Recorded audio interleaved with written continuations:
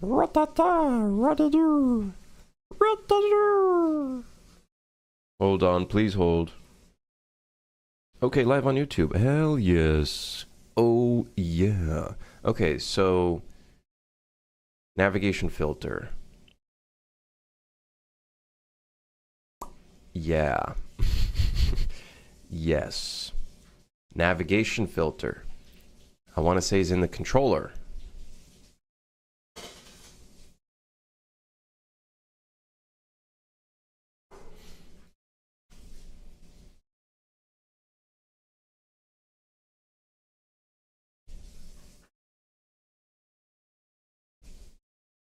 It has to be this. We have to make so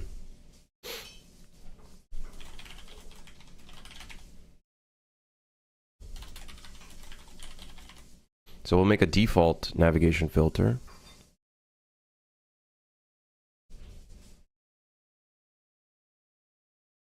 Include flags. Navigation flag 01. 0, 1, 2, 3, 4, 5, 6. What the hell? Is that agent type? Is that what is that?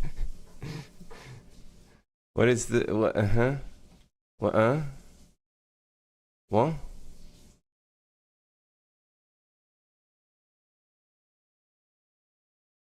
We deep in Unreal Engine now. Real. So this is area. Am I gonna have to use the stupid area system? No, I don't. Come on. Could they not have made this restrict link only to specified agents? How do you specify the agent type?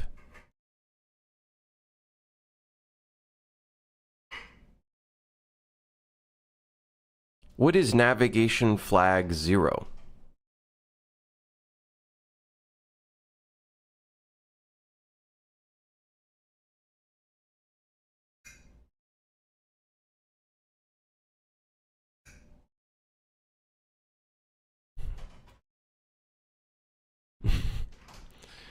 Okay.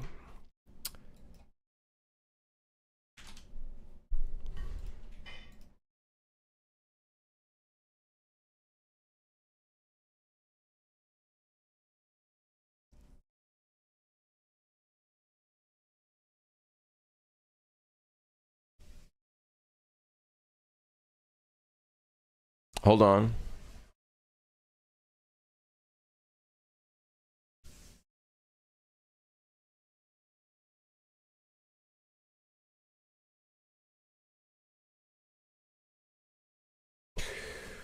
Okay.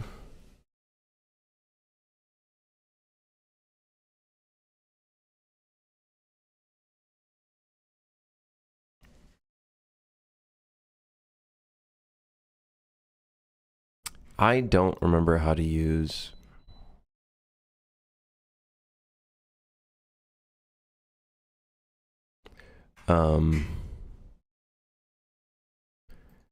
like I don't know what the include flags are.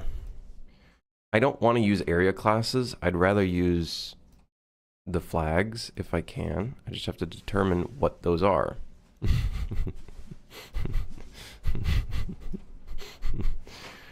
Guys, I need some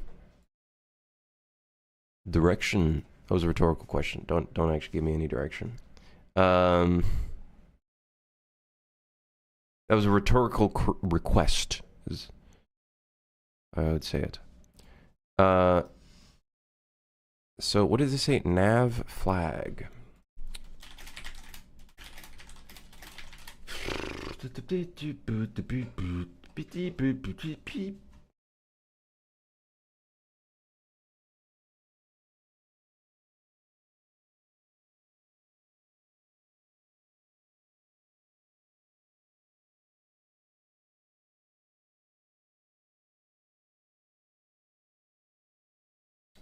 Balls. Go left, then straight for 100 meters, then turn back and left again.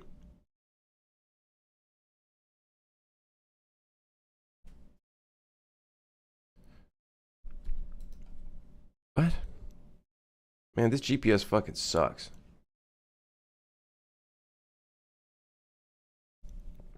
This GPS is ass. So we've defined a specific nav filter. The nav filter has a huge list of include flags, up to 16.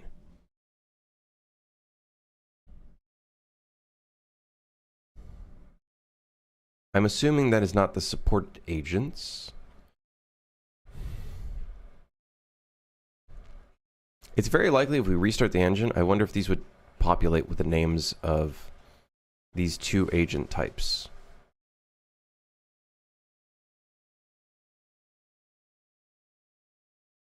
I wonder if this navigation flag is the same as the agents, but I don't know.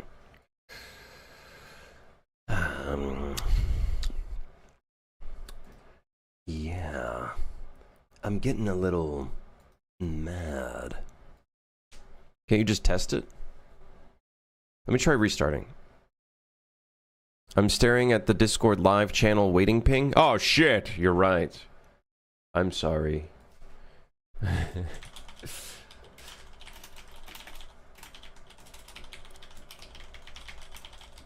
Good call out. Good call. Good call. Good comms.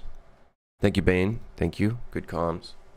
I'm gonna restart the engine real quick, see if maybe that's not the button. I didn't mean to press that. I didn't mean to press that button. Someone delete that button. Disable that button. That was an accident.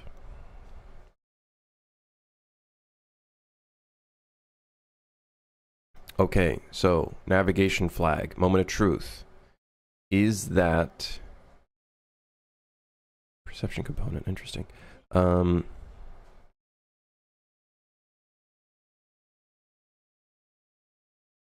Guys, the object I made didn't open. No, it did not populate. This might be a completely different thing. This might be a different thing, guys. This might be a different thing. Nav required flags of navigation nodes. What are you saying? Deprecated in 5.4?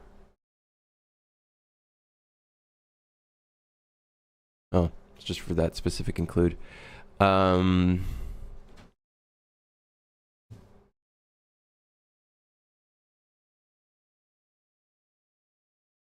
Use U navigation system v1 describe filter flag to set up user-friendly name of flags.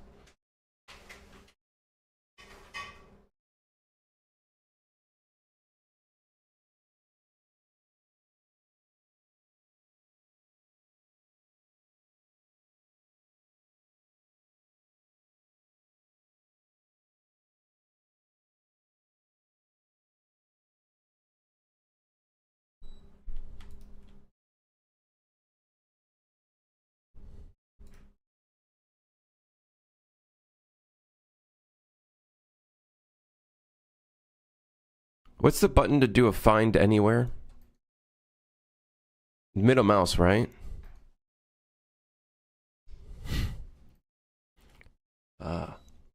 Not found, huh?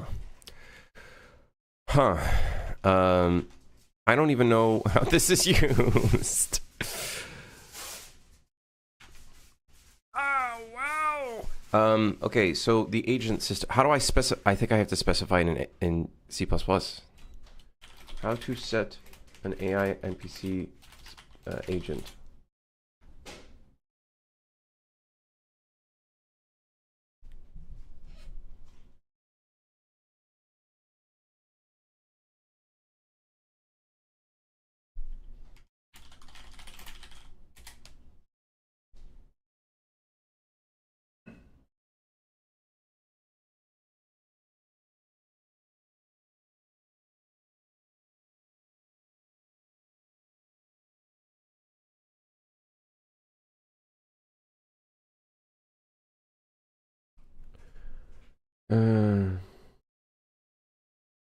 Did you set the proper agent radius? No.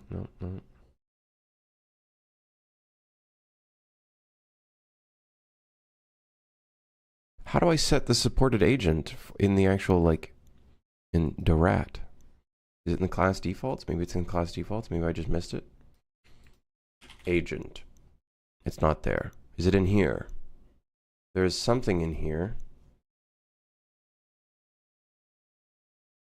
Do I have to set the... No, don't tell me I gotta set the nav data for the thing. Just for a nav link?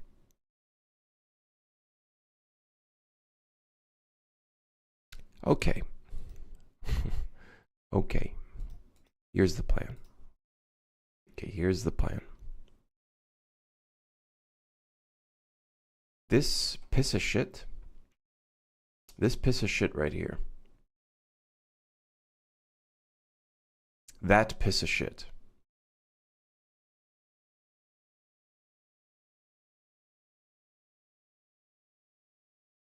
What a piece of shit.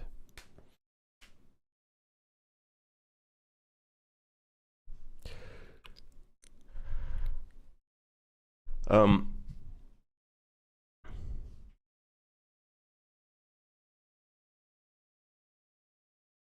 kind of annoying that it's only using the supported agent system. And to use the supported agent system, I believe we do have to create a separate nav area. I don't think the filter is actually what we need, which is extremely infuriating. Just to disable nav link for a specific NPC type. Now, the other alternative is we make it so once they reach the location, we just continue their path following. But then they're going to run to the door and then run away from the door, not knowing that they're not supposed to go to the door to begin with because they can't even use the door. So, not really a fix, it's a band-aid on a flesh wound, which is not ideal for us.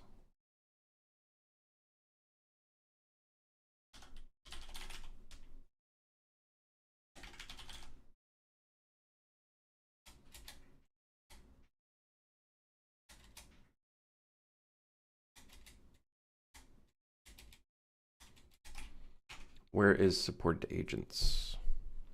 It's in the point link. Oh, shit.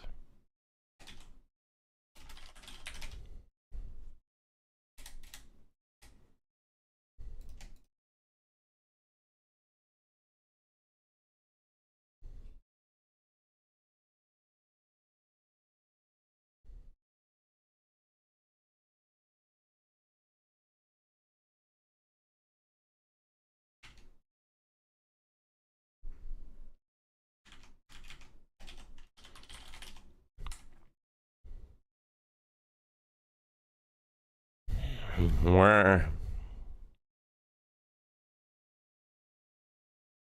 No, the collision isn't the issue. The issue is rats just run around anyway, so it's fine. I guess we could just say fuck it, and I just want to see where this nav agent selector thing is used.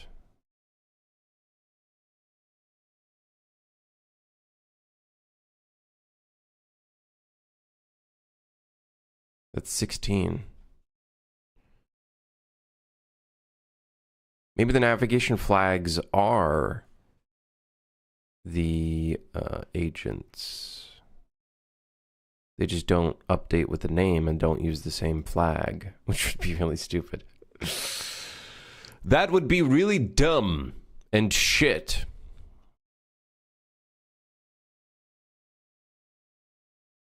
These things here, the navigation filter flags, might be the same as the agents.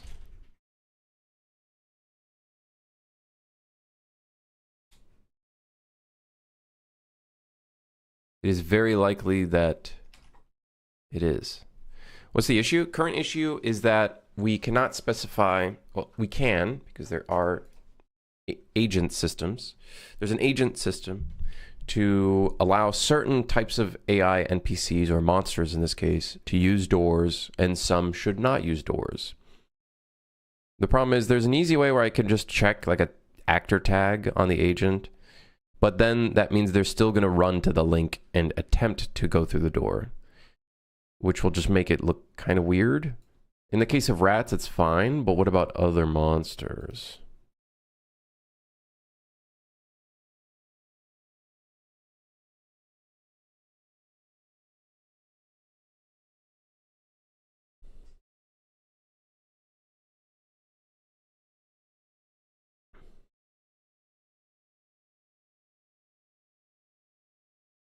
So the size of the character is not the problem right now.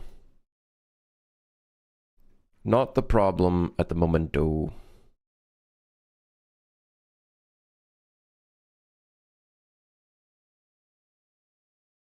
Hey, Golden, how's it going?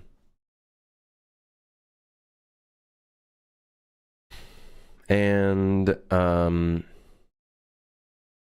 main problem right now is, okay, sure, we can set the agents here, but then how do we specify that agent to the character? We have a navigation filter class here. However, the navigation filter class does not use agents, it uses flags.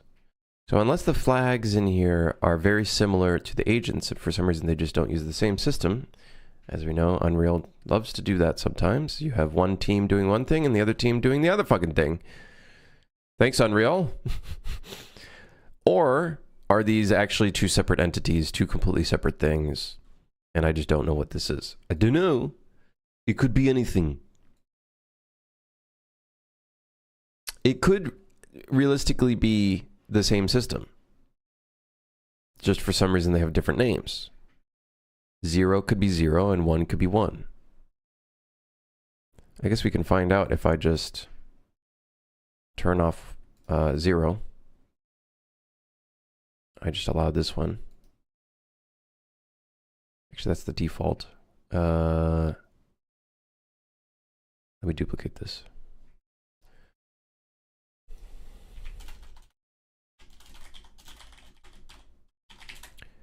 Could possibly help. That being said, the alternative is it's going to assume 0 is any navigation at all, and the rats are just not going to move anymore. And that would not, would not be, that wouldn't be good, as one could imagine. Alternatively, we have to use the area system, which would be a pain in the balls. But if we have to, sure. Alternatively, we do the hacky way and we just check the agent type if it has the tag of being able to go through doors or not go through doors. And then blah, blah, blah, blah, blah. But then the problem is that they're going to run into the door to attempt to... Blah, blah, blah, blah, blah.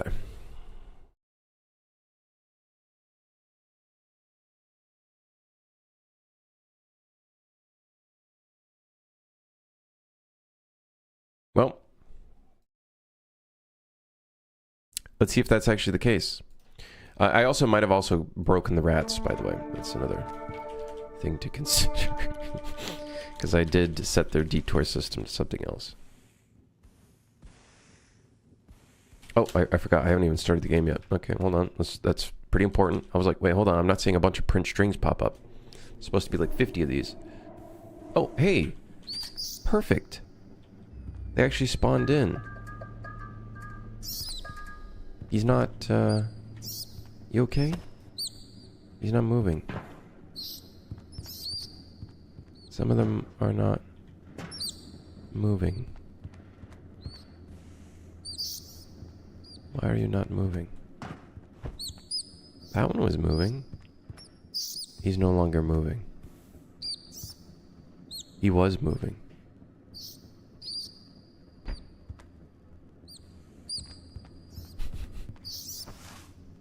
Why does that have collision?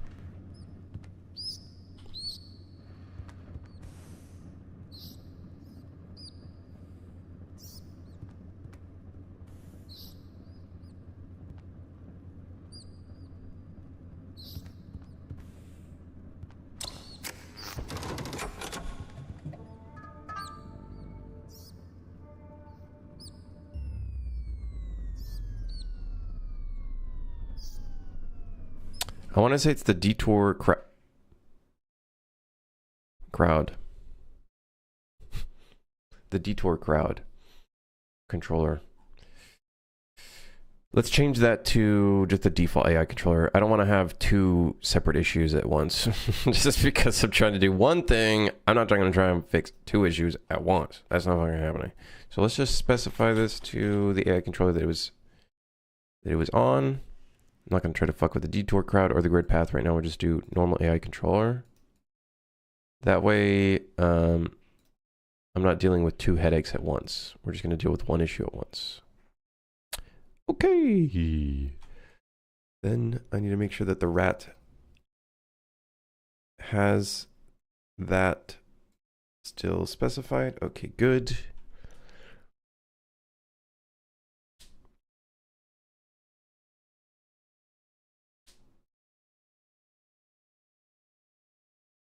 Okay. Let's see if we get lucky again and the rats spawn in the main engine.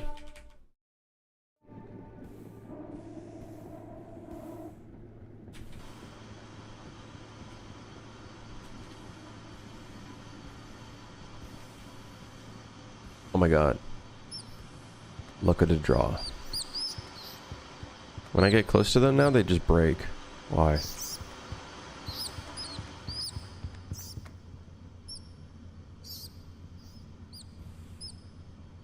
Why? They constantly keep aborting their navigation. Do you guys see that? They just keep saying aborted.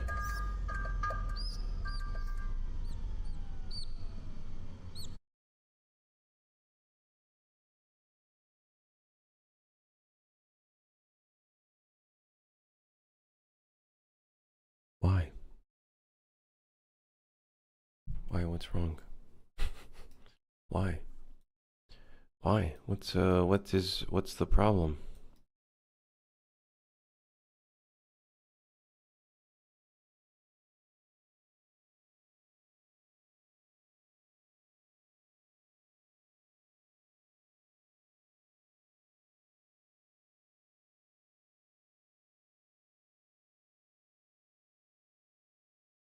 Are they trying to find navigation that's in a spot that they can't navigate to? Maybe that's the problem now. Let's do this. Filter class, no door, no ladder. I don't know if that's gonna work at all. I don't think so, but... Because the navigation doesn't have a filter class either. Like, this is technically just default. I hate nav links so much. I think they actually have to be one of the worst fucking... Navigation in general in Unreal, I think has to be... Well, at least from my perspective, one of the most poorly coded and most poorly designed fucking parts of this engine.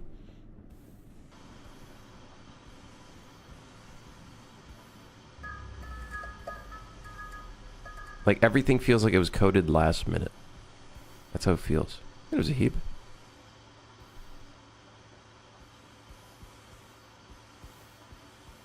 Just wait until rats spawn in the engine. I'll probably make a console command to make them spawn.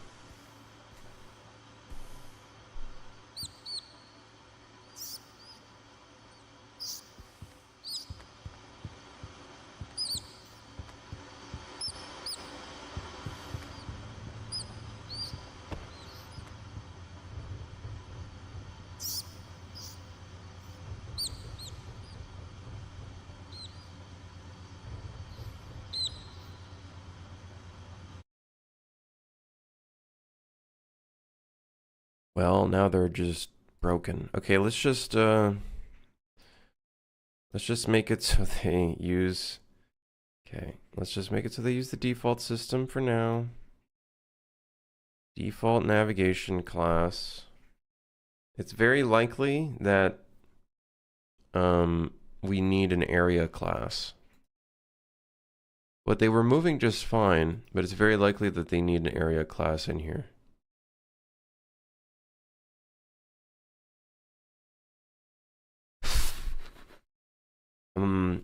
Okay, let's just get them working again with our current filters.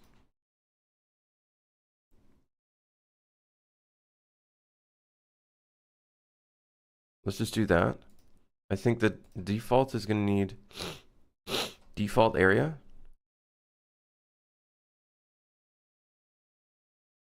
Okay, so we'll do that first. Let's get that working first again. And then let's try to disable them from the doors. And that will at least be a step in the right direction.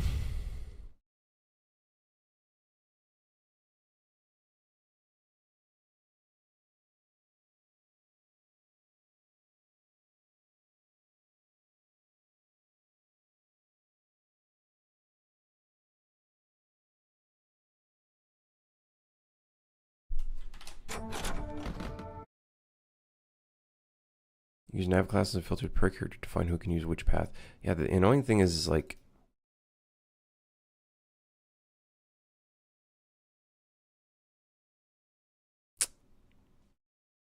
Maybe there's something else I can see here.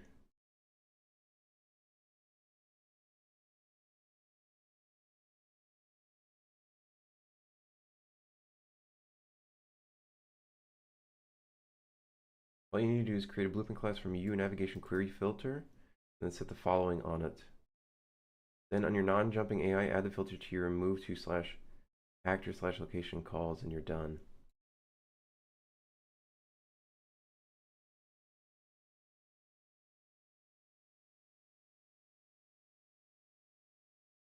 Green pixel. You guys see that? That was crazy.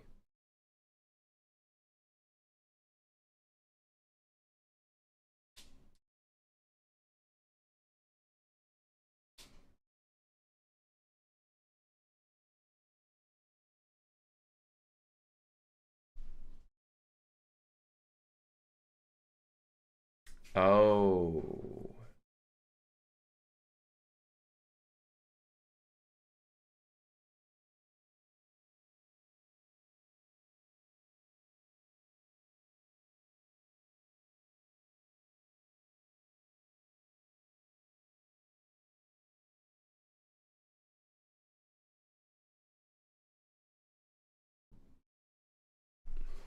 The fuck?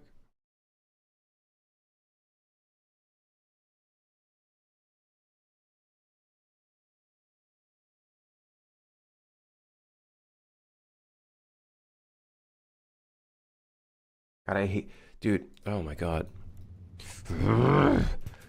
So many solutions on the internet are not good solutions. So, I guess we're on our own for this one. Skyfer? What are we slopping today? We're making it so certain AI cannot open doors. Kind of a low priority task, but I want to make it so only the main monsters can open and close doors.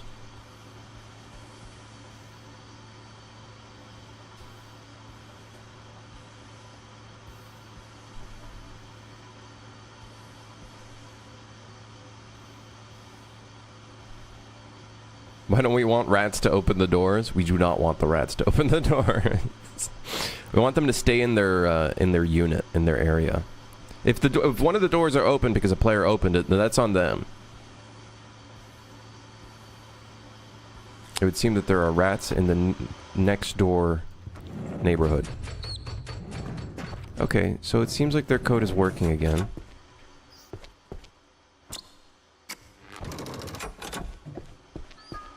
Seems like their code is working again. He died. This guy's dead. How did he die? I didn't even kill him.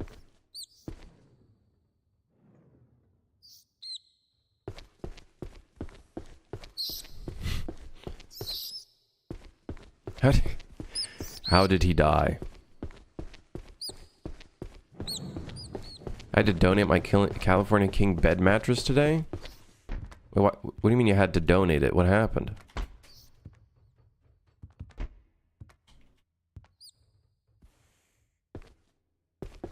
Was it like hurting your back or something?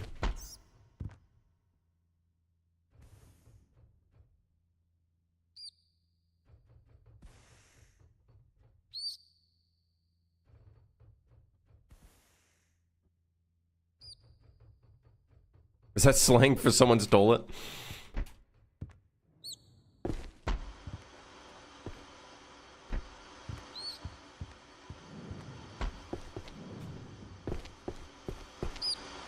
Vancouver has no homes that can fit one. What, you downgrading to like a queen or something? A queen bed?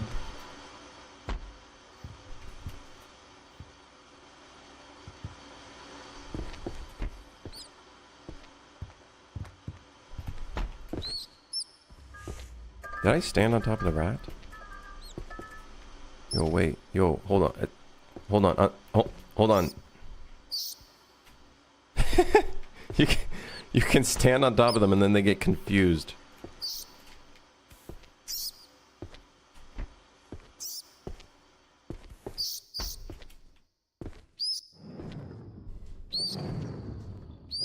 What?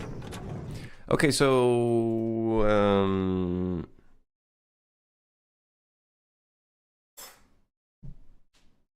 so the AI move to does not have a command or specific navigation filters that they can go through. I think there's another one that we can use. But the problem is the one we want to use is a gameplay task. This one has... Never mind. This one does not have a nav filter.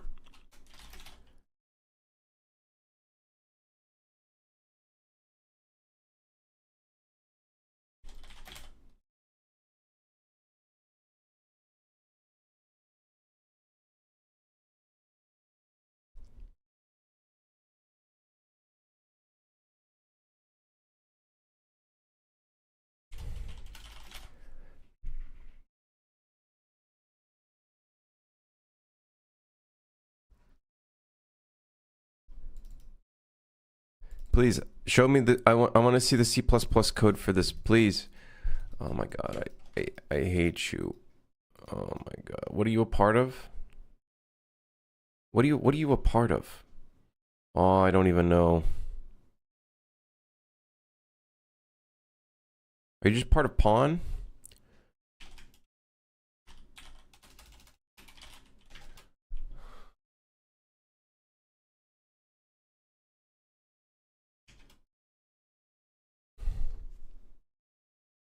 How do I find that function? AI move to? Like, what is that? What even is that a part of? What are you a part of?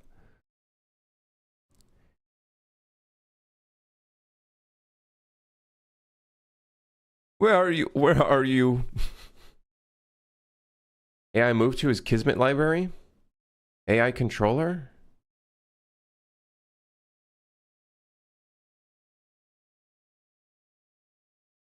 Can I maybe search it here?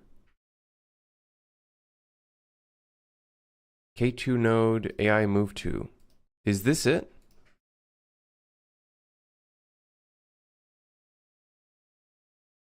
It looks a lot like this could be it.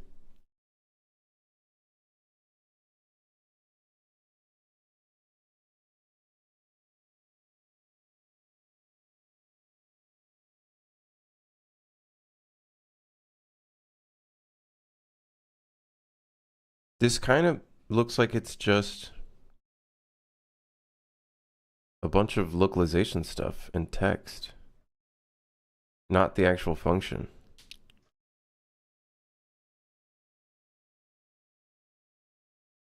Am I crazy?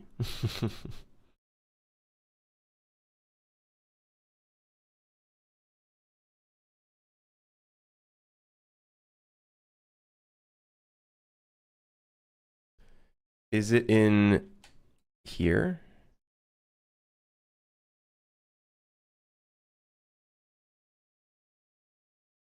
Okay, hold on. Let's go down the list a little bit more.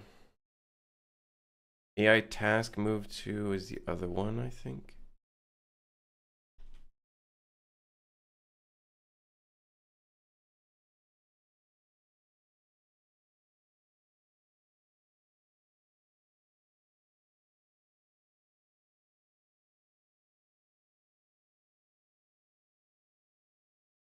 No, this looks like the other one. Yeah, it is the other one. Shit.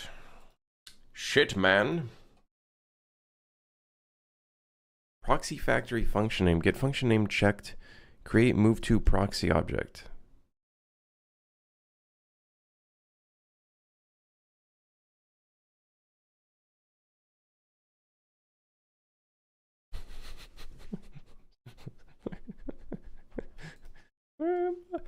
Where am I? Where am I?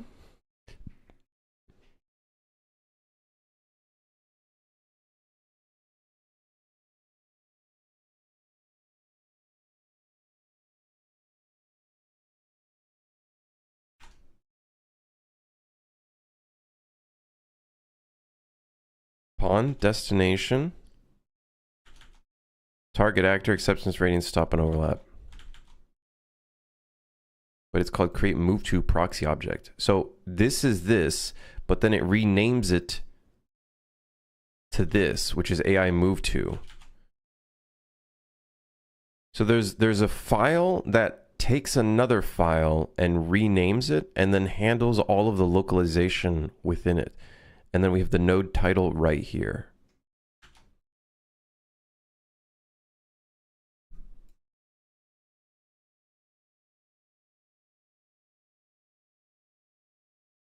Okay, well, at least we found it. So from what I can tell,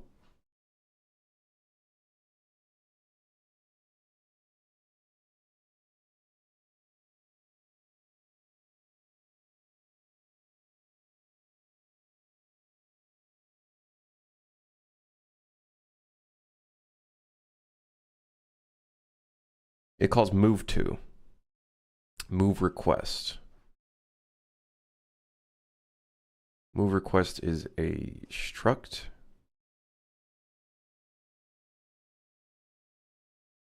It is getting the AI controller and it gets the default navigation filter class directly from the controller, which is right here. Ah. Okay, so it is doing what I was thinking it was doing. Okay, good. Well, we confirmed that. So it doesn't have an input because the input is right here. It's in the using the default controller. Okay.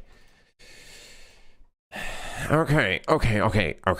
No problem. Okay, no problem. So what that means is it's going to use this, which means we might be able to use the area class system, which means we're going to have to create a nav area.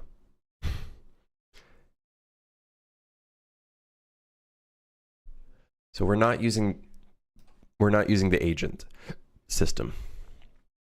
This is like I don't know what the fuck you're doing. I don't know what you're doing, but it's pissing me off.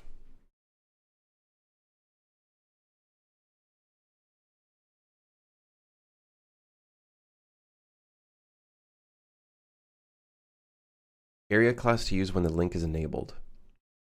Shit.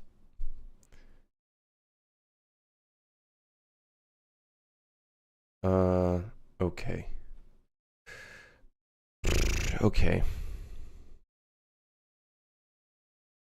Okay, so we need to make a nav area for the door.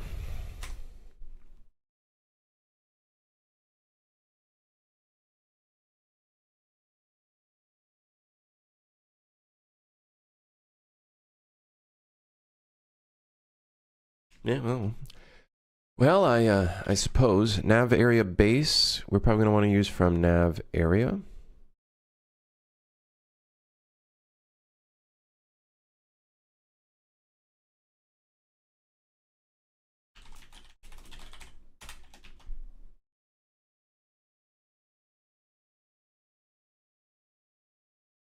Walter, we can custom list of nav meshes for each agent, big guys, small guys like rats, etc. How do you specify what each agent is, though?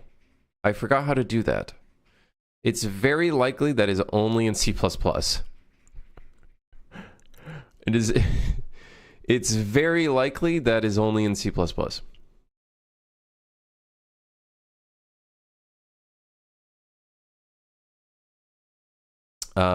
I don't remember how I did it. I think I did this in Suit for Hire. We use different nav systems. I just don't remember how we specified each one. It might be in the nav filter.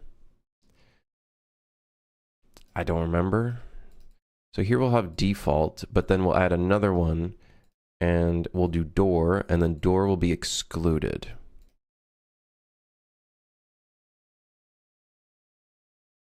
So then in the rat controller, we'll use no door, no ladder.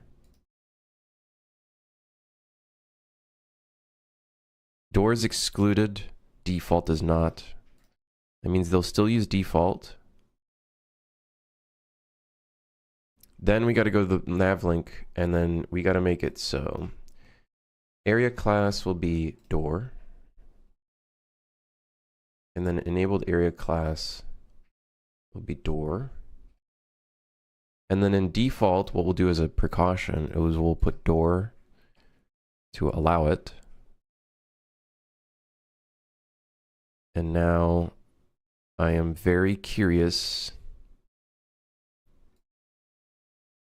what will happen. Very curious if thing will break. Very curious. Piqued my curiosity. Let's see, maybe it might show in...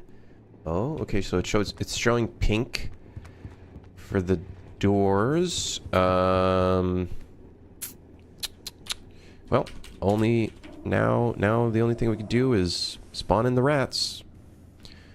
Spawn in the rats.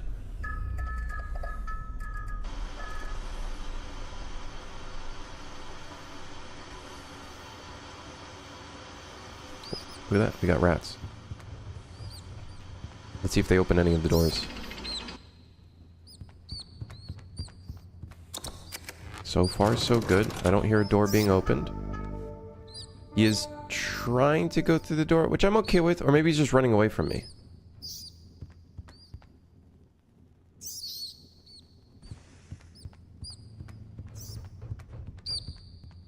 So he's not opening the door anymore.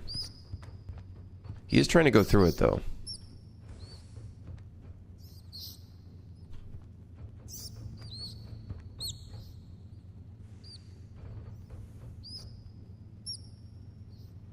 Today my coffee got fucked up. They gave me milk and no coffee. I don't know how they fucked that up.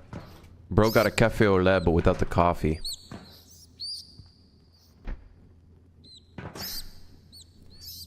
You'd be surprised. Depending on the type of coffee... If they don't steam the type of coffee, like, they don't put steamed milk in the type of coffee and they just have milk in the cup, maybe they accidentally just gave you the cup and forgot to put the shot in it, and maybe there's just like a lot of shit going on. You could always go back and be like, hey, unless you got it, like, delivered or something. There's a caramel macchiato. Do they steam macchiato milk? I feel like they do. I feel like they do steam that type of milk.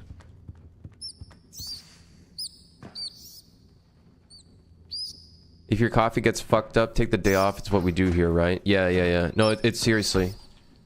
The quality of your coffee determines the quality of your day. If your coffee's fucked, just skip the day, brother. Just skip the day. Take a day off. Seriously, take a day off. They're not opening the doors. We got it. We made it work. They're not opening the doors. However, one of them was trying to go through the door. However, that's fine, you know.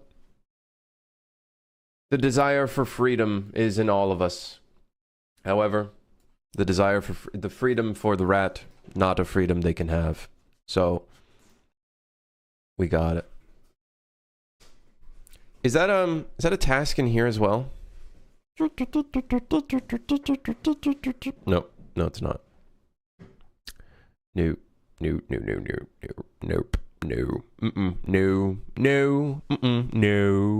I wonder if that was already a task in here. Blah, blah, blah, blah. Blah, blah, blah, blah. I think today just reminded me I should invest in making my own coffee.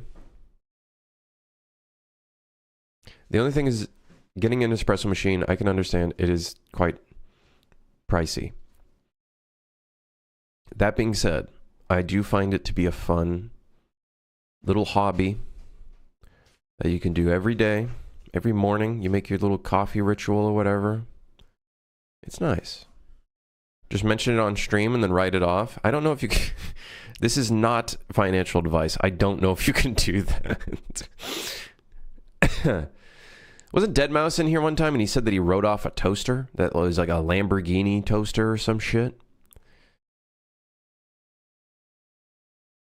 I need to understand if that was actually the case. If that's not the case, I'm sorry. This is, I guess, slander? might be. Might be, dog. Might be. Going live to order an espresso machine, then I'll do an unboxing stream when it arrives. Unironically, I bet you there are tons of people that have actually done that, where they write off part of it because they put it in a YouTube video. I don't fucking doubt it. That, or they put it in the background of a thing and there's, it's just a set piece. Or you stream yourself making the coffee and it's part of the stream experience. And you could probably come up with some sort of excuse to write it off in your taxes. I just took a huff of the can of gasoline next to me and I'm energized. Yeah, you're probably going to want to start writing off gasoline these days. It's getting pretty expensive.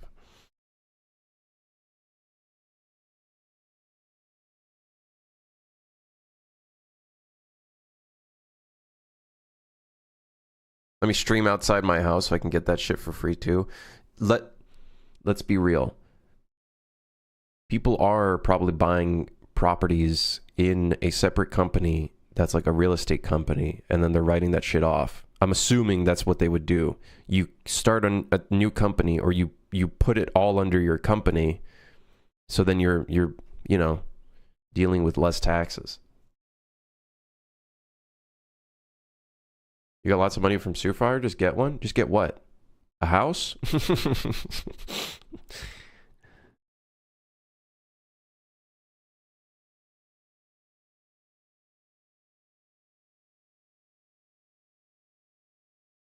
Everything? Ben, how much money do you think I made from Superfire? I didn't make gajillions from it, or I could just buy everything.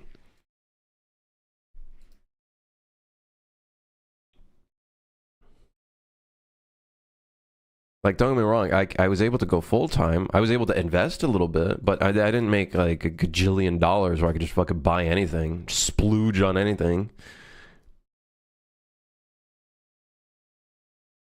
I make the company so I can put things under the company to buy things via the company as the company, but not for the company. I'm being very careful with my company. I don't want to just buy, I haven't even done any like food credit stuff, because I'm just scared of getting audited, and then like I just don't know how to deal with any of that stuff. You can do so much fucking shit with a company. It's stupid, but I'm like being, it's like I'll be like, okay, office equipment, okay, okay, that's fine, but yeah, certain expenses I don't 100% know. Can you hire us so we can do stupid shit? What do you mean by stupid? Guys, you're already doing stupid shit. You're writing a Twitch chat. That's already more than enough. He bought a yacht and now he's broke, is what Crimson's saying.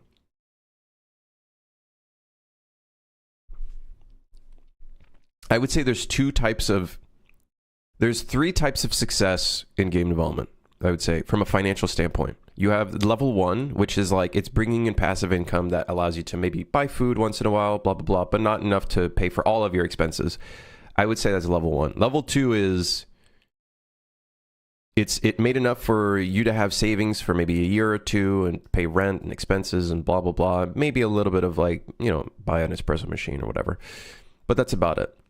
And then level 3 is like you're in like Schedule 1 territory where you made a buttload of fucking money and now you can invest in real estate and become rich off of like other business avenues that's not just game development. I feel like those are the levels. Level 0 is you made a platformer in Unity and nobody bought it.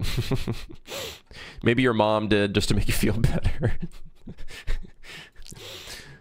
But obviously there's a whole range of financial successes as well. Everybody's going to have a different range, especially based off of like where they live. What level is Stardew Valley? That's level 5. That's like Elon Musk game development territory.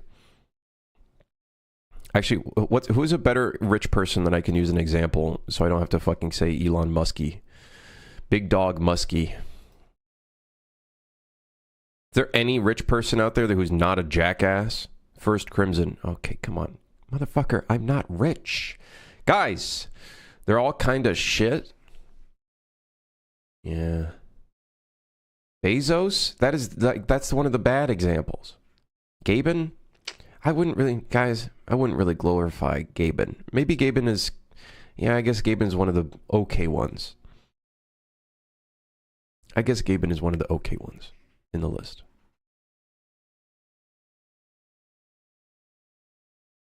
You get rich and then you turn into a jackass. What do you mean that's the point? I guess we just don't know about the people who are...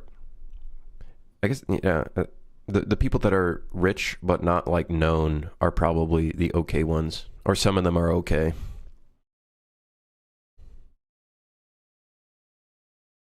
I just wouldn't engage with anyone anymore if I got rich. Well, I wouldn't tell anybody.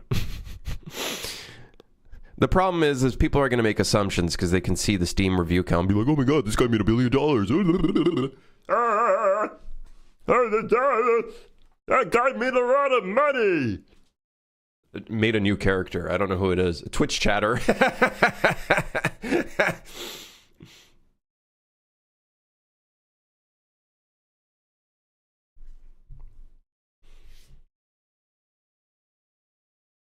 Please use that voice in your friendslop game. Tickets, please. I can't even do the voice anymore. I literally don't even know how to do the voice anymore. Okay, so now we fixed that. The door's done. Now what? Next part of the video game. I was thinking we do a little bit of modeling. We finished this little microphone thing. Thoughts? Thoughts, concerns?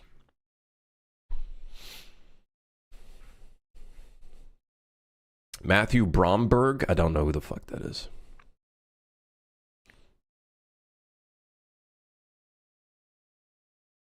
It looks like a fucked up cash register. Exactly. Exactly. That's okay with me.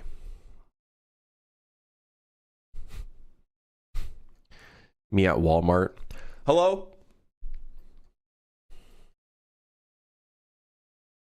Friendslop games are now becoming friend-flop games. Just so many of them. Yeah, a new one just released called Pratfall. Huh.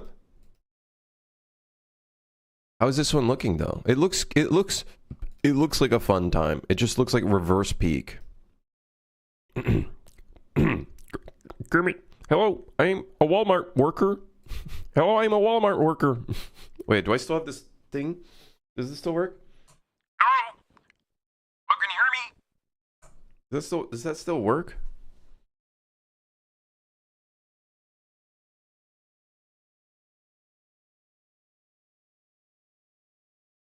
Yeah? That's funny.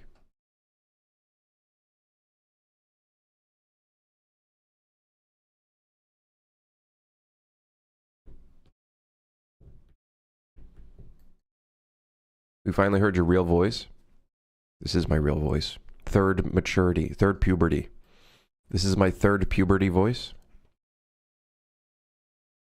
Actually, wait, no, sorry. This is my third puberty voice. Hold on. This is my third puberty voice. Aha. So you see...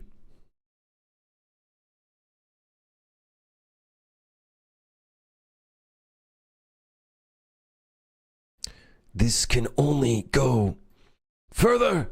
Did anything change? What do you mean, did anything change? Did nothing change? Do you not... Can you hear... Hello? Do you not hear any difference? What do you mean? I've increased the low and decreased the high.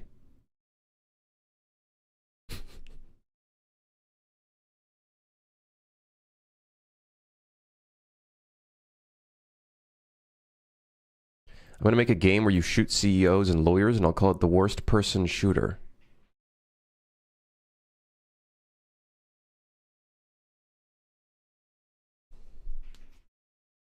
Can you explain what a friendslop game is using paint?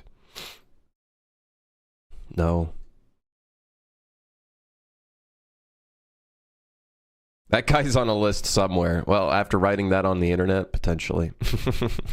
Remember, the internet remembers everything, chat. Okay, remember that. Anytime you write something, the internet remembers. Okay. I think something I wanted to do with this little cash register little section, I wanted to remove parts of this, but whatever. Whatever, man. Whatever. Whatever. Whatever. Whatever. whatever. Cash register. So this is the control panel dash intercom. Intercom. Yeah, don't worry. We're going to put more dials and knobs and a bunch of stupid bullshit. Some stupid bullshit and stuffs and whatever.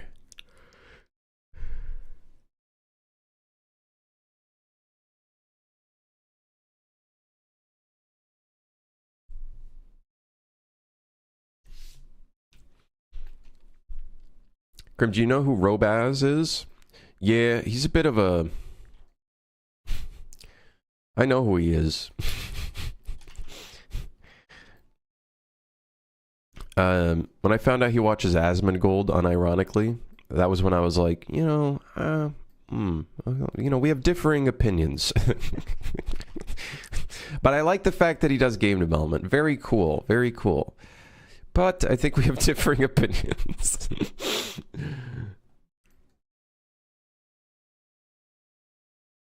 I think it's sick that he's making a game.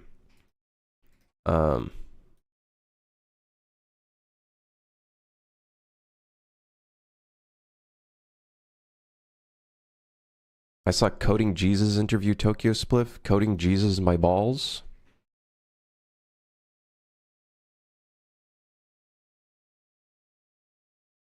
Ever since I saw that one Coding Jesus video about that was shitting on pirate software, I was like, you just want views, man. Just fucking say it. You just want views.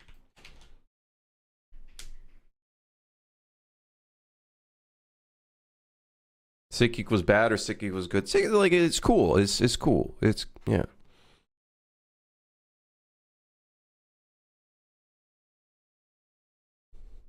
I think you should give me one-on-one sessions. I don't think I'm interested in doing educational stuff. Again, I kind of just want to make games. That would be the ideal. If I start making educational content again, it's because I'm running out of money or something. Or I need more money. It's like, guys, I'm running out of money. I need to do educational stuff. Anybody want to do some one-on-one private sessions? Not even for $1,000 an hour? What happened in the Unreal Compendium? I still have to work on that. That I'd like to work on. That's like a free thing. Like, I'm not going to fucking help anybody privately for that. Where is that? The Crimson Unreal Manual. Yes, I do need to work on this. I need to put some time aside to work on this a little bit. Nice acronym. Thanks, man. Thanks. It took me a while to think of that one.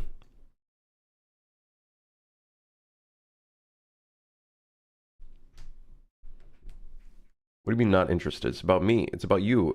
What? What do you mean you're not interested? It's not about you. It's about me. You don't need one-on-one sessions with a game developer. You need one-on-one sessions with a therapist because you just need to build up the discipline to just do the work. You're in the wrong one-on-one session with the wrong like person. Get in there and just do it. Just make the thing. You know a good one? I don't. Fucking calling me out, man. Sorry. No, listen. I have, if anything, the same issues where, like, sometimes it's very difficult for me to get work done. You guys know it. You've seen it before. I just try to do what I can, even if it's the tiniest thing, because sometimes I just don't. It's hard for me to build up the moment to get something done. You know what I mean?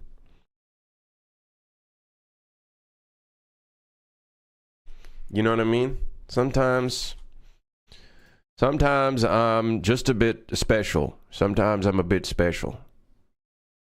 I do be a bit special. Especially stupid, but, you know, special. So we would do two tones. I was thinking the lower section could be the black. That we call the electronics plate.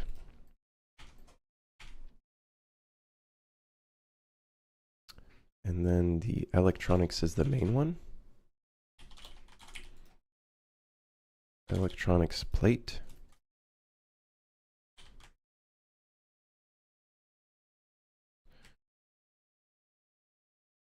I just need to stop starting over when I have nothing. Just make a goal to release something. Get something out there.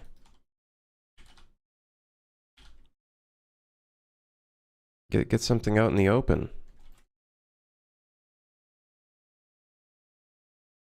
I start over halfway through making a level, get on my level. I think the big thing is when you're working on your game and you start having friction or moments where you feel like you're slowing down, something I found is I start asking myself, why is the friction starting here? And usually 99% of the time it's because it's a part of development that is very unknown to me. And I feel like I'm going to make it look like ass. And guess what? It'll look like ass. Because you just don't know how to do enough of it. So it's like, okay, well, we just got to work on it then. That's it. You just got to work on it. What else can you do? What else can you do? You just got to work on it.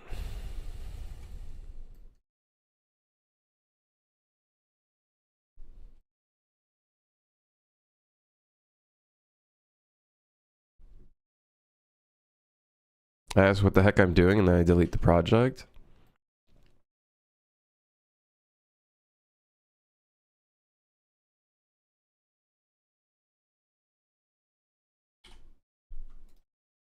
Sounds like you just need more of a, like a,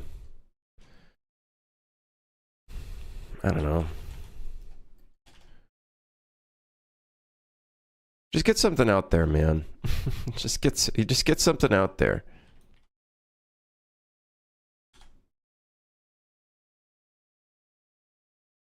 Get something out in the world. Throw something out there in the world.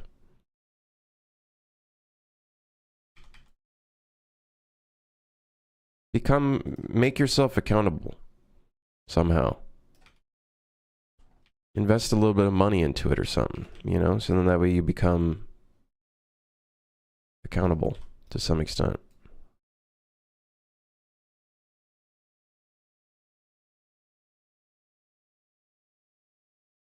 Uh-oh. Oh, there we go. Okay, I got it. Is this really just right on the edge? What the hell? This really do be a cash register. Hello, ladies and gentlemen. We have $7.93 total for this one item in aisle 3. Discounted, 50% off. Go take a look.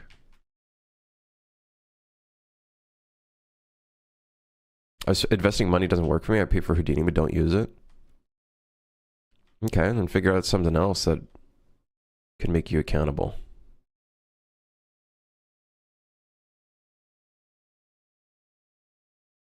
He sees he's messed up smoothing every time he looks at those window frames, so he ignores it. Wait, what did I mess up on the window frames? What the hell are you talking about? Are you baiting? Mods, shoot that guy. With a water gun.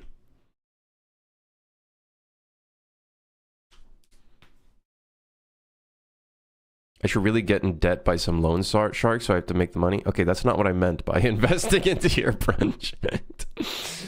That's not what I meant. It's not what I meant. Don't go into debt.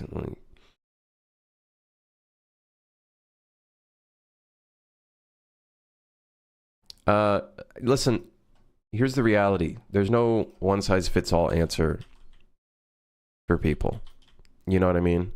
I think anybody who tells you that they have the answer for your problems, they're a liar. The reality is you have to figure it out. You got to figure it out.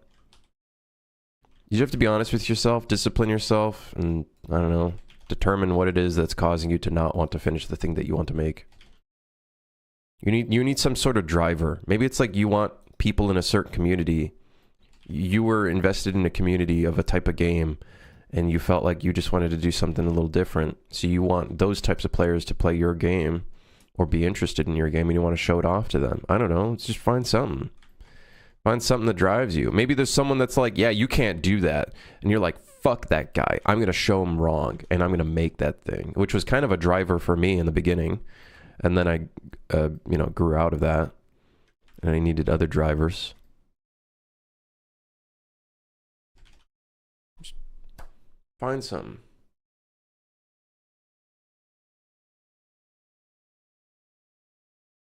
Spite is a great motivator. Spite is a good motivator for a period of time, but then it, like any motivator, I think there's only a certain amount of fuel that can go into it until it starts dying out, and then you need a different motivator, something else to kind of keep fueling your drive. Got to take a stop at the gas station. A new spite. Yeah, there you go, a new spite. My biggest fear is to invest 3 years into a game and have 20 sold copies at the end. So to that, I'd say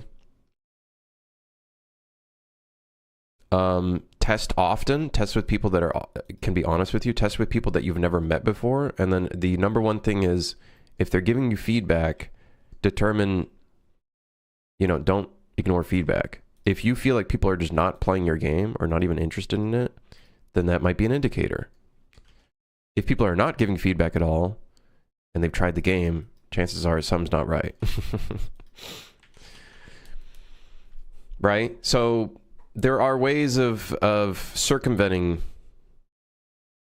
the risk, which is the amount of time they're putting into it.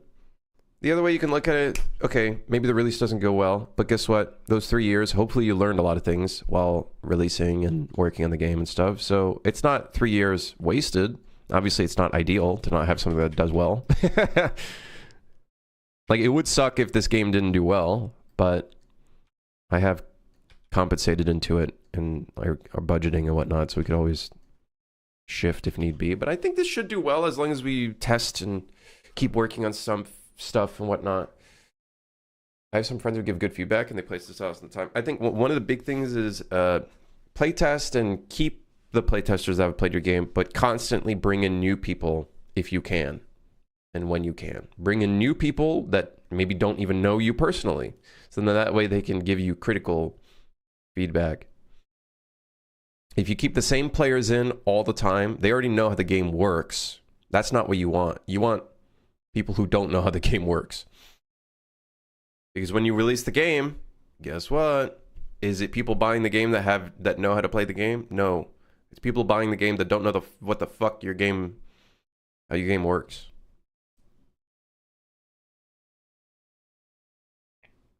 So, yeah, game development is a very risky one. Like a very risky business. But I think there are ways of mitigating the risk to some extent.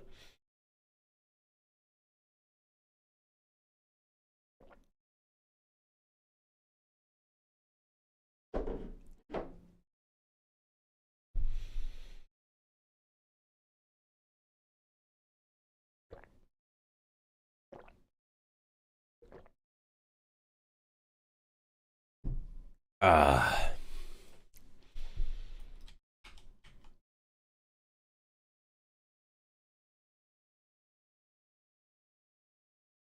want to make Asmon test my game if he hates it. I might be a good game dev.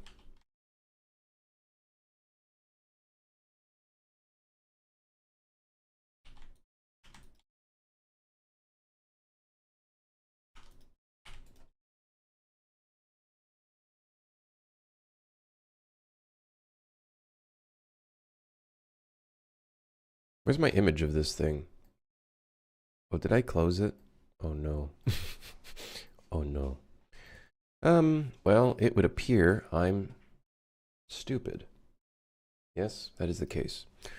Is that an intercom? Yes, it is.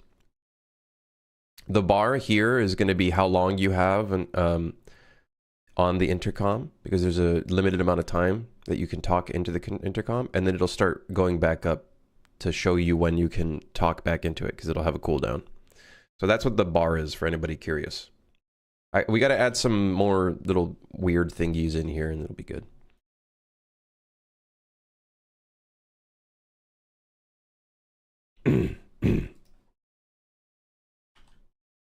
What's the intercom for? We're not gonna even put the code in yet. We played around with it last stream.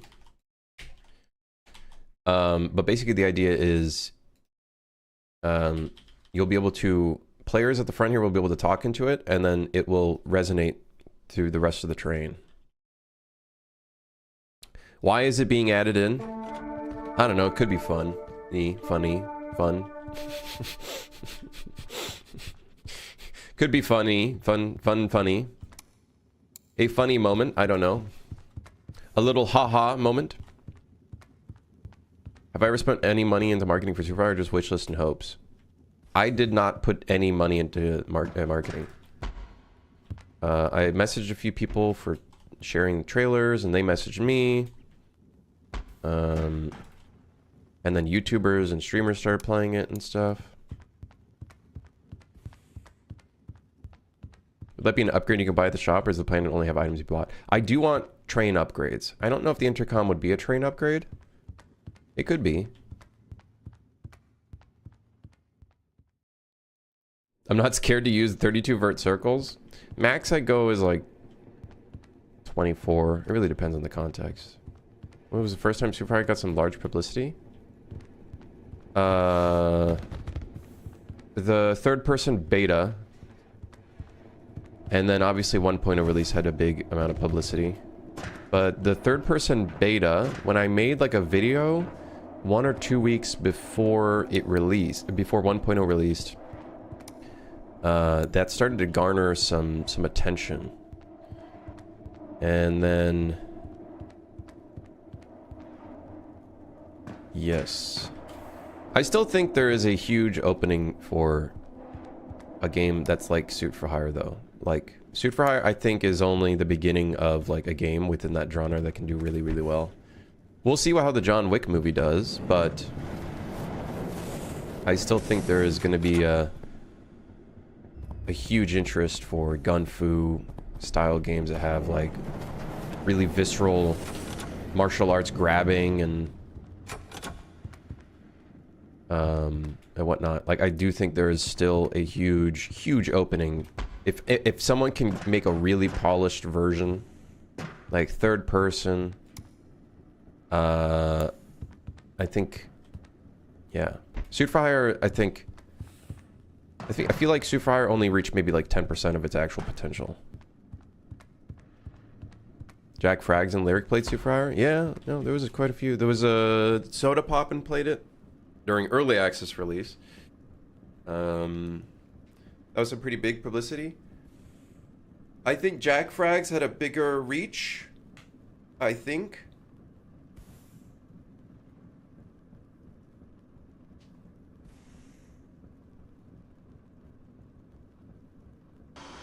Animations are a pain in the ass. Yeah, the animations are a tough one, but I would say the systems are actually even tougher, especially if you make like a really good grabbing system. Not one that's just like grab and whatever, but like an actual one that... What's the martial arts for that type of grappling? Throwing enemies on the ground and stuff. I know John Wick put their own little flair on it, but I'm pretty sure it's derived from... Is it jiu-jitsu? That style of grappling? Is it jiu-jitsu? Or... Oh, it might be judo. I'm pretty sure it's judo. I'm sure there's elements of jiu-jitsu.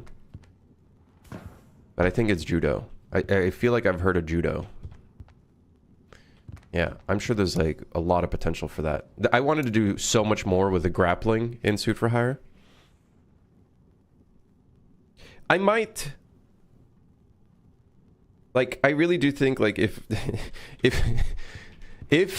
suddenly we feel like we need more money, I know this is a really bad way of wording it, but at the end of the day, it is a business, and I'm sure many of you can understand. I do think doing a big Suit for Hire DLC and a big like expansion and update, like really polishing a bunch of stuff, could be something we could do. Hell, we could still do it, even if I don't need, you know, income urgently or whatever.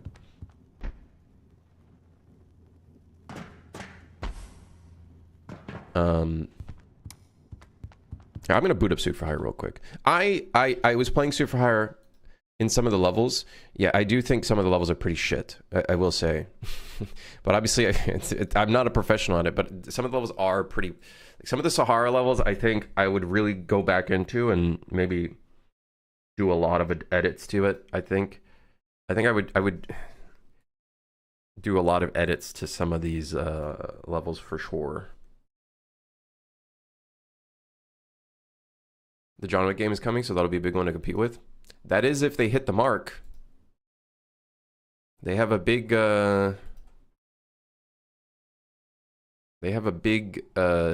gap that they have to fill, and they got to do it right.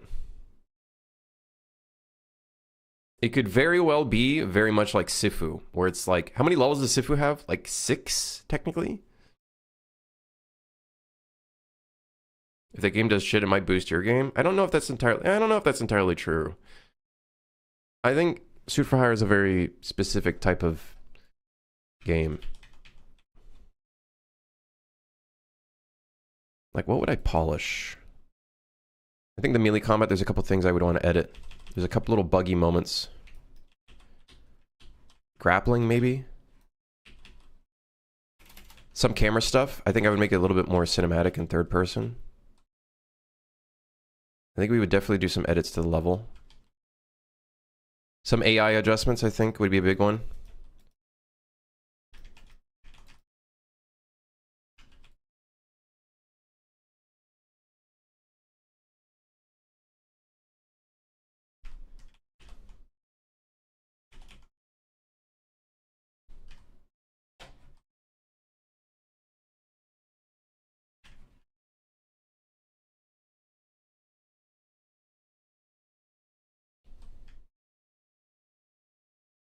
Do I still want to do a post-mortem video for Suit for Hire? I have some plans for a video that I want to do, but I kind of want it to be a nice way to cross-market into Train Rot, to talk about Train Rot's development as well. Yeah, the camera does look a little bit stiff. I think we could do some work on that. The city areas, I really want to make them look a lot nicer as well. And I wonder if it would be beneficial allowing players to use an aim down sight.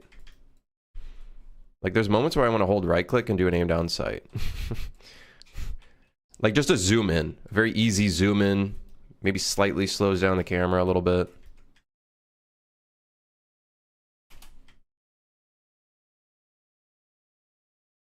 But then what do we put punch? What do we put the punch button on?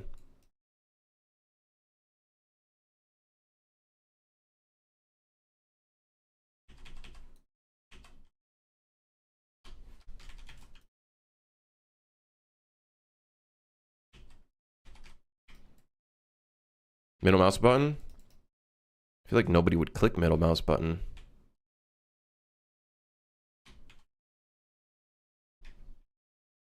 F we have as the kick button.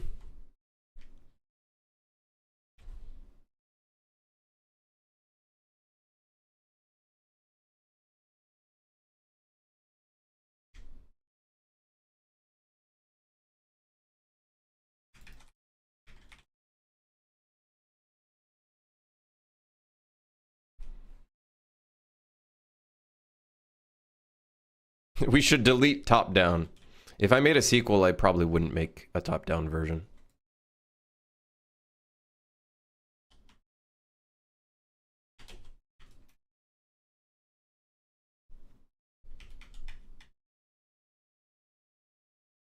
We can't shoot through the fence. Okay, that would have to be changed. Either A, we make it a brick wall, or update the art. I'd probably update some of the art, 100%. I think we'd have to. Would I upgrade to UE5 for a potential Suit for Hire update? I don't think I would. I don't think there's any benefit to doing that. Oh, that was a bit weird.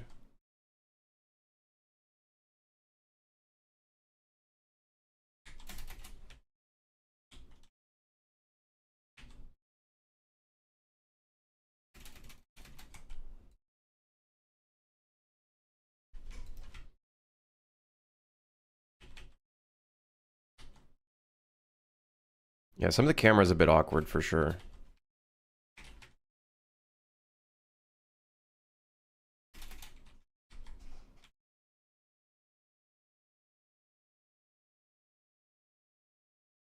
Yeah.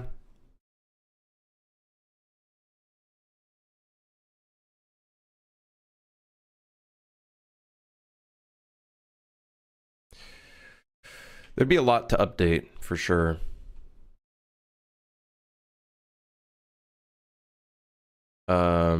I don't think I would make it a completely new sequel. To be honest, I think by making a completely new sequel, you create a whole new level of expectation. You know what I mean? I think it'd be better to just release like a $5 to $7 DLC or something.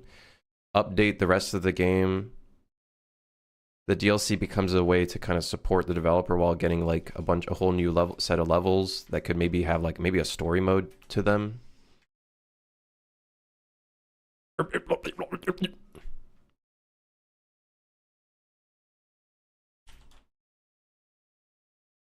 We'll see.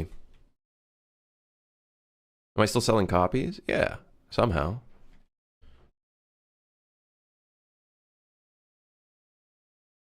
I would probably want to polish some of the diving animations.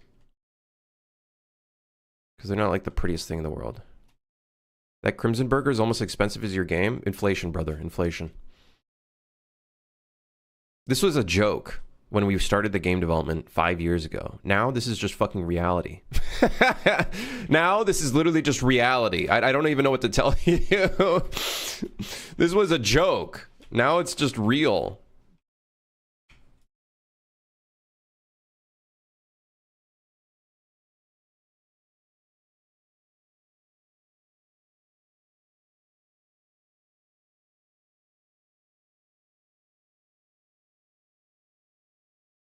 How much was a burger back then? Probably cheaper than that.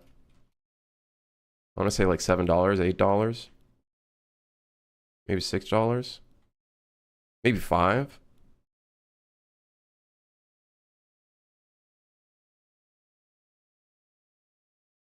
Yeah. It's really funny. I'm actually surprised people look at these signs. And now a lot of people are waiting for Ronin to come out, which is you know, yeah. I put this in as filler just because I thought it'd be funny. People actually look at these things. I didn't know. I didn't know. And then they look at the outside here. So, is that the release date? 2072? That's when I retire. That's when I retire. I'm just kidding. There's no such thing as a retirement in this day and age. 2072. Funny.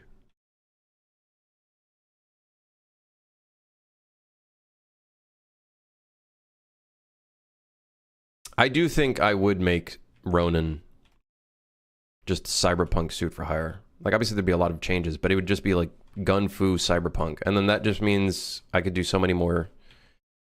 I could do so many more like weird things that are like not human. In this game, I feel like I'm restricted to human capability to some extent.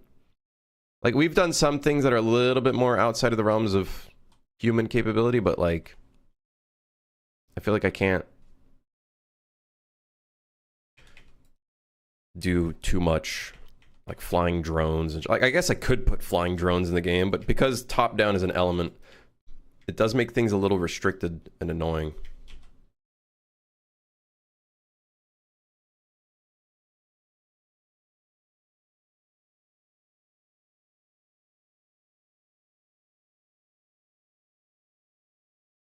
Some of these levels have a weird level of bloom where I'm like not seeing the tracer.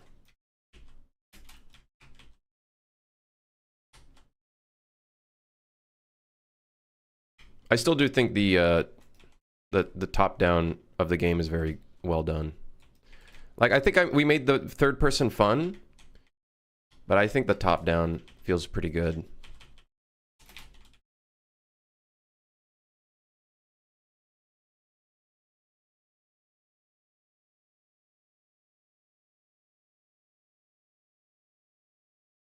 Like, I'm very proud of the third person's fun. I think the top down is banging.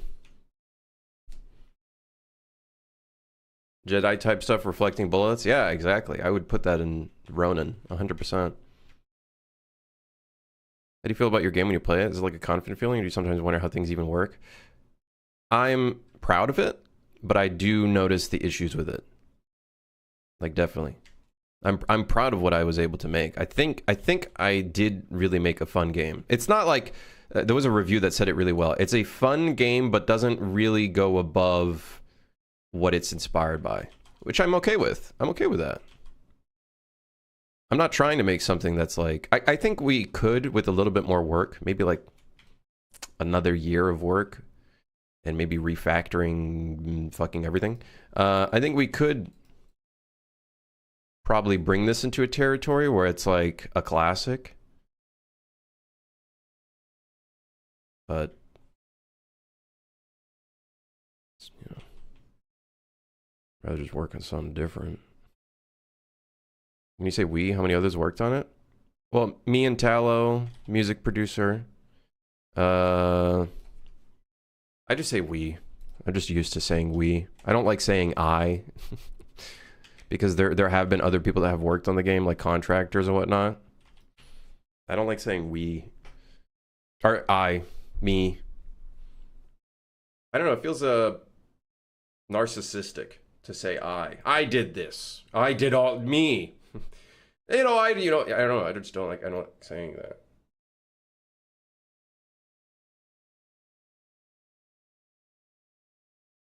Some things are a bit fucky though, for sure, Dig. Some of the code is a bit potato. I will admit some of it is potato. Some of it is a bit potato. Yes, little bit potato.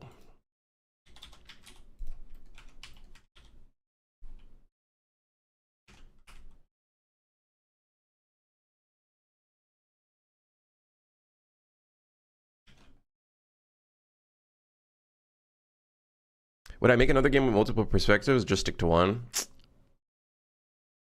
I think I would just stick to one. Like, maybe this game we could put a third person, like, over the shoulder mode, but I think I'm just going to stick to one. Doing top-down and third person does make the level design a little bit harder and take a lot more time, because you have to consider both views. The third person is a bit easier, but the top-down just make things, like, you got to do a lot of technical shit that's, like, not fun.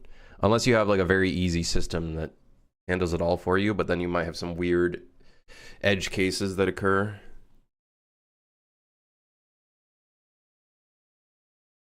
You feel like it's better to just start fresh and start a new project from what you learned? Yes and no. Yes, because I can go into a different direction that allows for more creativity, I guess. No, because then you're creating a whole new game, whereas working off of something that's already existing is a bit easier in some respects. But then you got to deal with the potato code, and if you want to refactor a whole thing, then, you know, that just becomes a big fucking headache and whatnot, so... I just don't think we're going to do a sequel. I think, if anything, if I do anything very super hire related...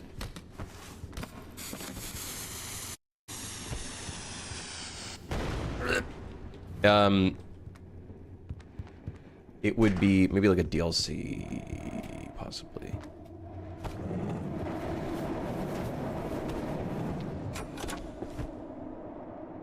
Ronin would be the closest thing to a sequel. That would probably be the closest thing to a sequel, to be honest. It wouldn't have many, like, resemblances, but I think I'd want to do some gun-fu stuff.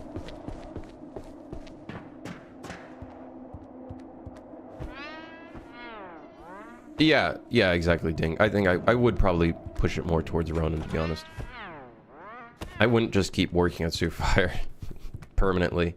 Oh, hey, we just revamped literally fucking everything. The entire visuals, everything. Like, I wouldn't... I don't know if I would do that. I'd rather just... like, yeah, I'd rather push that towards a different game. Like, a new game.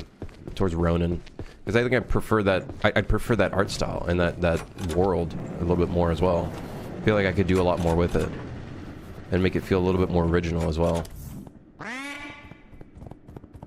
We need to give him some sound effects.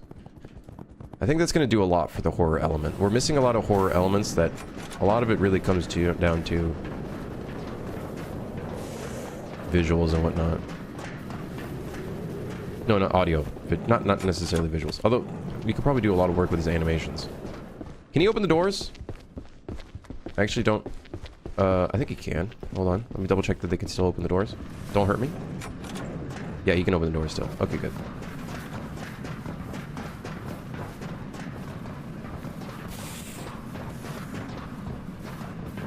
I'm way too ADHD to want to refactor over and over. I've seen too many indie games too where they feel like they know more than ruin the sauce of the game.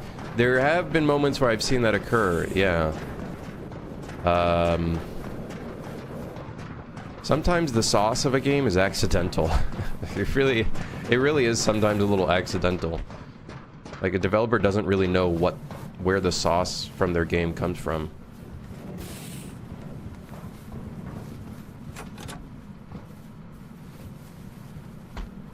Uh-oh.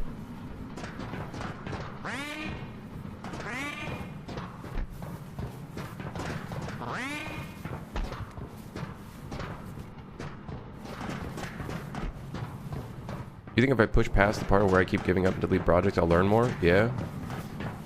Yep. Trust me, I've gone through that. I do go through that. Where I feel like I don't want to work on something, but I know I have to because I've gone through that with level design. The thing that you're most uncomfortable with are the things that are the parts where you will learn the most. Because the thing that you're uncomfortable with is... Yeah, being uncomfortable is part of the job. That's when you know you have to learn something very important.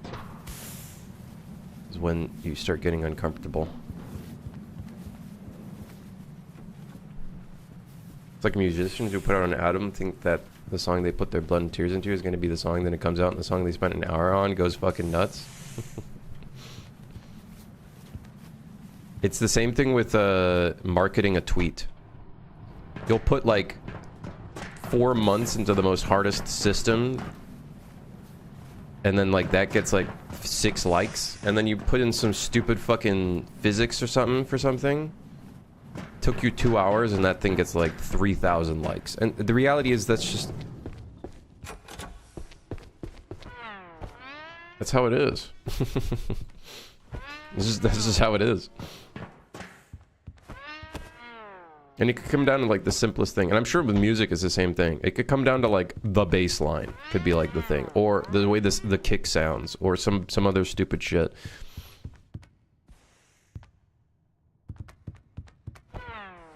Sponge. Wait, we gotta fix that.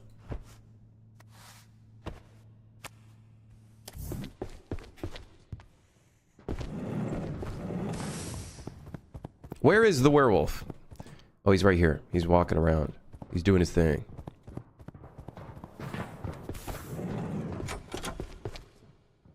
I think it's kind of the same as working too long in a game. There's a point of diminishing returns. Sometimes the song you make in an hour has more of your essence. I do think there is... I think there definitely is a concept of over-polish. For sure. I remember I made a Reddit post one time where I was like, sometimes a game having bugs actually adds to the game. And I got, like, downvoted so fucking hard for that. And I was like, alright. Y'all are fucking... liars. Like, I bet you there's so many bugs and issues that you had in a GTA game that were just, they added to the fun. There's so many games where bugs just add to the fucking game. They just make it more fun. I feel like a game that's like... a game that's too stable or too over-polished, I actually feel like is too serious sometimes.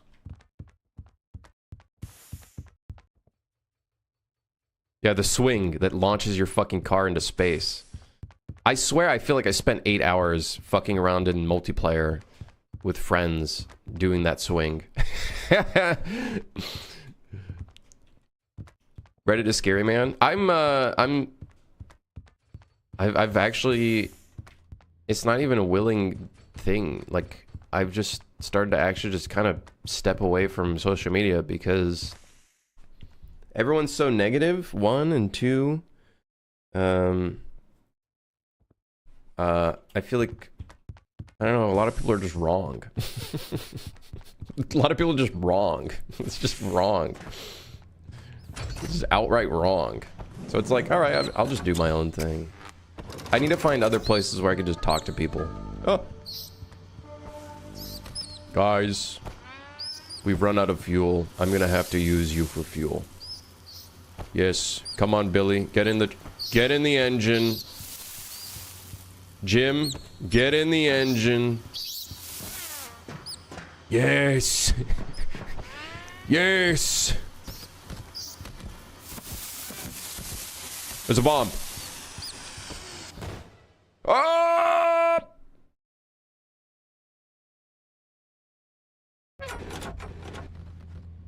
Bro, that hit me so hard, my mouse sensitivity increased. I don't even know how the fuck that happened. My mouse became so sensitive. How did what, huh?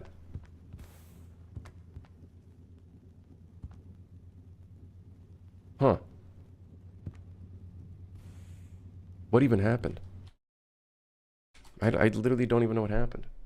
If this is friendslop, make the way you enter the game like the lobby very hard to actually invite your friends. Okay, that I wouldn't want to. Okay, that's one thing I would not want to put in the game. Having bugs like that just makes it annoying.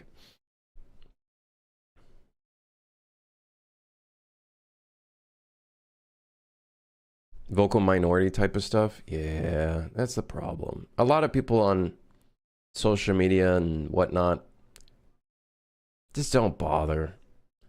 Don't bother, man. If anything, I actually feel bad for those individuals because like like something is not right in their life, so they find something to like. They just shit on people who are trying to do stuff. Well, it's like whatever, man. I feel bad for them because like, come on, what's wrong? I understand therapy is not accessible, but don't use me as your therapist. I'm not your therapist. Fuck off. Try to replicate that? What, me flying into the sky?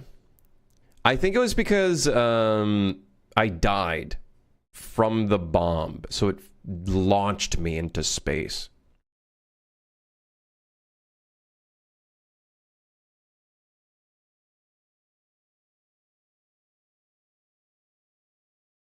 No, I don't want to get in the engine. Jim, get in the engine. Jim, get in the engine. Same thing with game dev meetups. I went to one and saw all the games. When I asked why it ran at 20 FPS, they were like, yeah, it's just like the jungle level.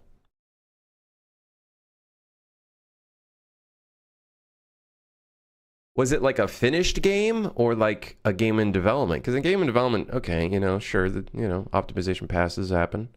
But was it like a finished, done and dusted game? Santa suit Christmas DLC, same levels, but it's Christmas. I don't know if I want to make a snow fucking Arctic thing for everything. Nathan, what's good? Thanks for the raid. Howdy do. I gotta fix all these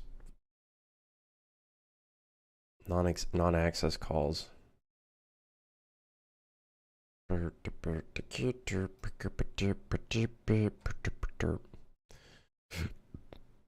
Welcome one and all. Welcome to the stream.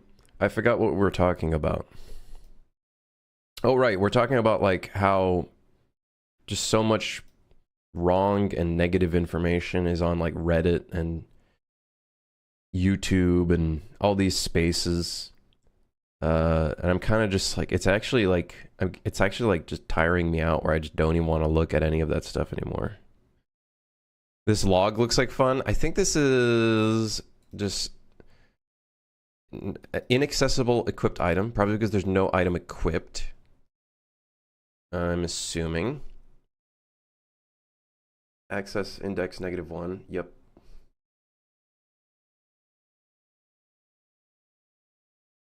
Do we set equipped item to -1? Ah, I see.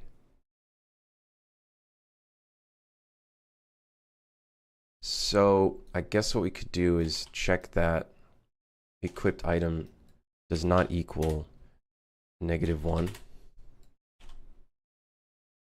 And then that will fix that issue. Why is that occurring? It's possible the current equipped item is still valid, and then we set it to invalid right after. It's very, very possible. Not very good code, but, you know, very possible. Then we have accessed item data asset. It's false. Very likely, again, same situation here. Doesn't have anything. It's already a -1, and then we try to access something on top of that. That's probably what that is.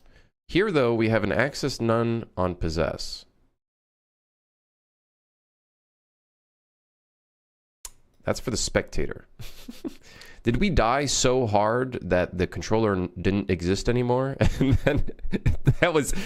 It's very possible that this is like we exited the game too quickly, and then this continued right after. Very possible.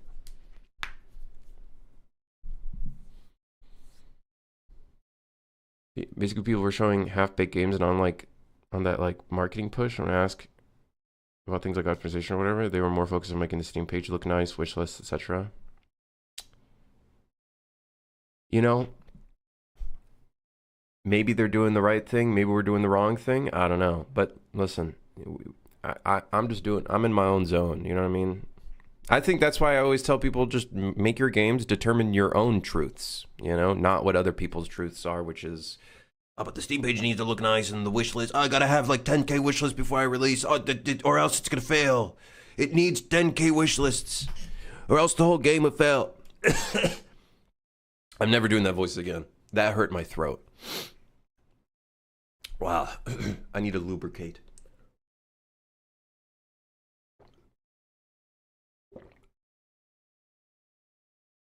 Ah, yeah, nice. I have a new keyboard. Typing might be subpar. I'll get used to it. What kind of keyboard did you get? I've been thinking of getting a new keyboard. I've been thinking about it. Although my Corsair K70 is like this very heavy, sturdy metal frame. Like if somebody were to invade my house, I could use this as a weapon. Like this thing is so strong, it's cut me so many times on the corners that I think I could use this as a weapon to deter. I could be like, this is a K70 Corsair, you're gonna get fucked up, you know? Why pick up the shovel when I got a Corsair K70? Is that the metal keyboard? Yeah, it's got like a metal frame. This could knock out a motherfucker, let me tell you. Oh, yeah. I think we fixed all the errors.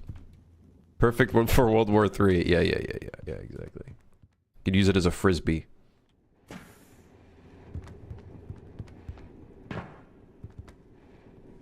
Screw Razer, Corsair, and SteelSeries. Get yourself a real keyboard like a Ducky, Wooting, or Glorious with hot swappable switches. Man, shut the fuck up. They're all just keyboards, man. You're just pushing keys on it. Does your keyboard have a keyboard clitoris? It probably doesn't. Your keyboard fucking sucks. Get yourself a keyboard with a keyboard clitoris. And then vertical keys that don't make any sense. I don't know what that is. This is a return to Windows desktop button, right? It doesn't matter at the end of the day. They all just fucking click keys, man. My ThinkPad actually does Grim? Hell yeah. Alright. Whoa. Yeah, just get it. Whatever, man. If the keyboard works, the keyboard works. You know what I mean? If it works, it works. How loud do they click? We actually don't have any clicky noises on the keyboard. I do feel like we need to make that a thing where it's like when you look at a keyboard, you can just go. Tick, tick, tick, tick, tick.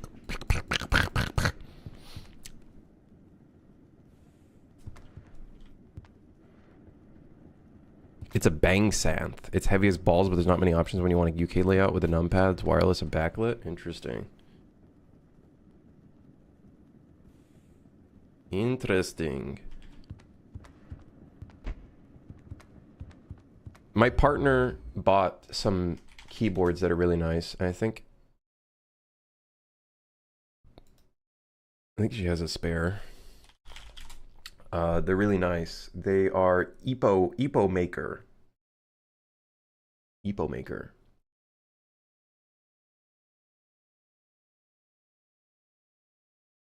EPO maker. EPO maker. It's quite nice, but it's like plasticky. You know what I mean? It's plasticky. I like my metal frame. I like cutting my hand accidentally on my keyboard while playing Deadlock. You know what I mean? It just adds a little bit of spice, you know? A little bit of spice. Urgh.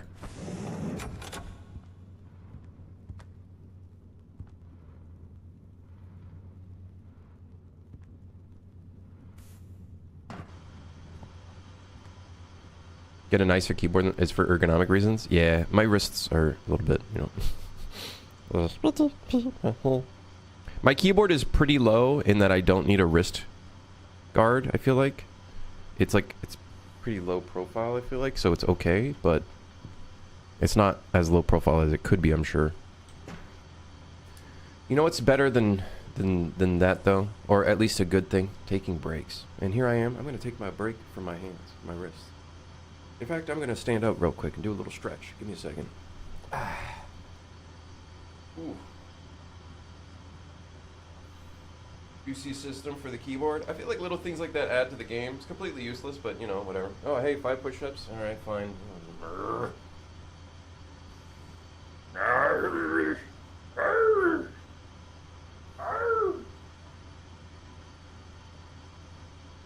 I can't do this with my headset. What am I doing?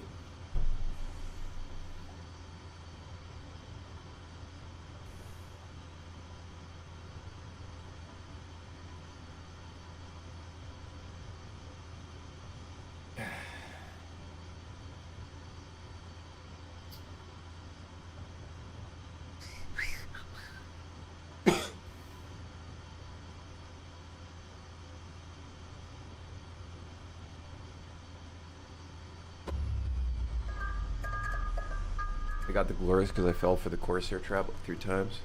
And the only thing that killed my last Corsair K70 was spilling Dr. Pepper on it, which, you know, probably could kill any keyboard. And or human being, such as myself, with that amount of sugar. And then I just bought another one. And this motherfucker's been working great. Is that a user error? Yeah, pilot error. Will werewolfism pass to employees? Holy shit, that's a great idea. I don't know. How would that happen? How would werewolfism pass off to the employees? I love that idea, though. Oh my god, can you imagine? There's like a blood moon, and the blood moon causes one player to become a werewolf, and every 2 minutes they turn into one, and they gotta stay away from all the other players. You were selected as the werewolf. It almost becomes a whole different game.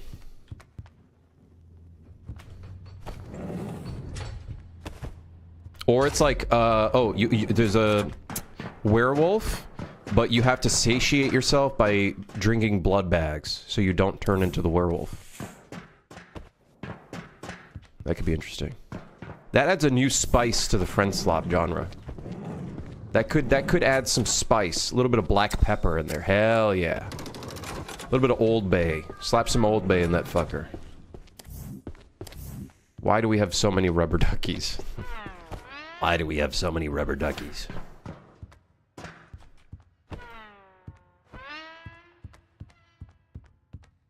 Oh, yo, what up, Base Eater? Sorry, I didn't see your message. Someone forced me to do push-ups in that moment of time.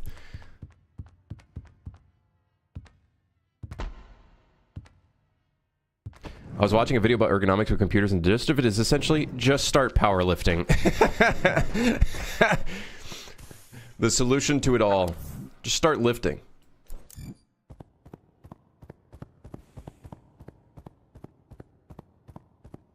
You really got into it. It's a cool idea. No, don't get me wrong. It's a very cool idea. You almost kind of mix a little bit of Among Us into a game that seems relatively static, you know? It adds a little bit more randomness, a little bit more spice.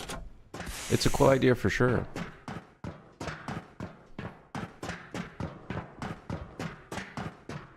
I think little things like that make the game separated from all the other friendslop games.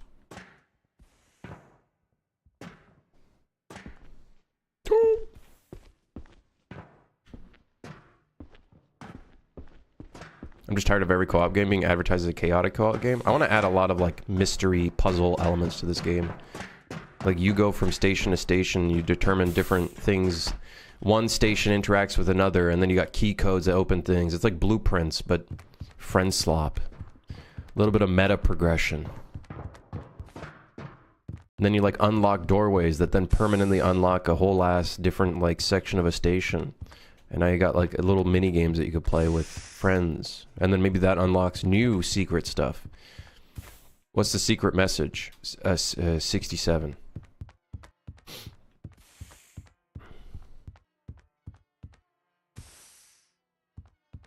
I'm agree, but I'm biased. I just don't like to infer on people's original ideas. No, you're good, man. I like the idea. I like the idea. There's a lot of things we need to put in this game. I think we'll make it... Right now, though, the core gameplay loop is missing things, obviously. It is missing the meat.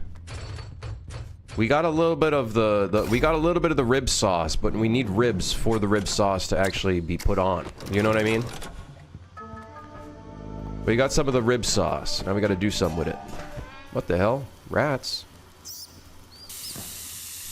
Hey, get out of here. We should make this launch rats when it hits them. Like, they just go fucking flying. Will players refund your game or not if you put 6-7 in there? Wait, what? Put... I don't know. I forgot what... Oh, God. I forgot what the I'm dumb emote was. Is this a duck? Oh, God, it's a duck. How many ducks do we have in this damn train?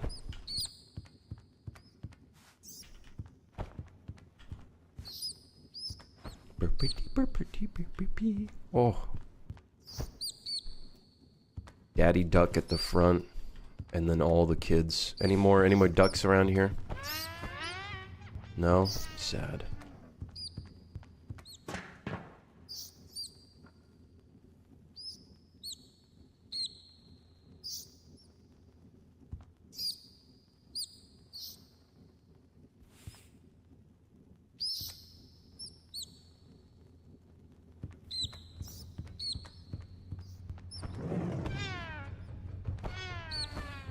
Can I put myself in the furnace? Yeah. Yeah.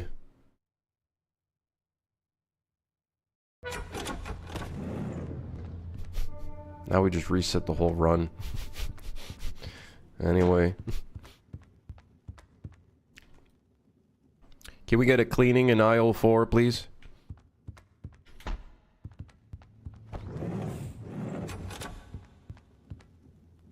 So in theory, you can burn your friends for fuel. Yes. Next question.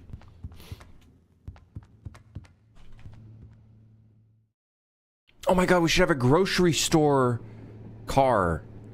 And then, like, certain tasks in there require you to clean the floor. Oh, fuck. Oh, my shit. My balls. Oh, my shit. Put that in the list. Where's Carriage's list. Grocery store. Yes. The supermarket. Yes. Yes.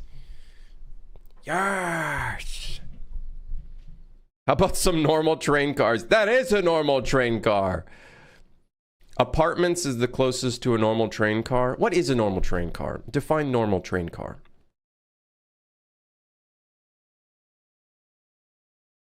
We just need a snack trolley monster.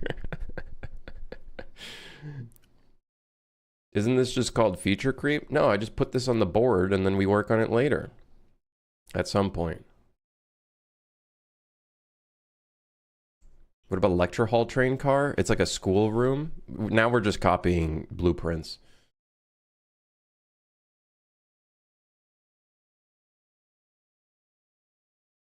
What if it was zombies and you'd slowly lose control of your character and attack the players if you don't take the antidote? That could be kind of funny. You gotta like resist the temptation to run towards one of your friends and start biting the shit out of them. Little QTE event. And then you fuck up the QTE event and then you tell your friend, oh fuck, run away. Get out of here.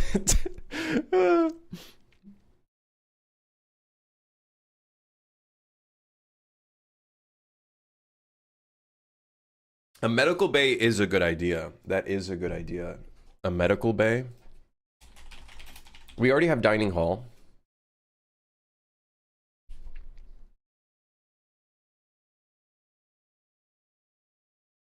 You told me to pare down my Skyrim backrooms, World of Warcraft, 007, barbecue, psychological horror, 6-7 first-person action adventure, but now you're doing it? Don't fucking lump me in with you, okay? I am special. I'm different. I don't know what the hell you're talking about, by the way.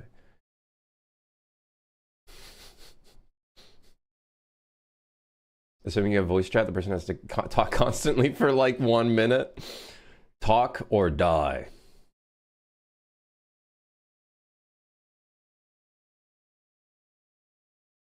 My friend said my monitor's too low and is bad for my neck, and he thinks he's right. I feel like mine is in a nice natural spot where it's not too high, not too low. I could probably raise it like a little bit, but I feel like it's in a pretty good spot. Like my neck maybe is slightly aiming downwards, but not like I could probably raise it like a little bit. I could probably raise it a tad.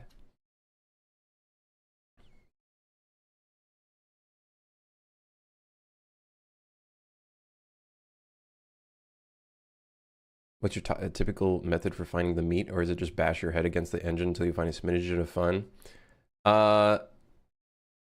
It's a good question. I don't know. With this game, it's a bit of an interesting one because I've never made a horror friendslop game. So I feel like it's just a basis of, okay, let's just keep trying to put the pieces together of like the maintenance system, the tasks, and all that kind of stuff. And then we got to do the quota rework, like rework the quota system, which we have to do.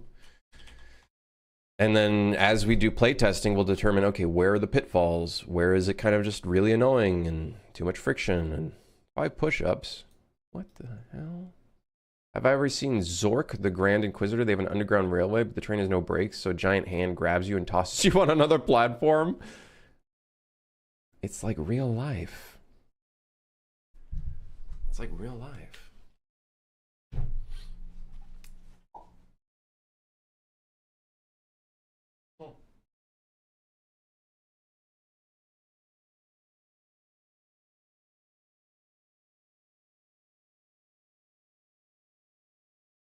All right. Okay. All right. Okay.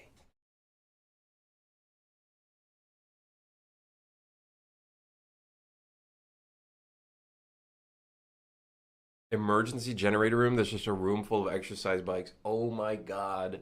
And there's just enough bikes for every player in the lobby to tell you, hey, everybody get in here. It's time to do some spinning. Time to do some spinning. Instructor at the front of the room comes in when all the players sit down. It's like, all right, it's time to spin. Time to spin. It's time to do some spinning. Get in there.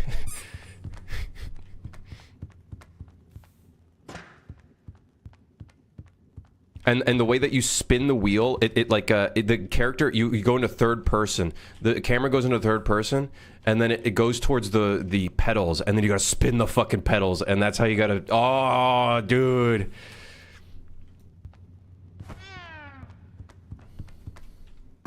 You gotta spin the bikes. You gotta keep fucking going.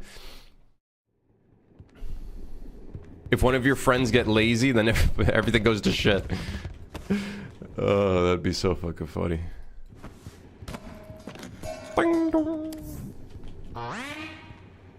That'd be fucking funny. You know what this is? This is just a Roblox game in disguise, I feel like. I feel like this shit's a Roblox game. There's a bunch of random mini games in a game. It's just a fucking... It's just a bunch of mini games. Oh, shit.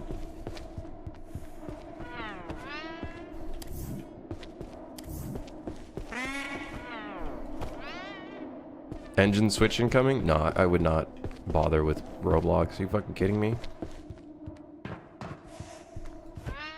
Sandbox? Nah, I don't even think I'd deal with Sandbox either, to be honest. Oh, sure, great. We can release on Steam, but you literally can't release to any other console if you wanted to. Oh, okay. I guess you're fucked. Am I close to a vertical slice yet? No. I feel like we got the icing and the fondant, but we're missing, like, the rest of the cake. You know what I mean? Grim, what do you think about games that have an internal TAA? I hate it, especially on OLED. I don't know. I don't have an opinion. I don't have an opinion.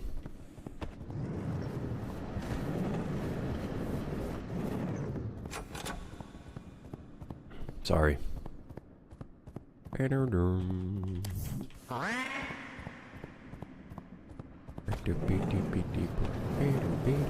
think you're further ahead than Star Citizen. I think this game still has a lot to go before we can start doing proper, like, gameplay testing. It's dangerous, don't get me wrong. We're like 4 months in development and we haven't even done like a proper gameplay testing. But like, I guess it's a good sign. When we did our last technical test, we spent like 2 hours just shooting hoops at the basketball hoop. So that's probably like, I think we're okay. Maybe that's a bad sign actually, because that's not even like the main game. I don't know. TAA was a mistake. I think all anti-aliasing has flaws. I think TAA has some cool stuff. It's just sometimes it's abused for its temporal capabilities. You keep saying we. Are you cheating and not a real solo developer? I've never said I'm a solo developer. Don't get it twisted. I am not a solo developer.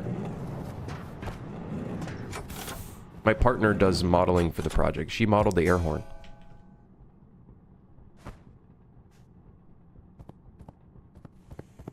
She modeled the fuck, I forgot what the trampoline, the xylophone, the what the hell are you? Trombone. She modeled the trombone. She's getting good at it, isn't she? Yeah, she's getting a lot better at it. She's doing some UVing herself. She's learning texturing.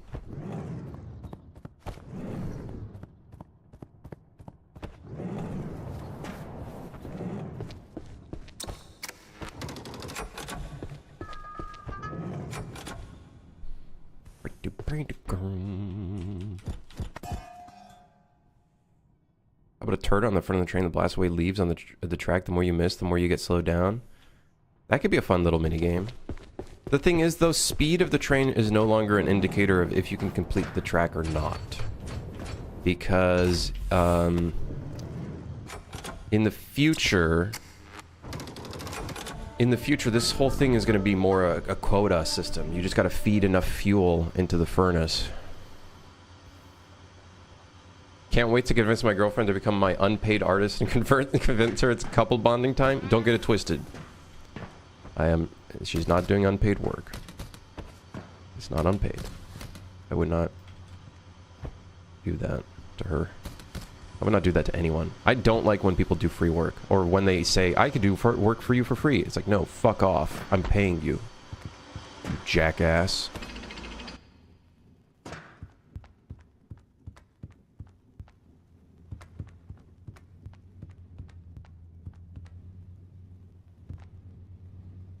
So I need to find a female C++ programmer, wow her with my charms, date her, and then have her make my game with me?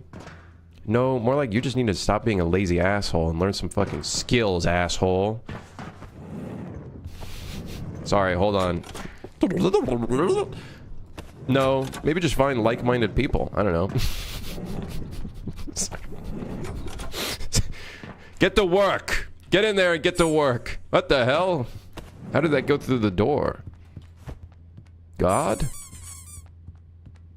Says Mr. Blueprint over here. Hey, Blueprints isn't cheating. It's real programming. Anyways, let's get to work. What are we working on?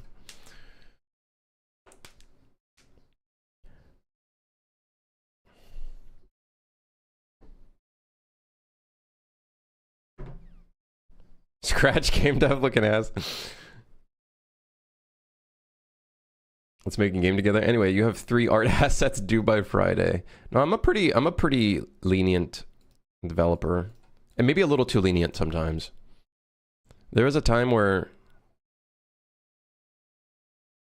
I think this might be verbatim, but someone was like, it wasn't very cool. Someone was like not doing work. I think I paid for some of their PC parts. Someone was like, wasn't really doing any work, and I kept requesting some work. And then the moment where I actually I was like, okay, I like parted ways with that person. They were like, I'm surprised you didn't do it sooner. And I was like,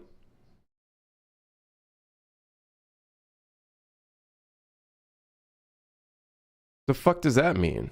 What? The fuck? Excuse me? What the fuck? Like, okay.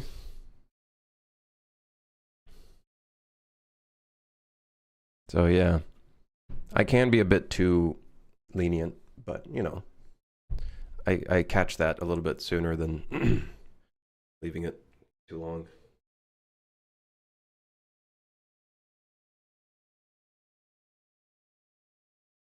Make a website, put up a blacklist of that person so I can check it up. No, I wouldn't do that. I wouldn't do that. I think it's just that they weren't interested in working anymore, but they should have been a bit more upfront about that to me rather than me, you know. Yeah. I am way stricter for myself than others. Me too. I don't like, listen. I can empathize with people, but it's like, you know, sometimes I can be a bit loose, which is not exactly the best thing, especially considering when you pay someone. You never hired me or agreed to work for me or even mentor me?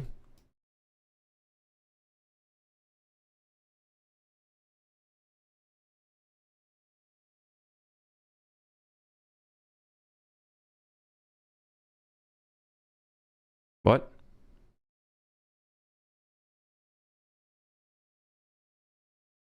Let's hear it? No. What am I supposed to say to that?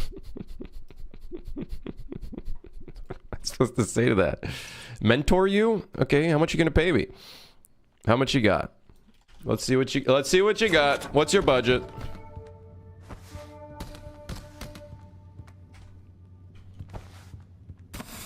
Uh-oh. This is this conversation right here. Oh, fuck!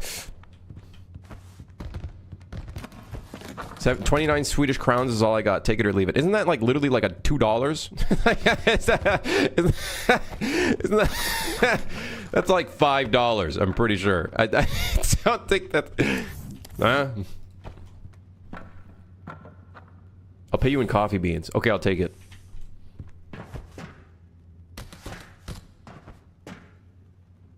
No, I really don't want to mentor people. I don't want to deal with that. It's a lot of work. It's a lot of work. Just come into the Discord and show off what you're working on, and then just ask me for actual, like, criticism, and then I'll give you honest criticism. My criticism. Which might be wrong. For all we know, my criticism could be fucking wrong. I'm not gonna act like I'm a professional or anything like that. I'm a fucking idiot.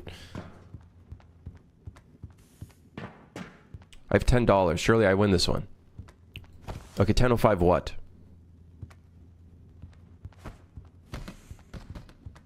Japanese yen?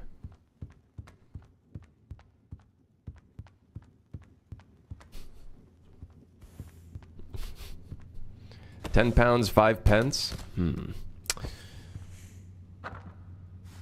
If your game fails after Grim gave you advice, he's liable for the success of your game? No. No. I already told you I suffer from clinical depression, so... Yeah, I sit at the computer and scrolled through YouTube shorts. I can't help you, man. I'm not a therapist. I literally can't help you. I'm not a doctor. I'm a Twitch streamer / game developer. Game developer first, Twitch streamer second. Although I've been Twitch streaming for a lot longer. I was in a position once where I was just never trained to do all the crap I was supposed to do. I just walked into the boss's office and said, at this point, you're just paying me to make coffee and listen to people moan about their workload. They gave me 3 months pay and let me go.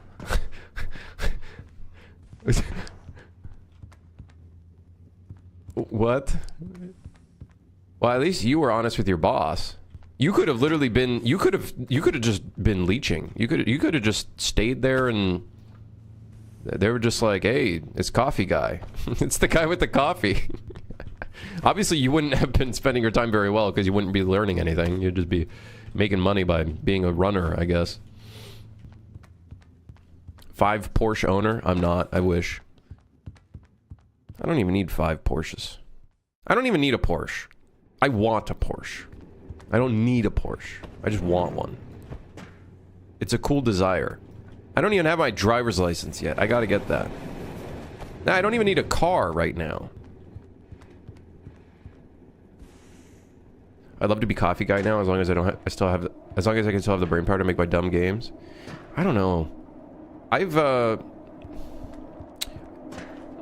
I'm privileged in the fact that I think I've gotten enough success now where I do take into account my time, and like as time gets, like as I get older, it's like, dude, time is so important. Time is so important. Unfortunately, not many people have that privilege, and they work a job that requires them to like work fucking... It's crazy. It's a crazy world we live in, man.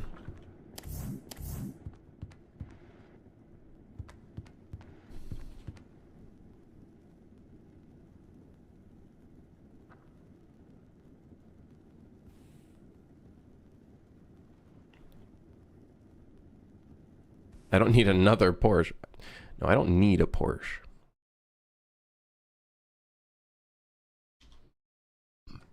I was actually thinking yesterday night, I was like, if I did another business endeavor, like maybe on the side, because game development at the end of the day is something I love doing. I just love doing this stuff. I love, you know, I love streaming as well. I do enjoy talking to you guys, even though sometimes you guys say some unhinged, stupid shit, which is kind of funny sometimes, and then sometimes I'm like... But then I was like thinking, like, what if, like, how do people do other software development endeavors that are like, you know, making their own business? Like, what the hell do they do? SaaS? Like, how the fuck do you make a SaaS? The problem with making SaaS is then now you got to process payments yourself, or maybe you use like a middleware company or whatever, but you still have to process refunds and then do all that. It's like, Stripe. But then you got to like manage users and then hopefully manage security at that point. Like, what? How do you manage that part?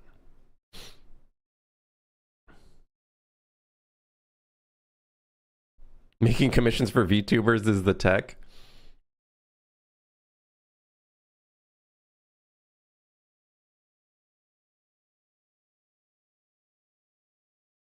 Hold on, Ben. I gotta scroll up, but for some reason I can't fucking scroll up. I hate this. What happened to OBS? I got laid off a year ago. I got severance and been slumming it, but I came to the same realization as you are. Fuck a job. Find one that pays enough and lets you work on the shit that's important to you. Yeah. Even then, working at... If you have the opportunity and the potential, like, and you're selling a game or doing something and you're like making enough income from it where you can go full time on it, if you can do it, do it. Like working for a company, companies don't give a shit about you. They don't care. You're basically like a condom to them. They'll use you as much as they can and then they'll throw you away. You know what I mean? You're like a condom to them. And they won't even fucking pay you. They won't even give you pay increases that compensate for inflation. You'll just be screwed. Everybody's screwed these days. Is it bad if I keep trying to make a survival crafting and failing? Is that a sign? Ben, what I would say is that clearly seems like something you want to create. That's the type of game you want to create. When you start working on it, don't delete the project. Determine where the pitfall is, where you start like having friction, and push through that friction, because that means there's something that you need to learn or something that you need to get through to create the thing that you want to create. It seems like you want to create a survival crafting game. Get in there and just make that. Fuck it. Fuck what people are saying. Oh, you should maybe start with something smaller. Nah, whatever, man. If you want to make that, make it. But find the part that is causing issues for you and push through that part. Right? If you feel like there's a part where you keep failing and whatnot, but yeah. I know there's taxes with Stripe, but it's just easier to have them handle confidential card information instead. No, I would 100% go through a middle company. I know everybody's like, but they take like 30%, you know, like with Steam. Oh, they take 30%. Yeah, well, I don't have to deal with refunds, payment processes, fucking private information, blah, blah, blah. Like, I think people that are, I don't know. Like, sure, 30% sucks, but I don't got to deal with all that kind of stuff that becomes a big problem. You're not making games anymore. You're selling a product, and it fucking sucks dealing with the other elements of that. About 10 years ago, I made my money by making WordPress themes and selling them. Hell yeah. I'm guessing it's a different market these days.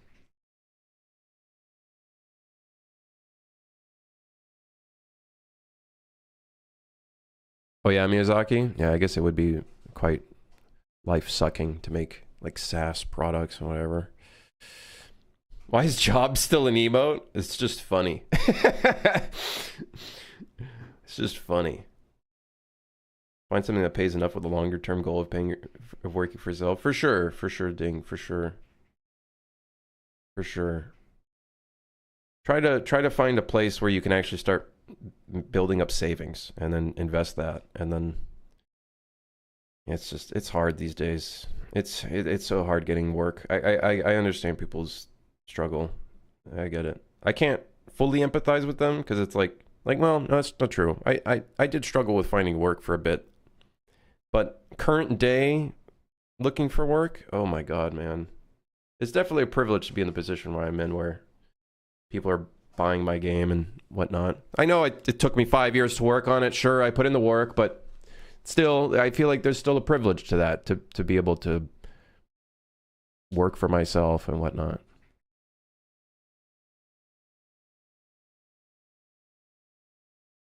I'm lucky in my day job is fairly relaxed pace, so I get to do a ton of game dev during the day. Hey, hell yes, like. That's always nice when you can find a job that's a little bit lenient. You just finish your work and you're like, all right, well, time to do my own shit. Just be careful that they don't take ownership of the thing you work on during work hours, because I've heard some stories. So just, yeah, be careful with that. If you work on like a business computer, be careful with that. I almost started an SMMA business. I don't even know what that is. With good prices, and guess what it was that prevented me from doing that? Social anxiety, the anxiety of going out and networking.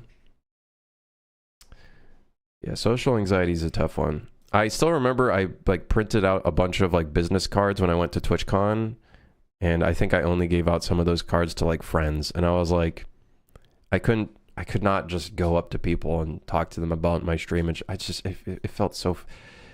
Every part of my fucking body like resisted doing that. Every part of my body resisted it. Was us joking about Crim never releasing Fire good inspiration or depression fuel? A mix. A mix.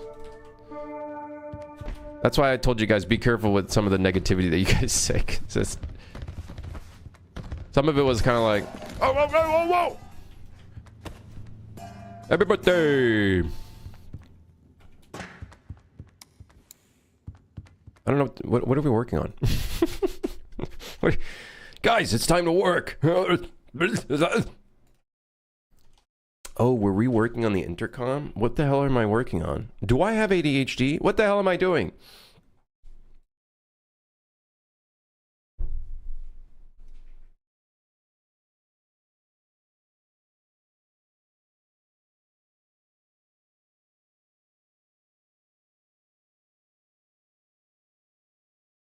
But during the interview process, I bring up non-competes and me being allowed to work on stuff on the side. Yeah. Non-compete clauses being like, you can't work at these places for 5 years after you work in something. That's fucking crazy. Because they can literally just determine that on any front. And then you literally can't work at a job. That's crazy. It should not be legal. And I'm pretty sure in some places in the US it is not legal, or it usually can be, in legal process, they're like, Yeah, it's I think part of it is illegal now, right? But they still do it for some stupid fucking reason.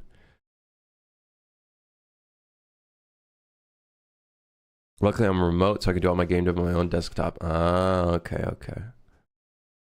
Okay, gotcha. It all worked out? You're Giga Chad, Mr. Krim? Nah, you know. Also, I would like to note, just because I released a game doesn't mean that I'm a Giga Chad. I feel like there's a lot of people in the space where they release one game, it turned out really well, and then they become a fucking guru on YouTube and like, oh, well, blah, blah, blah, and they use their success as a thing. But I bet you most of those people, including myself to an extent, don't necessarily know why the success came in. I think Sue Fryer is a really easy example because I knew there was an opening in the space where people are like, I really want to be, it really does boil down to, I want to feel like John Wick. That's it. That's it. I want to feel like John Wick or any action movie protagonist. I want to feel like insert action movie protagonist. Jason Bourne, John Wick, James Bond. Why do they all have James or John or they all got a J in their name? I think that's what it boiled down to, but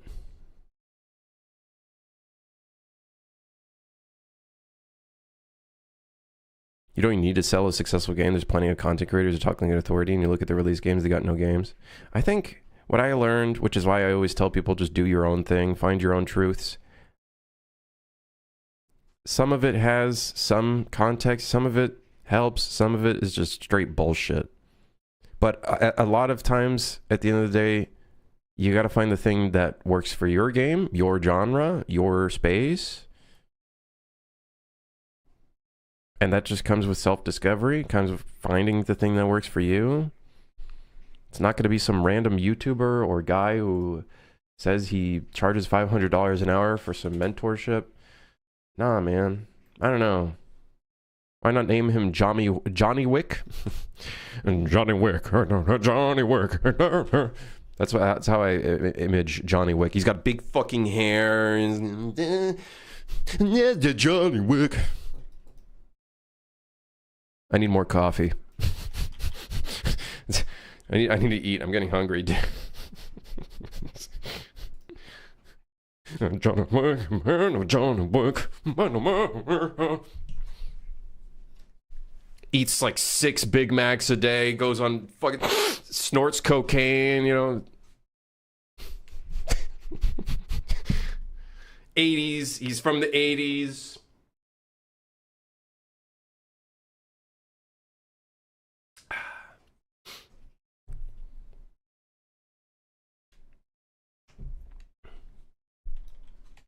Okay, I'm really hungry. I'm gonna get a snack. Do you guys mind if I get a snack? What the fuck am I gonna eat? Would a Terminator type game go hard? I don't know. What would the game be? It's like saying would an Indiana Jones type game go hard? I don't know. What's in it? What's in the Terminator type game? I don't know. You're the Terminator? I'm the Terminator.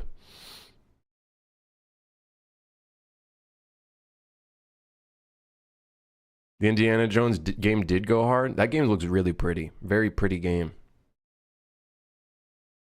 I also think that game had some fun spark to it. It had some like little buggy moments, but I think it added to the game. Did it not? Did it have like little physics and stuff that kind of just was fun? It's just fun. It's good fun, which I feel like Indiana Jones is a lot of good fun, little thrill moments.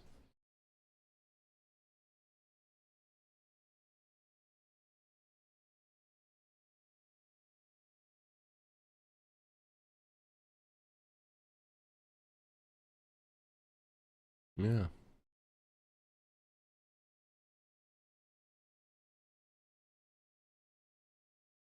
I'm hungry.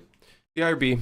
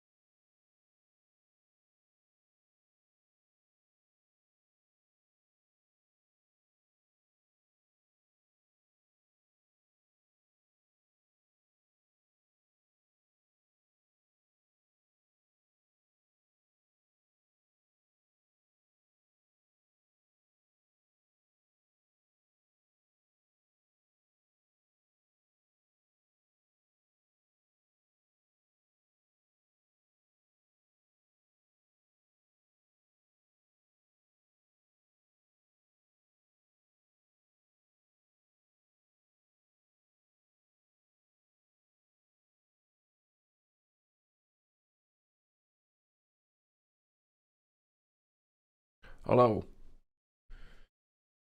I got a bowl of leftover ramen. I forgot that I even had ramen. What are you guys talking about?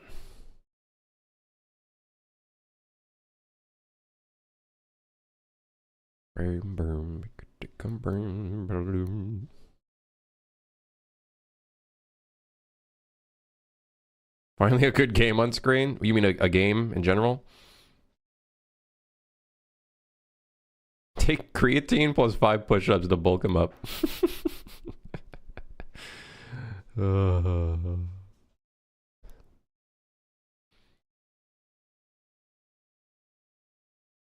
Let's watch a video while I eat. Thoughts? Any good game dev content? Any good game dev? What's going on?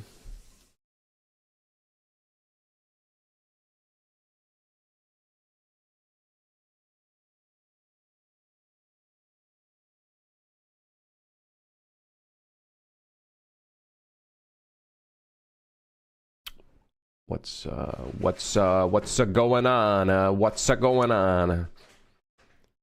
What's going on?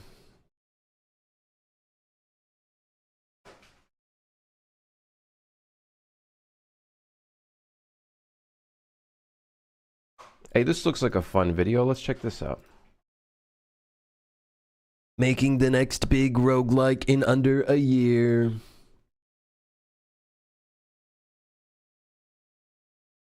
Somehow switching from DX12 to DX11 went from 120 FPS to 300 plus in the build. I don't know what got turned off with DX11, but it had to be something major. It's just, I don't know. I'm not going to make some shit up.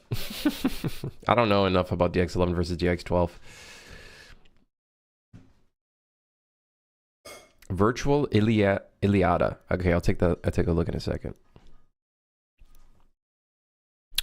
It's time for React Hour. Thoughts? Let's do it. We're trying to make the next big roguelike. This is Cursed Words, a new roguelike word game that actually isn't a word game at all. It's a word search until it isn't. We're taking inspiration from Balatro, Nubby's Number Factory, Bookworm, Super Autopets, Slay the Spire, The Witness, Inscription, and a ton of others.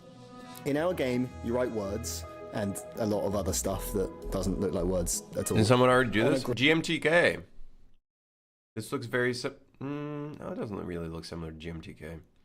It's just the icons look very similar to GMTK. And maybe a little bit of the UI, the very simplistic kind of UI look. To defeat enemies and chase stupidly high scores, buying stickers and stamps that totally change the rules of the game. A lot of devlogs will sell a big dream and then not deliver, petering out at episode 3 when the project becomes overscoped or the magic dies.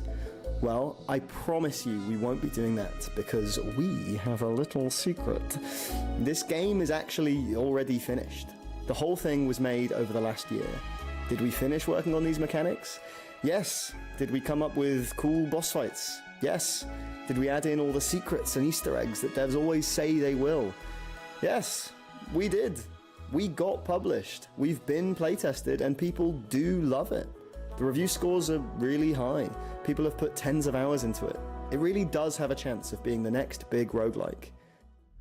This series isn't about trying to make a game. It's about how we already did.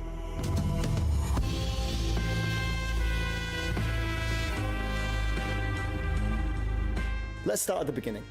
It's April 2025, and we feel like we've hit a wall. Our last couple of big projects have been experimental and difficult to find funding for. Words on the Street was a team-based word game played exclusively through a Twitch stream, and Project Cardinal was a PvP card collector that, for the life of us, we can't seem to attract funding for. We're looking over the 30-plus Game Jam titles we've made over the last 10 years, trying to see if there's anything we can convert into a bigger project, something we can put on Steam and sell to get some money in the studio. There's Jingoku, our WarioWare-style drinking Jenga-inspired minigame collection that we tried to get off the ground in 2021, but publishers didn't bite. Maybe Unreasonably Fast Food, our Crazy Taxi meets Overcooked food truck async co-op game. That project was a technical nightmare. Maybe Fishy Lake, our Lovecraftian fishing game that, in hindsight, has since been done better by Dredge. As we're scrolling through our itch page, I hear my friend Joel's voice echoing in my head. These motherfuckers made a lot of games. You guys haven't made a roguelike deck builder yet. I don't sound like that. You know, you could have just asked me to record that bit, right? Also, I'm contractually mandated to say wishlist no stone unturned on Steam. Good point, Joel. We know the genre always performs fairly well, and it's most of what everyone in the studio plays. We know we can approach pretty much any indie publisher if we make one, and having a bigger list of people to approach surely means we've got better odds of being picked up. And we really need to be picked up because there's about £8 in the company account. Roguelike and deck builder don't exactly limit the design space though, so we need to start brainstorming. We jumped on a call and ended up with 2 branching paths of where we wanted to go within the genre. Option A, a dice builder based on a project we worked on back in 2024 called Boards of the Multiverse. Option B, a word game roguelike, following on from the small success of our free-to-play project in 2023, Words on the Street. We decided the best way to choose was to write 2 design docs and kind of pit them against each other. Guys, do not click the screen. There's nothing on the screen. You don't have a work call. Dive in on and make a quick prototype. We looked long and hard at both docs and eventually decided we could see the vision for the word game one a little more. We reckoned we'd come up with a brand new approach to the word game genre, and we were keen to see if this approach was as fun as it looked on paper. We came up with the name Cursed Words as a kind of pun that sounded adventurous. You know, curses, ooh, dungeons, spooky. And with that, we started work on the prototype. I told Jane we could probably do it in a night. Well, we didn't do it in a night. I'm gonna lay out some of our design principles. Number 1, it's not about the words. Whilst designing possible items for a word roguelike, we initially focused on existing language features that we could play with in words, such as alliteration, palindromes, word length, vowels, consonants, etc. However, Matt brought up a concern. It's difficult to balance a game around these features since they're innate to language, and there are a fairly limited set that apply to individual words. We still have items in the game that care about these features, but we were able to move away from relying on them as core features in the game by introducing tile colours. We can't easily buff how useful the letter Q is in English, but we can change the number of blue tiles on your board, make red tiles ramp over a round, give void tiles a negative score, and make shiny tiles super powerful. Having these tools in our pocket gave us much more control to design fun builds for players to discover. Number 2, make players feel clever. One of the things we love about word games is the way they can make you feel clever when you submit a long or obscure word. But for lots of people, getting good at word games isn't always fun or even possible. It comes down to memorizing a dictionary. We wanted to detach being good at the game from having a big vocabulary. If you can't make your word game work multi-language, you're basically shooting yourself in the foot. You should be able to master this game if you're playing in a second language. The skill that you're learning when you play Cursed Words is how to strategize with items, how to spot powerful synergies, how to manage your economy, how to adapt to specific boss effects or challenges. Knowing lots of words might give you a small advantage in the early game, but the further you go, the less your vocabulary matters. Number 3, mystery, intrigue, secrets. We also wanted to avoid the soulless, sanitized feel that some word games can have. Our gameplay is mechanics driven, but we wanted the flavor of including a plot and characters. You start by being inducted into a secret society. You can meet and recruit new members, discover secrets, and the game ends with a climactic boss fight and unexpected twists. We wanted that mystery and intrigue. Inscription was a really big inspiration here. We wanted our players to go through a series of epiphanies as they understood more and more about the game. Each new character you unlock comes with their own set of mechanics to puzzle out and master. So the process of playing the game is going through a series of revelations about what's possible. The game changes, you start seeing things differently over time. As one reviewer put it, the game becomes less like writing words and more like charting a course through the grid. Number 4. Narrow down decision space.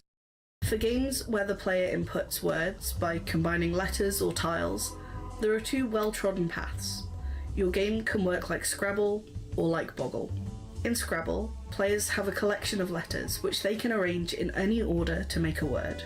The issue with this is that there are so many words, even a relatively small number of letters can be arranged in so many different ways that it can be a bit overwhelming and can leave players stuck for a long time just trying to find that best word. In Boggle, the letters are already laid out in a grid, and players link adjacent letters to make words. This makes the decision space I don't know, what's environs? I can look at a grid and think, What the hell is helium? Because it's 10 points. What letters can I link it to? Well, E is the only connecting vowel. Oh look, I can have Zen. We wanted this much smaller decision space of requiring adjacency to avoid players getting stun-locked before they even get to play with any of the fun items. Building lots of our items around hitting specific conditions helps direct player attention even further. If I know that I need to include at least 3 different coloured tiles to buff Neapolitan, and I need to end on a blue to get the multiplier from blueberries, I quickly focus on a small part of the grid and find a winning word. Number 5. Direct consequences. Games feel good when you can see the effects of your decisions and feel like they're changing the game immediately and impactfully.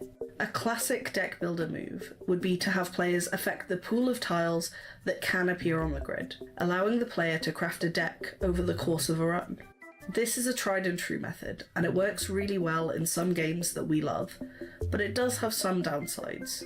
It hides the impact of player decisions off screen. Maybe I've turned some of my tiles red, but then I don't draw any of them. Well, they're no use to me. By allowing players to scatter colours and glyphs directly onto the grid in front of them, we make the choices that they make affect the game more directly and more visually. Wait, that's actually so genius. So to make it easier for... Wait, am I understanding the design of the game a little bit? When you drag from one button to another, it'll show you the potential letters you can do, so then that way you don't have to think about creating the words necessarily. But instead you're planning around the different colors and stuff and the power-ups and whatever. Right? So you don't necessarily need to know English. Is that how I understood this section right here? Directly onto the grid in front of them. I haven't been make the choices paying attention. That they make affect the game more directly and more Okay, I have, but visually. Not fully. This also gives more opportunity to pivot. I might have started a void build, but then find a particularly strong red item in the shop. Bro's fully. Well, bro, I got can my simply sell my face in my bowl. And buy a red one. I'll be out a few dollars, but I won't be fighting against the deck that I'd spent. Gamify language to avoid learning language. It's genius, because then you don't have to do localization for other languages.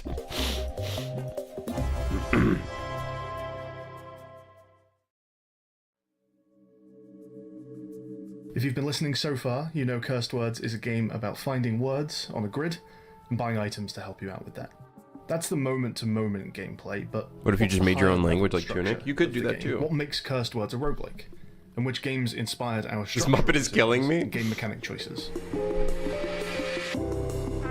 Balatro heavily influenced the progression through each run of Cursed Words, and is probably the biggest overall influence. A run is divided into stages, each of which has 3 encounters, the third of which is a boss stage with a unique, challenging modifier. You can see this boss ahead looks down on you. The opportunity to plan around it. There's a climbing score target, which ramps over the course of the whole run. Encounters give reward money, bigger rewards given for more efficient completions, which is spent at shops found between each encounter. I'm about to do friendslop, move over, Crim. Hey, fuck you, man. Our shops are primarily informed by Nubby's Number Factory. There are 2 kinds Nubby's of Number Factory is so, like, it's dopamine incarnate, but I absolutely love the fucking art style as well. Unironically, I love the art style. One of these types It's so can be upgraded by finding... He took a picture of himself, added fucking glasses, and now, hey, Here's your boss.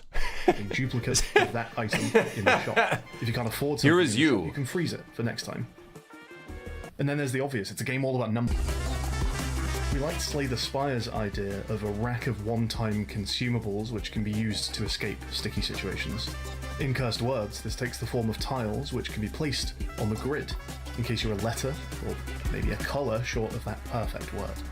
We also share similar meta progression. There's a range of characters, each with their own New Game Plus. Valentino?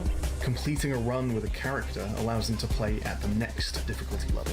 Balatro has this too, of course, but Spire feels like the originator of this idea, and was always the game we mentioned when designing our own version of Ascensions, the Crowns. Also, on any given run, you can meet certain conditions to reach an extra part of the run. You don't always get Ending poison builds, of course. Finally, we're aspiring to give the player the same kind of experience we loved when we played Inscription. We want layers of mystery and revelation about what's really going on. We want the player to have a series of epiphanies about the true extent of what Cursed Words is capable of, the extent of just how cursed the words really get. And then we obviously have, you can win a game by yanking out one of your molars with a rusty pair of pliers. Okay, fine, you can't. So this is what we're setting out to make. We have our design tenets, we have our inspirations, and we have a plan. This devlog series will be split into 12 episodes, one for each month of development. You'll see a game from ideation all the way through to release. And watch three It's got a developers, cute art style, a like ragtag emoji, gang of kind of creative super talent, auto pets take almost. their best shot at making the next big roguelike. This is the story of how a project that will probably take a day turned into a year-long obsession. I like the logo. I like the logo. I like the logo. I like the logo. What is this? I like it. Released 18 days ago. Doing pretty good. A pretty good game. Are you working on the game? I'm eating ramen. I'm working on my stomach. What do you think about that? And we're watching videos. Yeah. Oh, what the hell? What the hell happened? This is how I expected wordplay, the GMTK video or game to go, to like add a bunch of like juiced up shit. But I understand he didn't want to do that. He didn't want to go for like the fucking on fire, you know, power of two stuff. I get it. I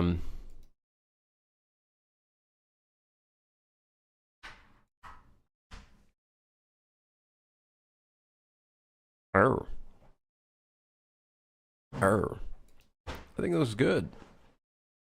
I think it was fun. Looks fun.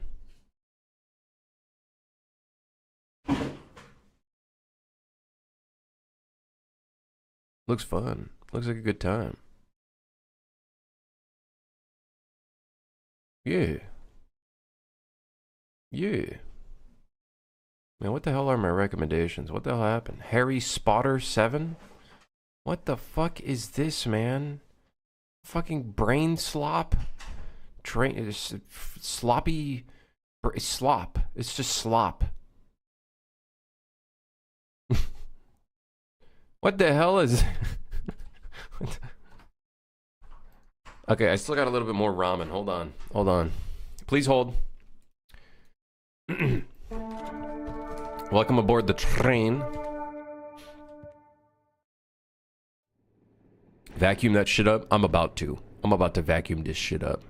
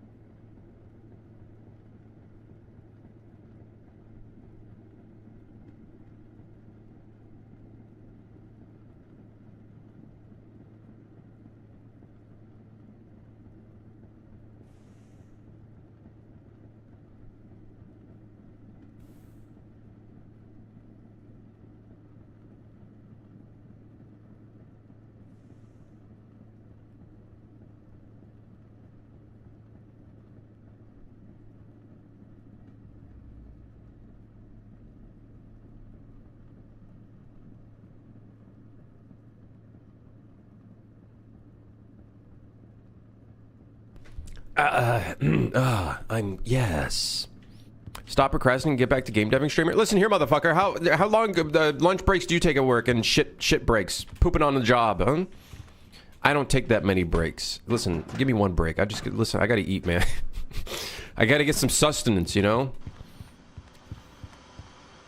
When's the last time you took a 20-minute poop break on company hour? I've done that a few times, actually.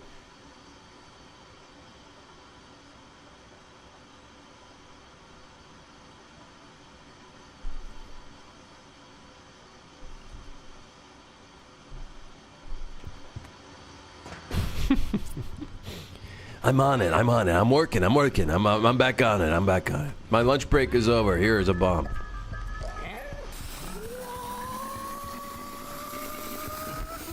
Ah!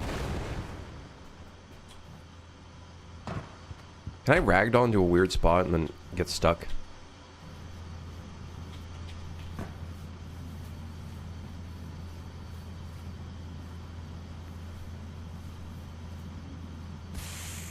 Okay. I guess.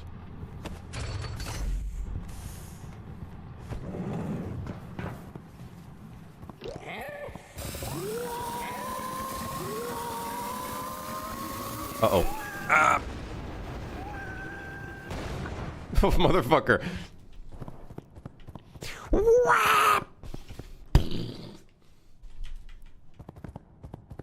Everyone flaunts PTO, but PTP is up there with one of the best returns when it comes to getting paid to not work. Yeah, because you don't have any, like, it doesn't take from your hours. Like, this does... Paid time poop? Why did you spawn in here? You're literally stuck. You don't have anywhere to go. Why did you spawn in here? Man, you're kind of stupid, aren't you? Is he creepy? Is he kind of scary looking? Ow. Look at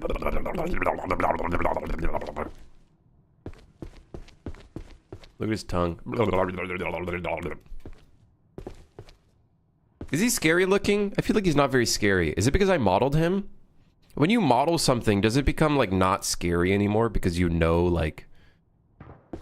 You'll be creepier with sounds? That's true. You will.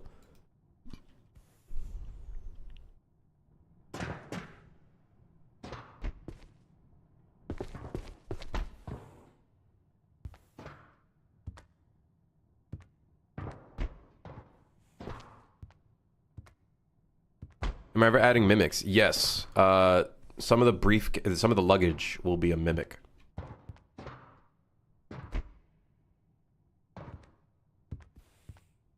Watch any horror movie muted and you'll see the difference. Yeah, sound is going to be a very big part for sure. Is his tongue a physics object? Yes. It's a rigid body. Yep. Ow!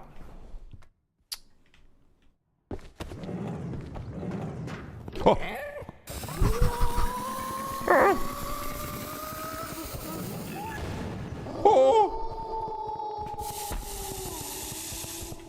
Oh. Glizzy. Oh.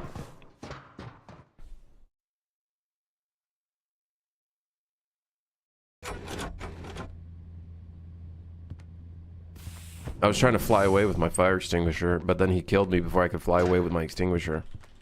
In fact, I think he leaped into us. Yeah, he jumped into us. Is this deadlock, basically? No, there's no sliding while jumping, various things. There's no racism. Generally, that's involved. Maybe some homophobia within your team. It's a Valve game, after all. So no, this is not deadlock.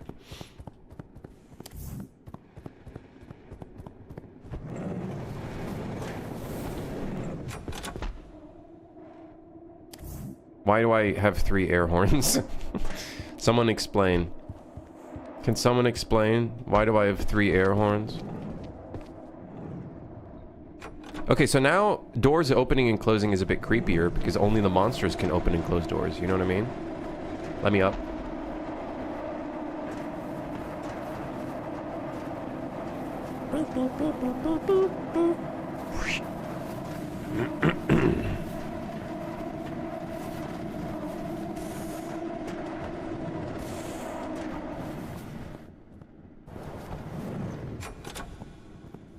Werewolf. How do I know it's a werewolf? Because it's a different colored capsule. Video game. I got a couple marketplace assets that I'm eyeballing that we could use for the werewolf.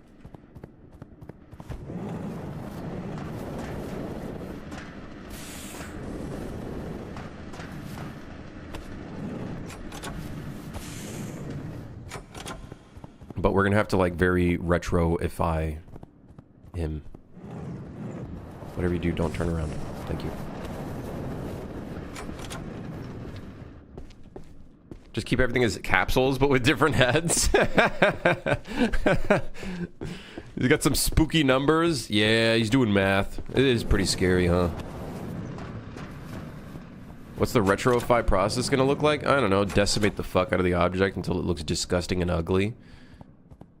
Which inherently will also make the object and the creature look really ugly, and then probably like lower the texture resolution. Yeah, basically. Yeah, basically.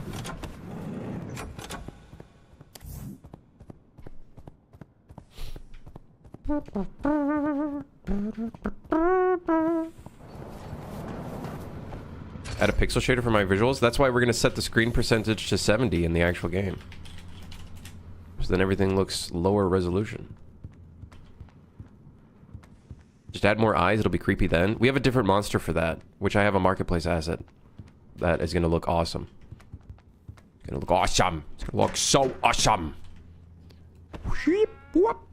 Why not down to 40%? Well, you know, everything kind of... Yeah, we could, but like... You know, everything kind of... I think this would piss off a few players. It's looking a little too chunky. You know, like, it looks... Like, sure. I feel like it's too chunky.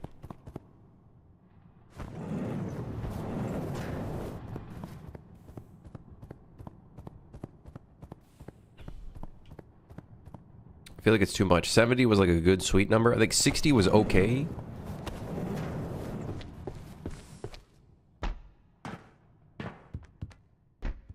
Also, is my upscale quality set to 0? What? Huh? Oh, shit.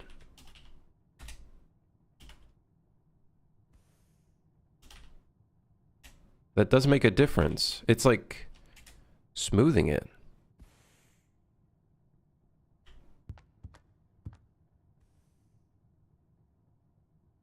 What the fuck?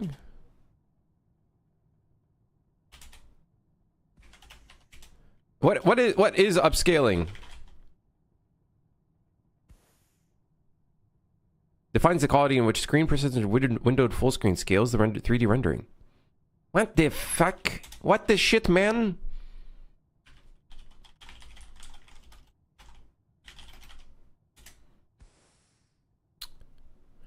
Okay. I don't know if I like this over... They're very crunchy pixels, but then that, like, at that point, you just might as well just not have any anti-aliasing.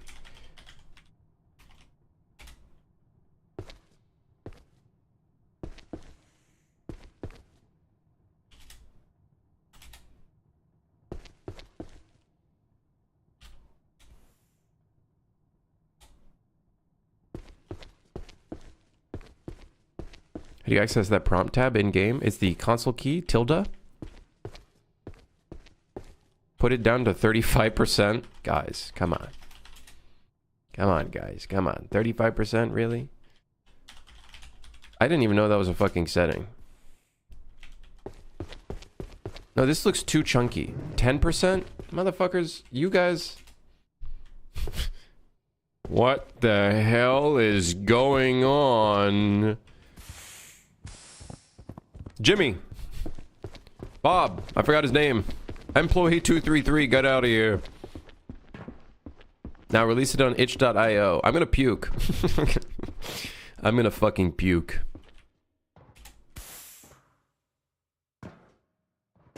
Show us 1%. Welcome to Minecraft. Oh!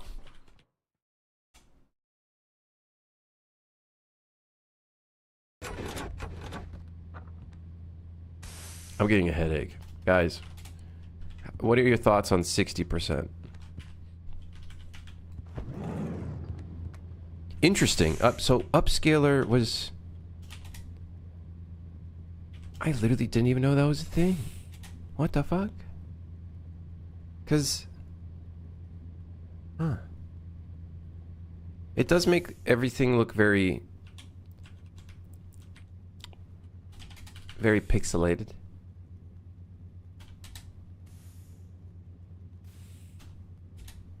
This is what it looks like with is this TAA? Is 4 TAA? It's the one that like actually fills in. It's crazy because I can set the screen percentage to like 10 and look what happens. Well, ignore that. That's my post-processing that I should probably fix. But if we ignore that, it's pretty cool.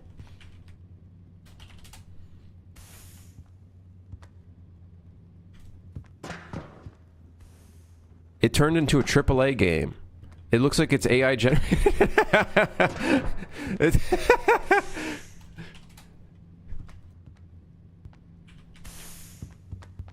10% was way better. Oh, shut up, motherfucker. You're such a troll.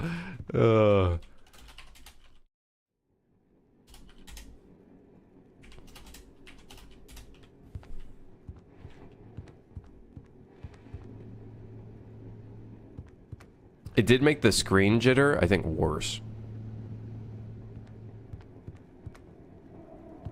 So now we're at 60% with no upscaling. This looks more along the lines of probably what we want. It's less blurry, but it feels very pixely. This is quality 4, and it added a bunch of lines on my screen. You guys seeing this shit right now? What the fuck even is this? I'm looking at a spreadsheet. What the hell is this?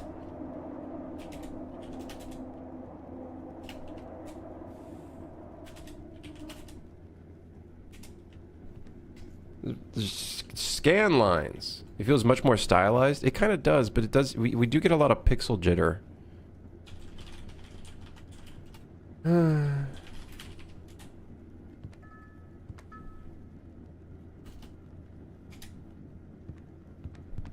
Excel roguelite. I'm making it.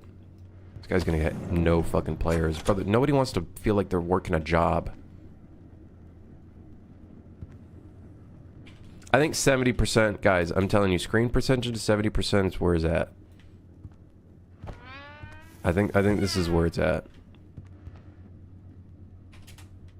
Like 40%, like sure.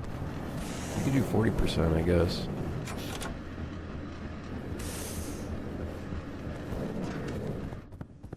As you make a game with tasks and a job system. Okay, listen, it's a little different. Maybe not. Hey, try it out. Excel spreadsheet roguelite.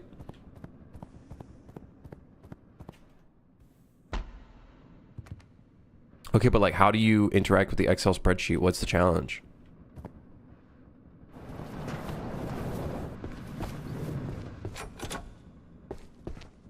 Maybe we do 40% screen percentage. Or maybe 60. Hey, stop. I'm being attacked. Help. Help. I don't have Lumen enabled, so I don't think that would work. Uh-oh. There's a werewolf. Werewolf, don't... I'm dead.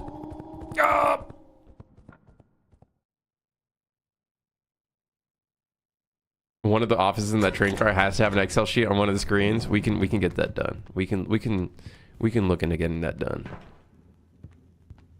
Tried anyways. Lumen screen probe gather dot diffuse integral method 3. Yeah, I don't really see anything, guys. I swear, for some reason this doesn't work in the console anymore. You have to like enable it in the post-processing first. What was it? R dot global illumination. Nope, it's global illumination method. I think 2 was screen space GI. Why doesn't that turn it on, man?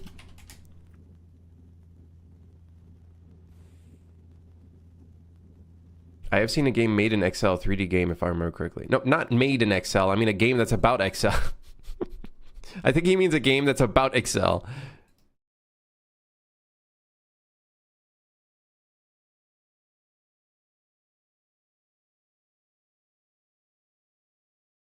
It's the Backrooms before Backrooms was actually made 8 years ago.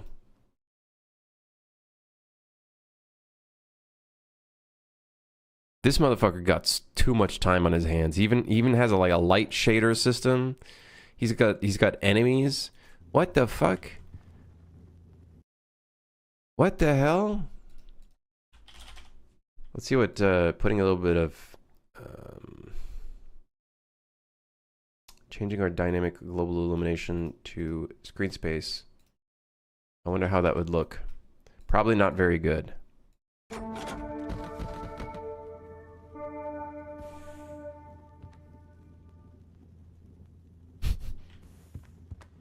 Yep. Seems about right. You know, now that we've lowered the screen percentage, what is it at right now? 60?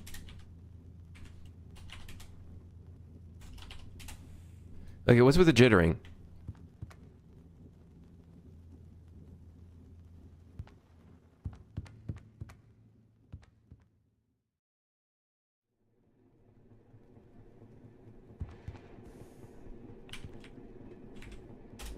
See, now I can't even use this command.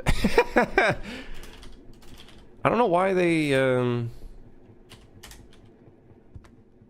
that's set to 0. Oh, 0 turns it off. I think.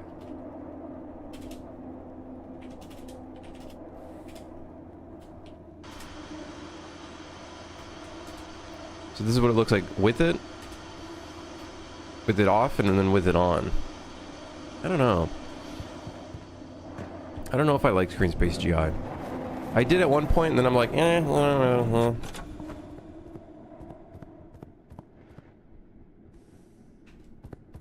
Let's make it nighttime.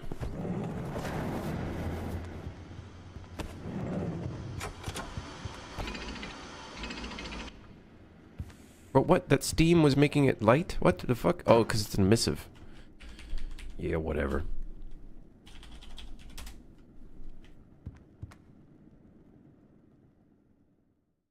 Okay, let's make it nighttime and see what happens.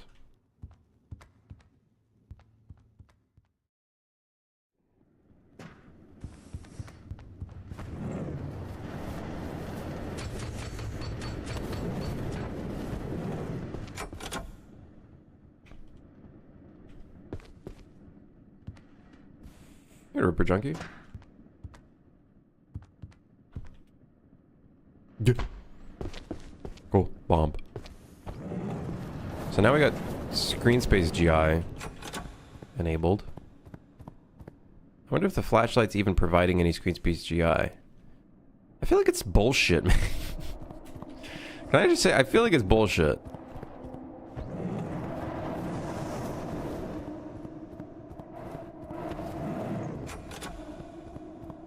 I'm a musician, by the way. Oh, shit.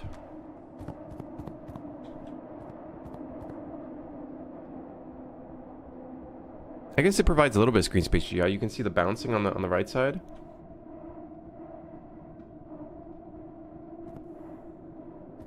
But at what cost is this performance?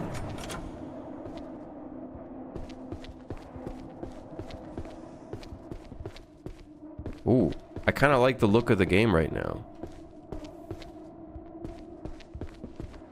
Employee do be looking a little bit scarier, a little bit more creepy. Oh shit! Peace out, Scotty.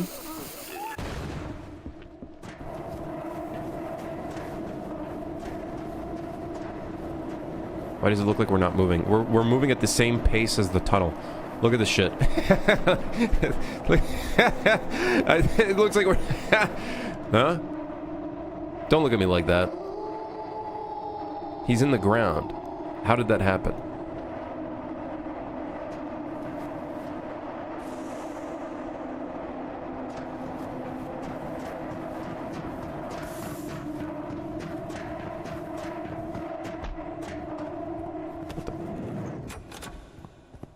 All right. Do we leave screen space GI on? What do you guys think? I feel like it doesn't really add too much to the game. In fact, it kind of makes things less dark. It like, I think it's overriding the ambient occlusion. Or something. But the cool thing, I guess, is the light bouncing.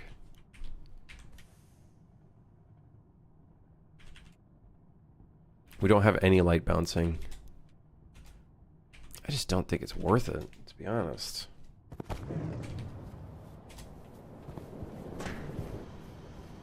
kind of cool.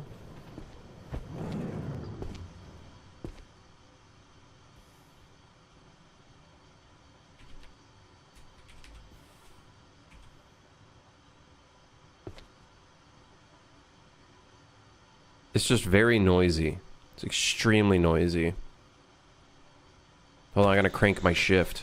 My shit. Crank my shaft.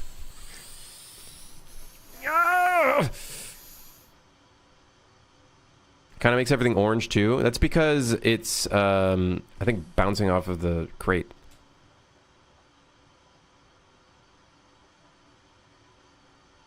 I kind of fuck with it, but I kind of don't at the same. I think we can make it a setting. I think we could make it a setting.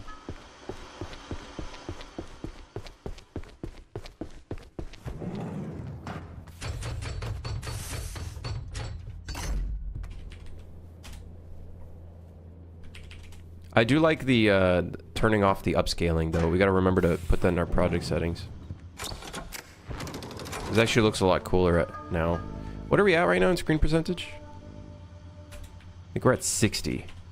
So do I prefer 70 or 60? Now, obviously, we could make it a setting, but what do we want our base resolution to be at? I feel like 70 is kind of nice. Still, though, we have a lot of pixel jitter, which is just kind of ass.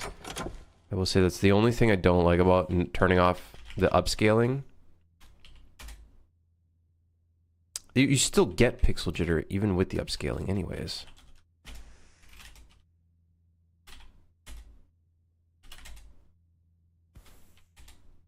What does the softness do? Nothing.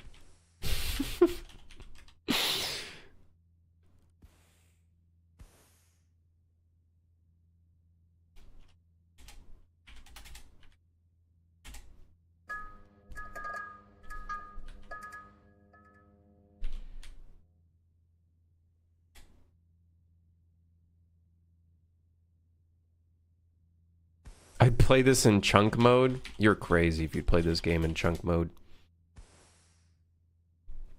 Yo, guys, come check out this game. Can't even fucking see anything. Yo, air horn. Oh my god. What's chunk mode? I don't know. Do you see the screen right now? Hey, open your eyes. Open your eyes, jackass. Can you apply a resolution to the camera only? People love this style? Well, I like being able to see things without glasses. Like, at least 30% is like, you can tell what's going on. That's why it should be optional. I'm genuinely, I'm not gonna add, guys, do you think people get pissed off if I don't add a 100% screen resolution setting? And it's like 30% to 70%. You can only go from 30% to 70%, and you can't go to 100%. Like 70% looks nice still.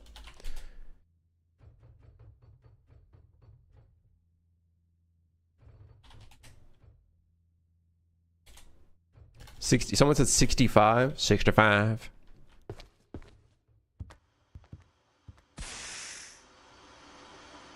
And then we can make the screen space GI setting as well. I'm sure people could maybe they'd be interested in the screen space GI. How do you what's the command to do the flip-flopping thing again? There's a command that then sets a command back and forth. What's that called again? test? A/B test.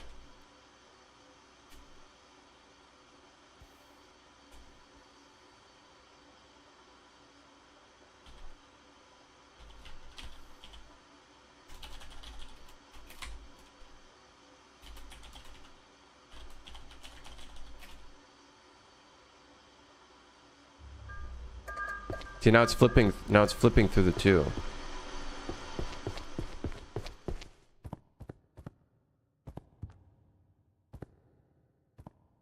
My computer's not liking this, I'm sure. Stop this! What are you doing to me?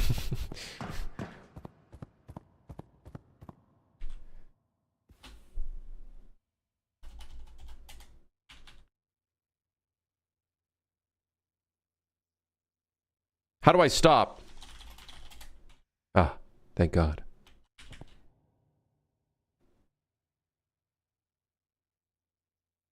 A is 0.0132 milliseconds faster, 0.0412. It's actually kind of surprising. The game is still pretty fast. Like we're looking at an average of 0.025 millisecond cost for turning on screen space GI. Either that or just having this setting enabled and not even having the quality causes it to fucking cause any performance issues, but I doubt that would cause a problem in the game.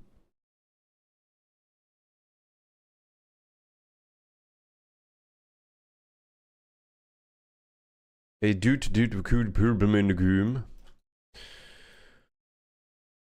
Make 0 to 100 be 0 to 75 and they'll never know. Holy shit, that's diabolical. That's actually...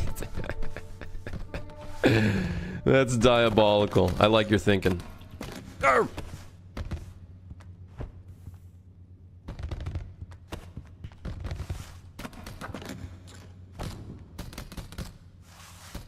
Gets eaten by briefcase. Oh!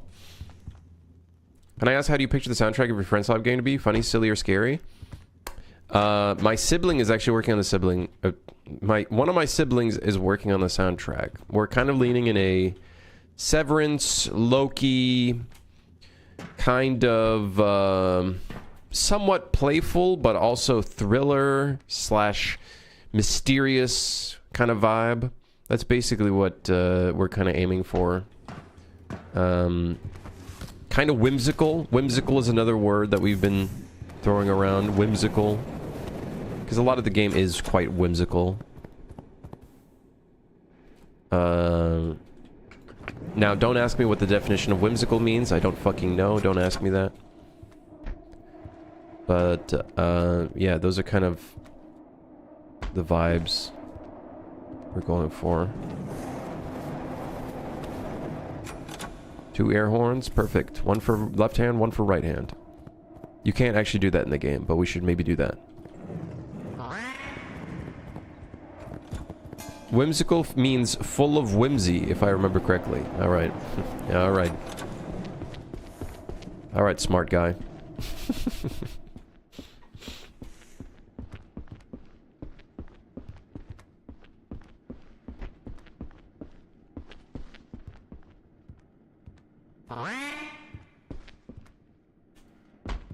We should make it so his head looks at us, now that I think about it. If he has a target, he should look towards the target. Maybe without, you know, exploding his neck, but I feel like he should have the whole focus system as well.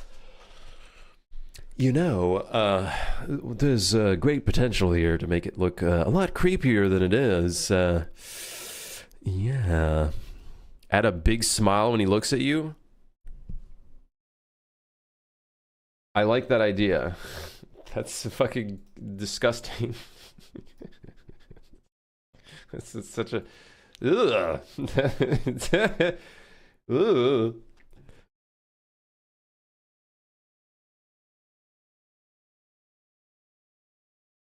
Whoa.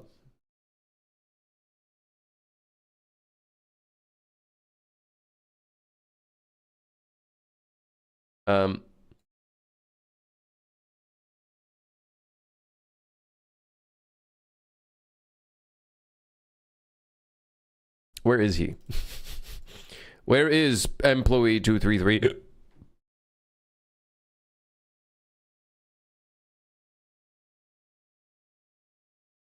He's getting jiggly with it. His whole body has a bit of physics. So his whole body is a little bit, you know, it's a little out there. You know what I mean? He's a little out there. He be moving the body. He be moving the body.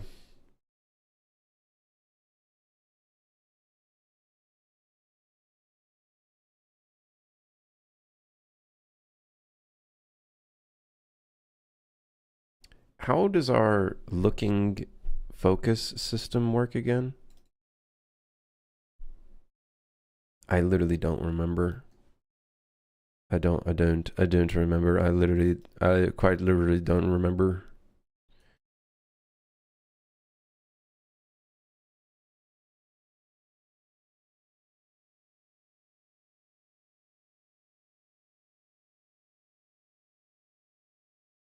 Look at, I right, look at, I left. Look at, head. Expression focal point.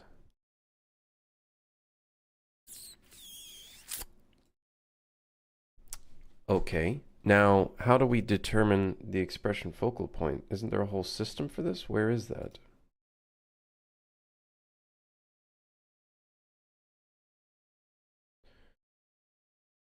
It sets it to the desired focal point. Sorry, I can't speak. Target desired focal point.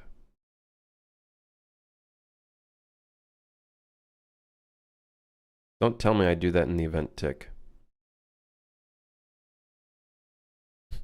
Guys.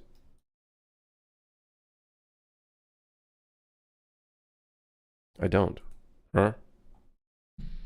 Maybe I do that in a timer? I do.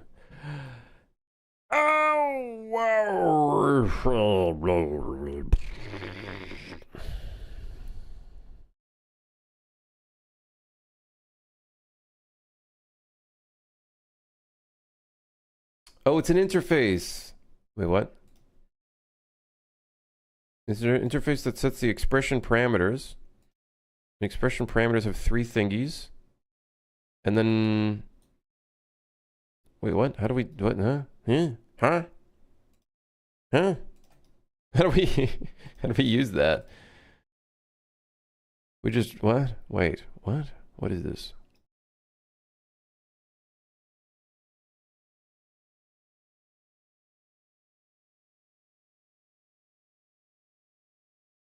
Oh, I see. Has the capsule dude's eyes always been protruding like that? Oh, that's when you zoom in, when you're taking a closer look, you know? When you're taking a closer look at something. You know? When you're going, you can hold right click to zoom in the game, and when you do that, it, well, you know, this is what your character looks like when you're zooming in, taking a closer look. Nice railing. Although he's looking at something else because there's an interactable object in that direction for some reason. Where are you looking, man? Why do you look? Why do you look? Why do you look? Oh, because he's looking at the electrical box. That's the...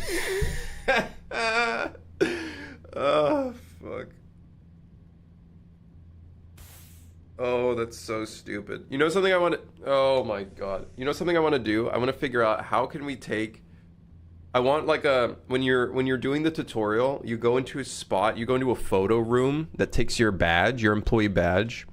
I want to make it so players can capture their own employee badge. And I feel like that'd be so fucking funny. Because then you just go up to your friend and you're like, yo, show me your badge. And it's this stupid motherfucker that looks like this. Just in the camera, you know what I mean? Oh, shit. Oh, fuck. That's funny. Is it going to be local player, local co-op, or multiplayer? Listen, Miyazaki, I'm not trying to make a failed game. Obviously, it's going to be multiplayer. Or like online co-op. is the proper terminology, I guess. It already works in online co-op. It already works. Obviously, you know, we still have to do some replication stuff on a bunch of things, but the main menu has a simple find server host button. Find server currently literally just joins the first server it can find. So that works quite well when we need to do playtesting. But yeah. Okay, so this does the expression tick. Although we doesn't need a tick, it literally we just need to we need to just do this because we only set the expression parameter when he aggroes onto a player. Yep. That's what we like to call matchmaking. That's true. That's true. Fair point. Fair point. Fair point. You got me there. You got me there.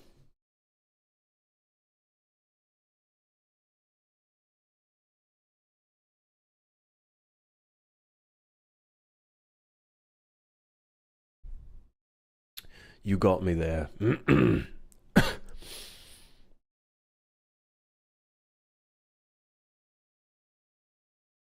All right. Should we work on the system where the enemy, the monster, will stare at you or like look at you, turn its head towards you? I feel like that does add a layer of scariness.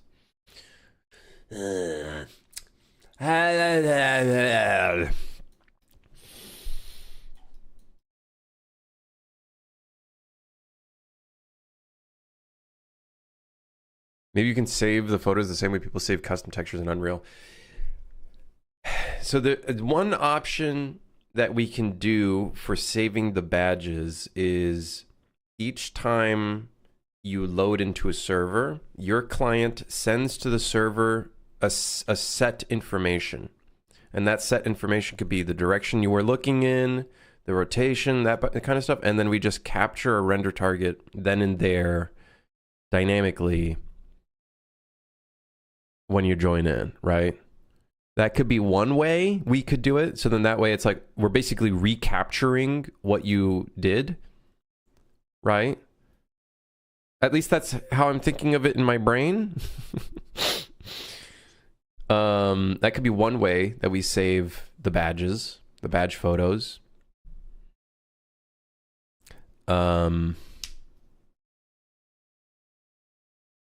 Yeah, crudely animated and creepy smile when it looks at you. We would have, that would be a completely different thing, but that would be cool to do. We could maybe do that through a morph target.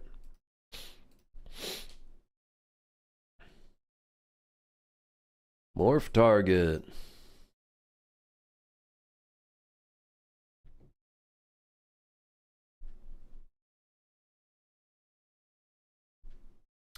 Where the fuck I am? Where the fuck I am? Where am I? I'm over it. Wait, he already has expression focus. The system is in his blueprint. I'm not in the right place. This doesn't seem like the right... This is the right place. What? This is... Yes, this is the right place. He's already got the system. What? What do you mean he's already got the system?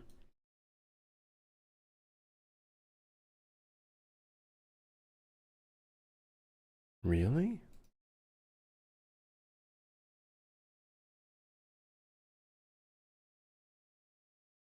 Where is the on aggro system? Sent state tree event?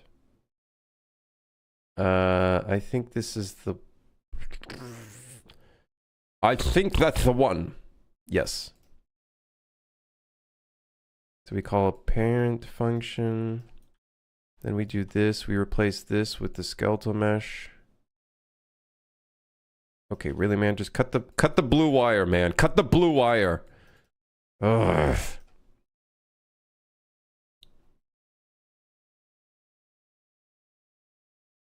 Expression parameters, optional bone socket, focus point.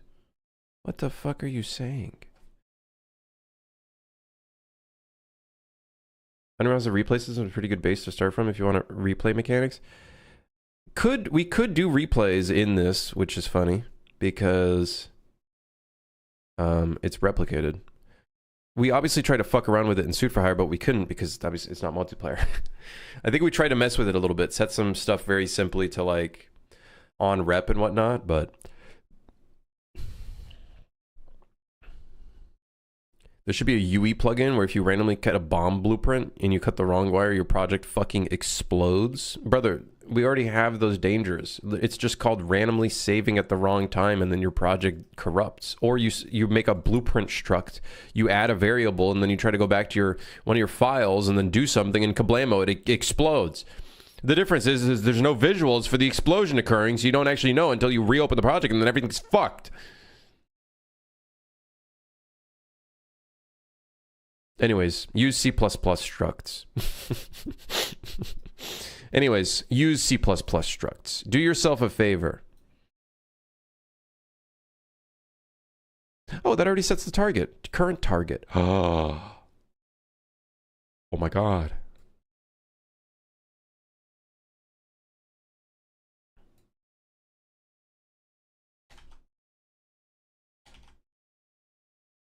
Holy shit. This guy planned ahead.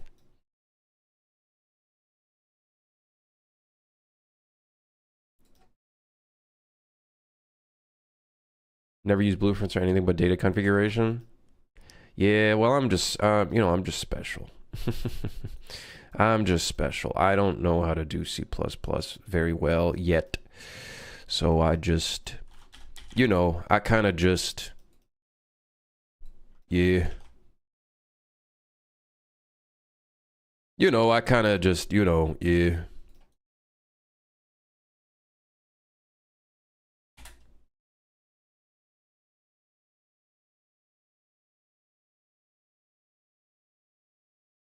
Okay, this actually should already work. Let's try to find the employee of 2-3. Wait, yes, no, it should actually work. In fact, I think even his eyes will work, which will look really stupid. Wait, he doesn't have any eyes. How the fuck is that gonna... It's not gonna work. I think we might have deleted the eyes now that I think about it. Let's see if it works. Employee 233. Employee 233. Employee. Yeah, he doesn't really have eyes. No, he doesn't have eye bones. You don't got no eye bones. Hello? Oh. Uh-oh. That's the werewolf. I ain't fucking with him.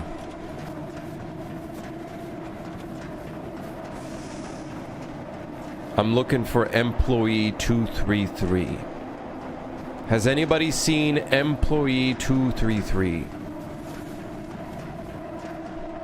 Where is employee 233? What is that? Oh, it's a toilet.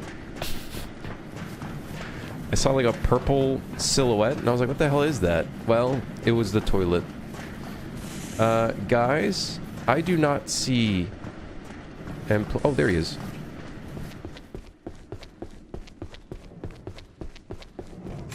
Hey, I'd like to check out a book, please. I'd like to check out a book, please. I'd like to check out a book, please. Okay, so let's stand up on the table. I think he's looking at us. Wait, is he looking at us? I can't tell. It kind of looks like he's... Is he?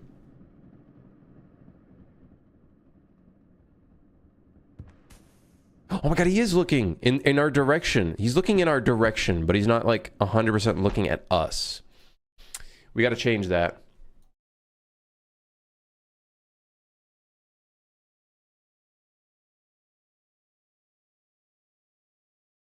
There's two random rigid bodies in here. I have no idea what they do. Oh, wait, one's for the tongue, one's for the... Yes.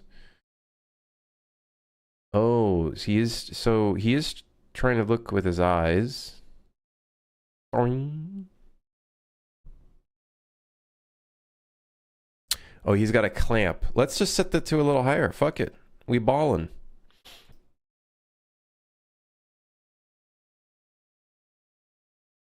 Oh, he also has a look rotation. Right. Can probably pass that because he doesn't really use that.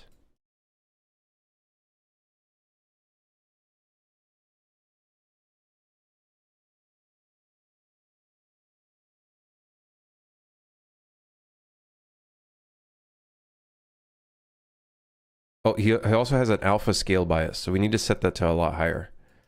Otherwise, he's not going to directly look at us, which is incorrect. All right, back in, and then we got to search for him again. I should probably have a button to be able to spawn him in and then go God mode, and then, you know what I mean? Tons of console commands that you can do. Little cheat codes, you know? Who cares? Past me would have done that. Current me? Whatever. I'll just run to him real quick. Please don't be the werewolf around the corner.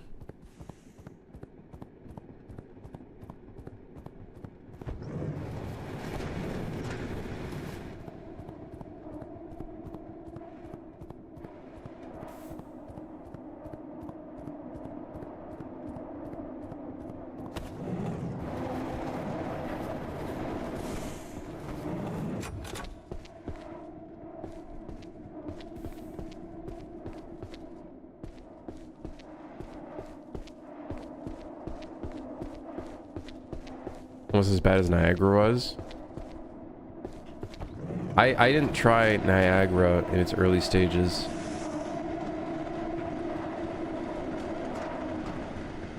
Guys, I don't know where employee 233 went again. I think he literally passed by us again.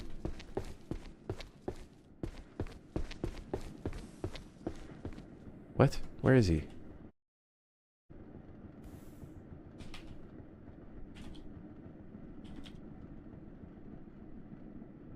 He's not in the world.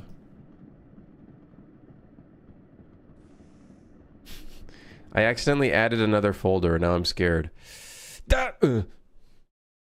I think he fell through the world. I think we can also remove his eyes.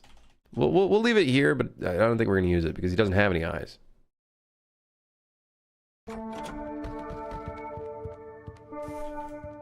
Yeah, I feel like Niagara is pretty good. I haven't had any like major issues with it. Why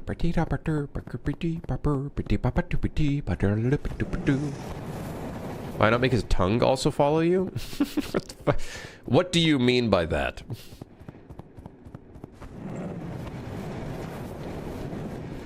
Increasing the creep factor. I want to make his teeth, his eye teeth kind of shake when they see you. They're like vibrating. Kind of like, ooh, give me that flesh. Put it in my eyes. You know what I mean?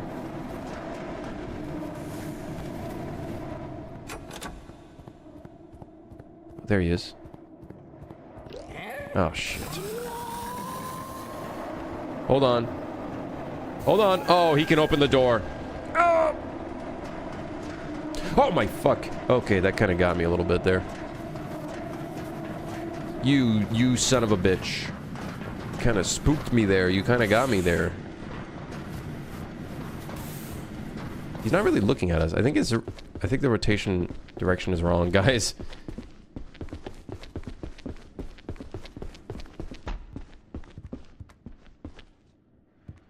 Wait, is it? Wait, I can't. He won't look at this rotation. He won't look here. Now he's de-aggroed. Man, you just hate me.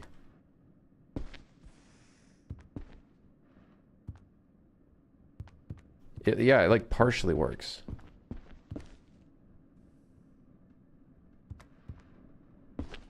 Why?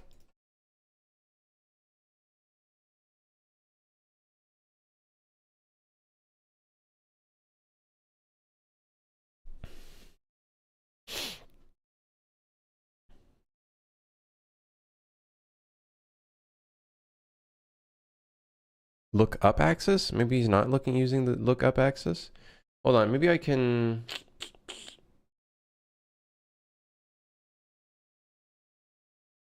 Is there any way I can test this?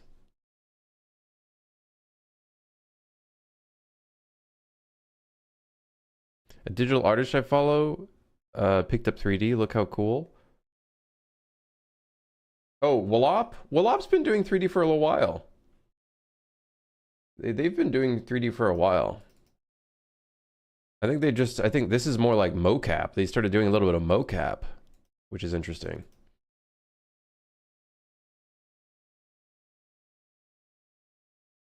But they've always had they've been having 3D in their workflow for quite a while. I think this is probably their most integrated piece though. 5 push-ups, huh? You hate me, huh? Yeah. Huh.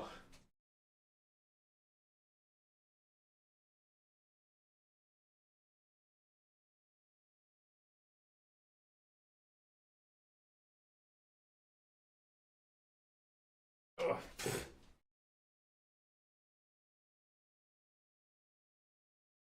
I have a mocap suit that's been gathering dust for 6+ years. We get it. You're rich. You could just do that. I still haven't hooked up my GTX 5070. Sorry, RTX 50. So I'm not any better, if anything. I still gotta hook up my RTX 5070. Sorry. I just your 5070 is not in the PC yet? No, not yet. Not yet. No, bro, send me that. No, I need it. I need it. It's in the case scenario where my GPU explodes. Lazy? Yes, that too. That too. You are correct. You are not wrong.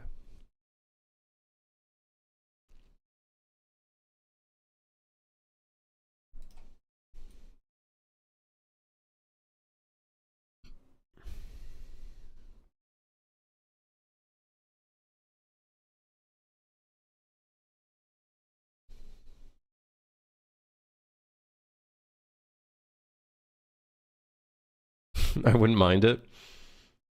No, it's in the off chance something happens. I was gonna hook it up, but I haven't had necessarily a need for it right now. I got it donated to me. I would never have spent that much money on something myself. Donated? Someone donated a mocap suit to you? What the heck? I remember when I looked at mocap suits when I was like starting game development. What manufacturer 5070? MSI. MSI Gaming Trio. 16 gigs.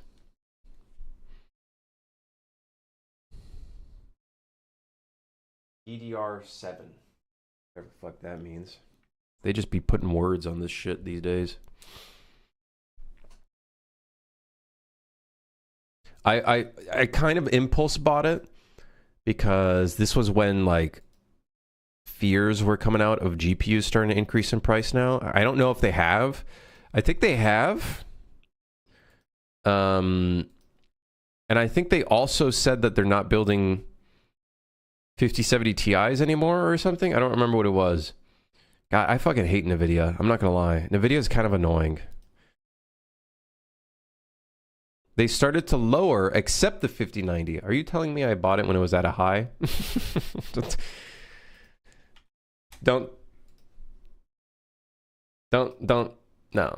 say that. No. Really? Well, hold on. I gotta look at my business account. Wait, hold on. No. That's not true. You can't just say that. Wait, hold on. Wait.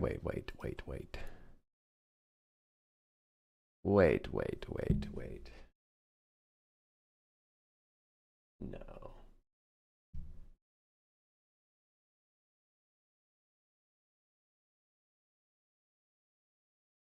It's currently unavailable. The one I bought is no longer available.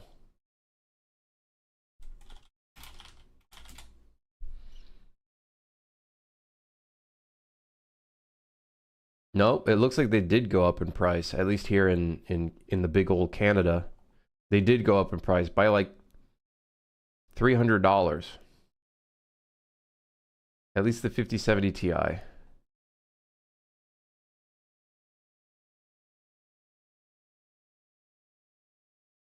And a lot of them are out of stock. This shit sucks, man. How much is RAM at? Has RAM stabilized?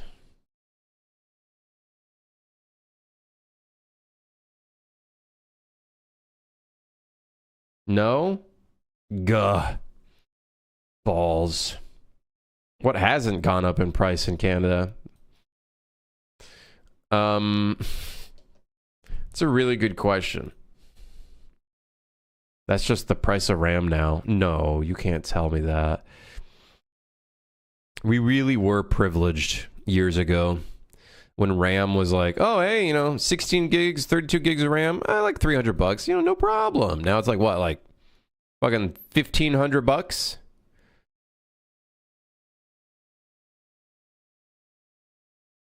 Unless we burn down all the AI data centers, RAM will never stabilize. Do you guys think that's going to happen? Maybe not like, no, I mean, not burning them down. I mean, like them just like going out of business and then they got to sell all their inventory.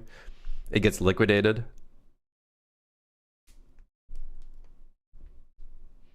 I can sell my PC for like 5K now because of the RAM.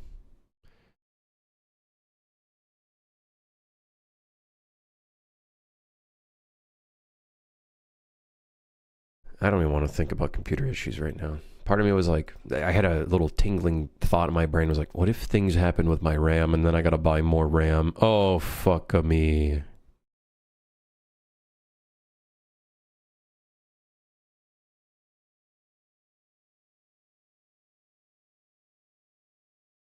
That feeling when the thing that rivals the price of your GPU is your RAM sticks.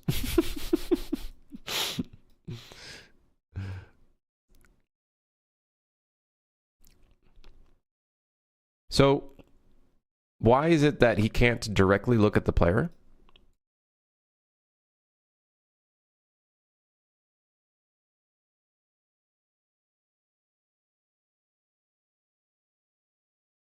It might be the optional bone socket in the employee should, rather than focus point, we should just do head. And I think that's fine. Let's see.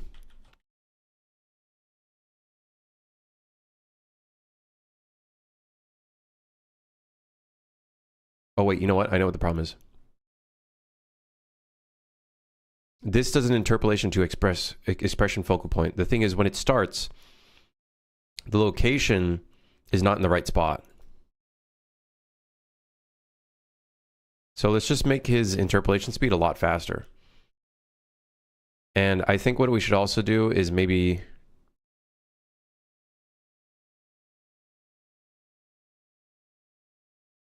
initially... Okay, let's just leave it as it is for now. However, if it does take a while for them to focus on the player, very well could be that interpolation. Going from 000 to their actual location, which I think is very likely. Ow!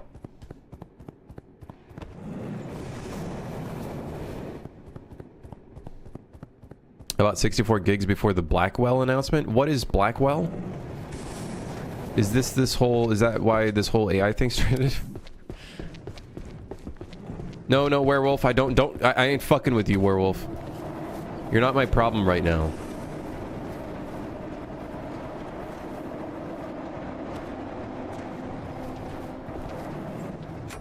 There we go. See, this is... See, wait, hold on. His interpolation's going from 000. I think he's still looking at 000. Hold on. Wait for it. And kablamo. Now he's looking at us.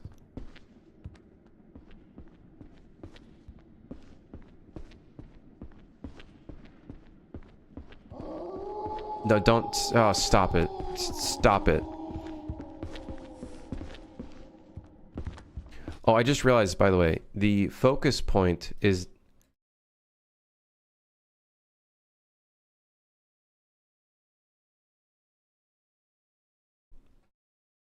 Okay. This has to be focus point. Because it's focusing on our head.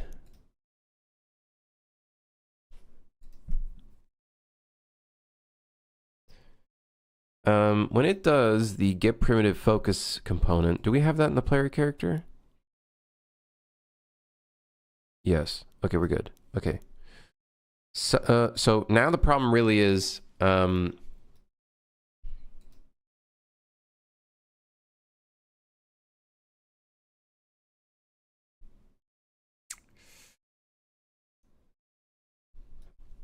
maybe we should just set a limiter on this thing.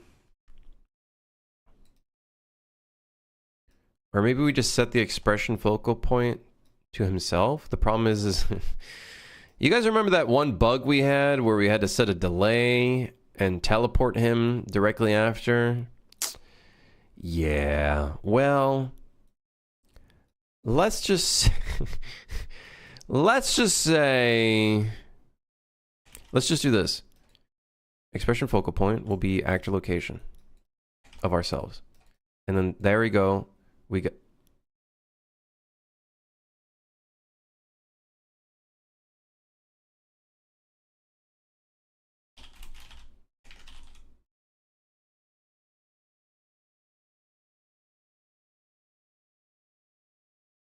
There we go.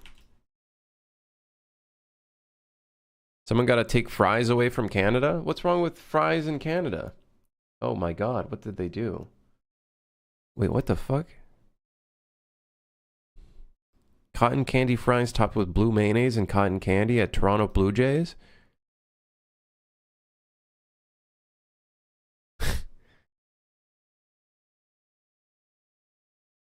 I listen. It looks kind of disgusting. Can I be honest with you guys? If someone offered me a fry for free just to try one of these, I'd try it. You wouldn't even say no. Like, listen, if someone offered you, hey, want to try a cotton candy French fry? I'd try it. Would you not? Would you not try it?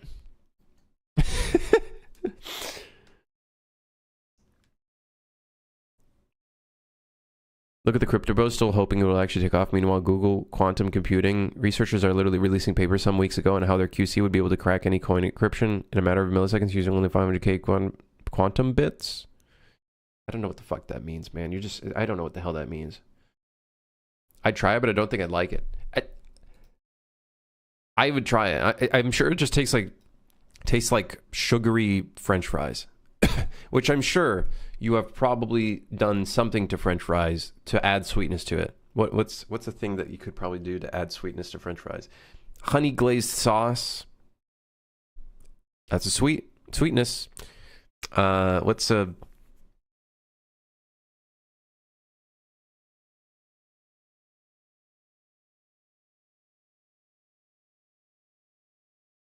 I don't know. Some sauce. There's probably a very sugary sauce out there. Literally anything maple. I'd try it. I'd give it a try. Yeah, sweet and sour sauce? Yeah. I wouldn't buy it. It's like $15. But that being said, all fucking food at Blue Jays sucks balls. And it's expensive. Oh, hey, wait, hold on. While I'm at it, all stadium food sucks balls. Oh, sorry. Sorry. They all mostly suck. If they don't suck balls, that means they cost $30.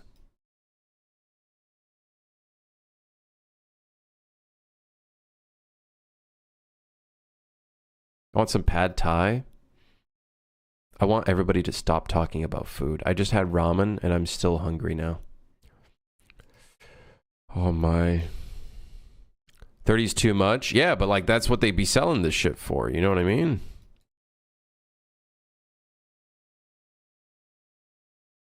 Did I edit the wrong code? Oh my god, I did.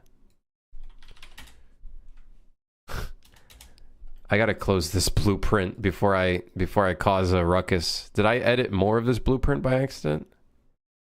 No, looks like we're okay. Okay, so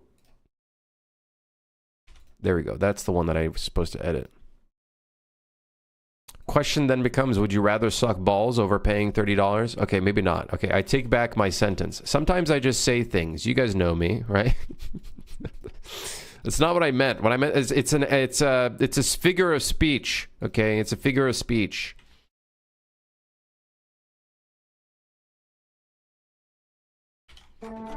Like a ball pit ball. You know how disgusting that is? How much germs there is on a ball pit ball? That's how you catch like a new type of COVID. Is by sucking on a ball pit ball. You just discovered a whole new like type of germ. Like doctors will probably do research on you. Hello, I'm looking for employee 233. Anybody have an eyeball on employee 233? What the hell was that?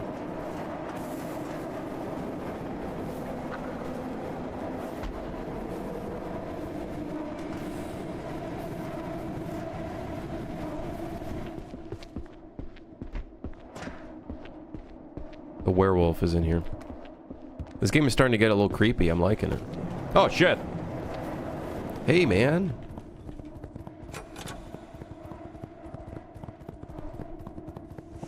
Look at that. He's looking at us.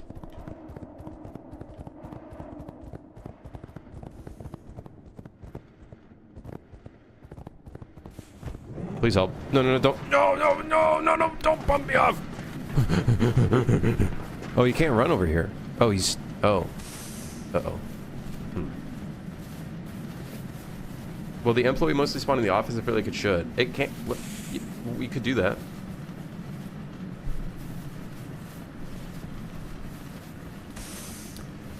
Guys, I need help.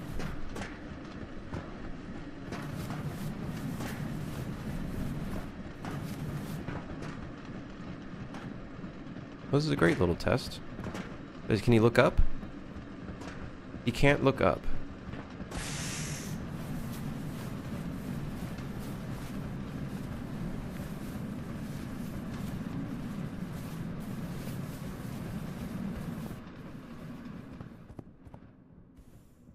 What's that noise?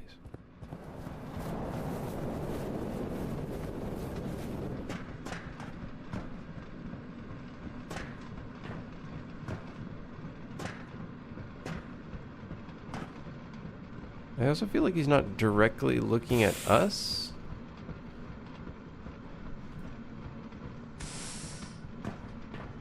Like, doesn't it kind of look like he's looking more intently in a different... Something is not right. I did turn on use lookup access. Maybe that's the problem. Let's see.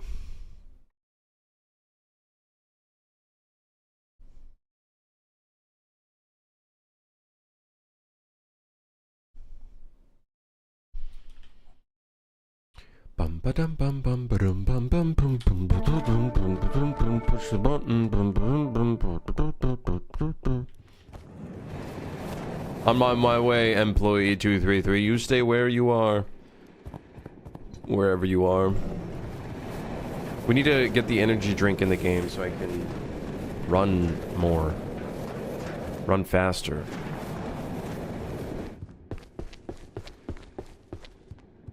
I guess that means we need to make not only a debuff system, but a buff system. Shit.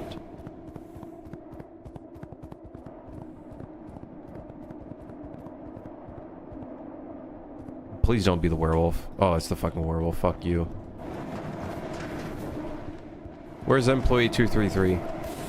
Did I pass by him?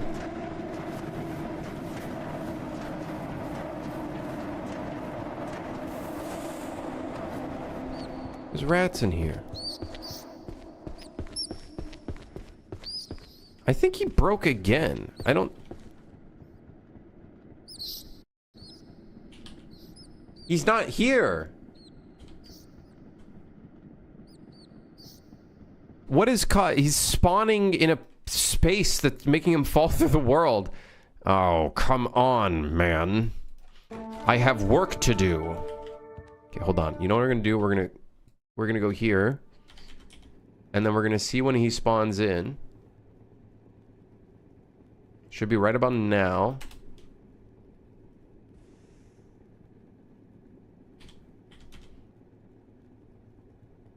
I think I might have been looking at the wrong world. Okay, we know he's in here now.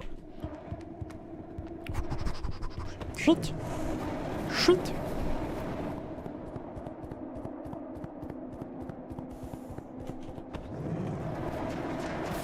Werewolf? Can't see shit. Where is employee 233? I'm looking for an employee 233. Have you seen him?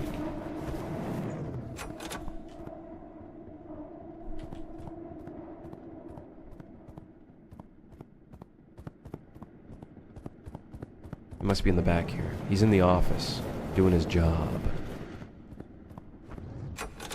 There he is. Perfect. Oh. Oh!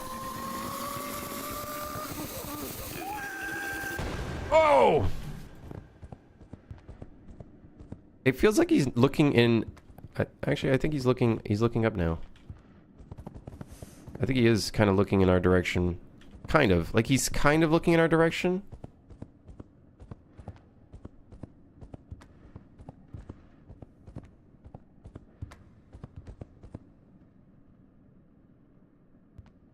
Looking to the left is too hard for him.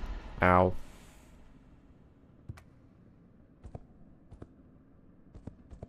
It would appear that looking to the left is a bit difficult.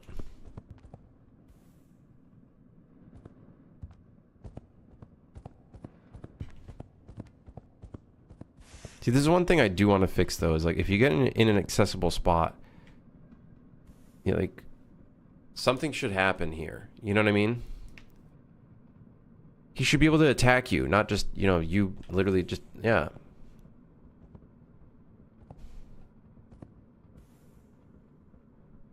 He should, like, grab onto your leg or something. Try to pull you down. Something like that would be great. Little mechanics like that would be great. Spit out from his tongue. Acid. Spit acid from his tongue. From his mouth.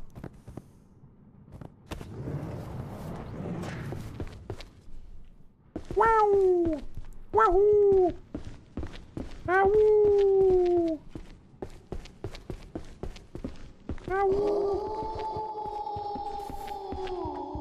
I do want to make it so the werewolf, if you're in an inaccessible spot, he finds a spot that will allow him to jump at you. Because right now he kind of just goes to the closest nav spot that he can, which doesn't really allow him to jump at you very well. You know what I mean?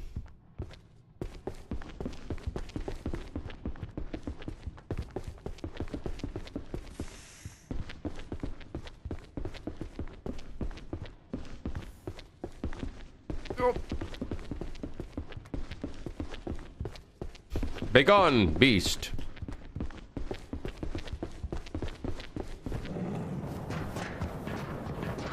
The leaping is very dangerous. If you keep like an line of sight to the werewolf, you will die.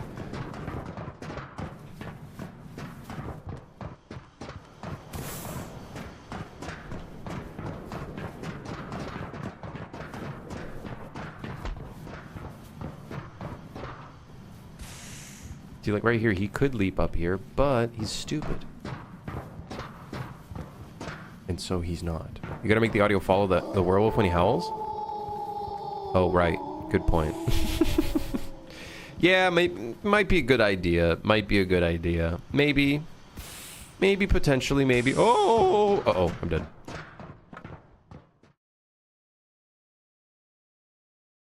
Make him drag the player to his hiding spot? Now, I feel like it would be more like he just grabs your leg and pulls you down.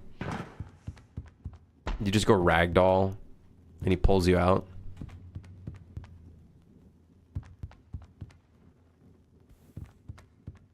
I feel like that would make it terrifying, because then there's like no real safe, like, no way to really super cheese it like that,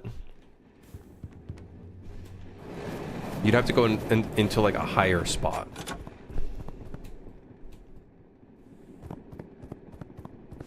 All right, cool. I like the fact that he can look at us now, the employee. I feel like it's kind of creepy. Uh-oh. Oh no, I've run out of sprint. This is not good. Goodbye.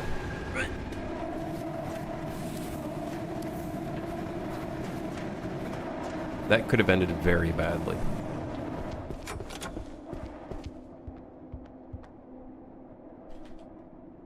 Do you guys hear that? Oh my god, he's upstairs. What the fuck? I was like, I thought he was... He can't get down from there, by the way. Unless he leaps. Which he fucked up. So, I don't think he's getting out of this one. The staircase does not have a complete navigation. I do have to fix that. That is on my to-do list.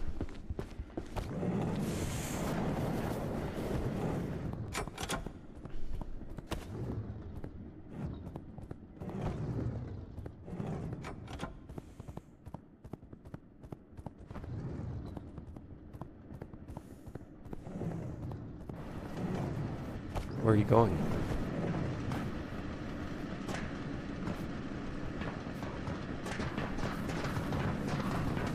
I feel like he needs a different running animation. Maybe we leave, maybe we keep that. I don't know.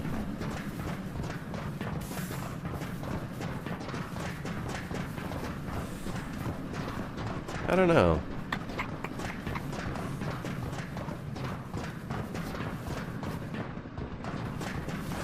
Can we see the eye teeth employee again, but in 10% chunk mode?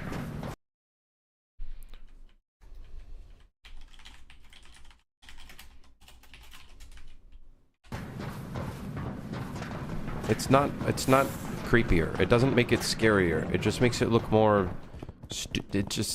listen. I don't think this is it. I don't think this is not it. I don't think this is it.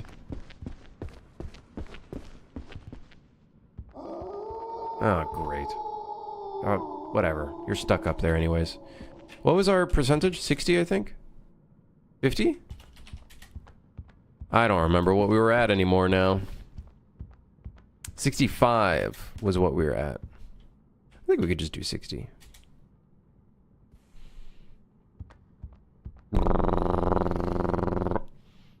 What do you think is in his brain?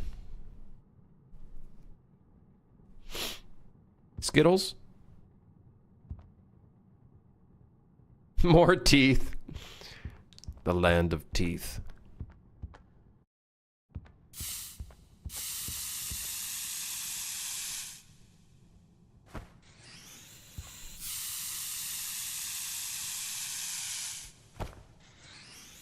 Let me give you a mustache.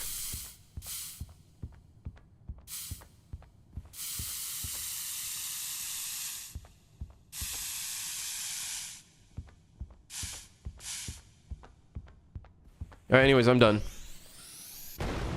Good stream.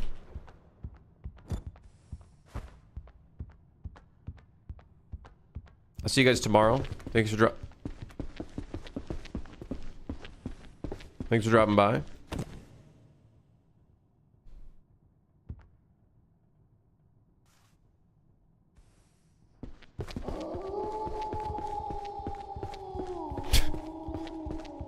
Yeah, I'll see you guys tomorrow. Thanks for dropping by. Thanks for lurking, joining, sticking around. I'm gonna chill. I'm gonna relax. Maybe get a kombucha and just go. Yeah, or second coffee. Coffee too. Thanks for dropping by. Good stream. Yeah, I'll see you guys tomorrow. Raid? Who's live? Let's see. Adam. Adam is live. Go say hi to Adam for me. And yeah, I'll see you guys in tomorrow's stream. Thanks for lurking, chatting, sticking around. I appreciate as always. And go say hi to Adam for me. Just wave or some. I don't know, just wave or something. I don't know. Yep. All right. Thanks for sticking around, guys. I appreciate you keeping me company. And I hope I kept you company, I guess. Okay, goodbye.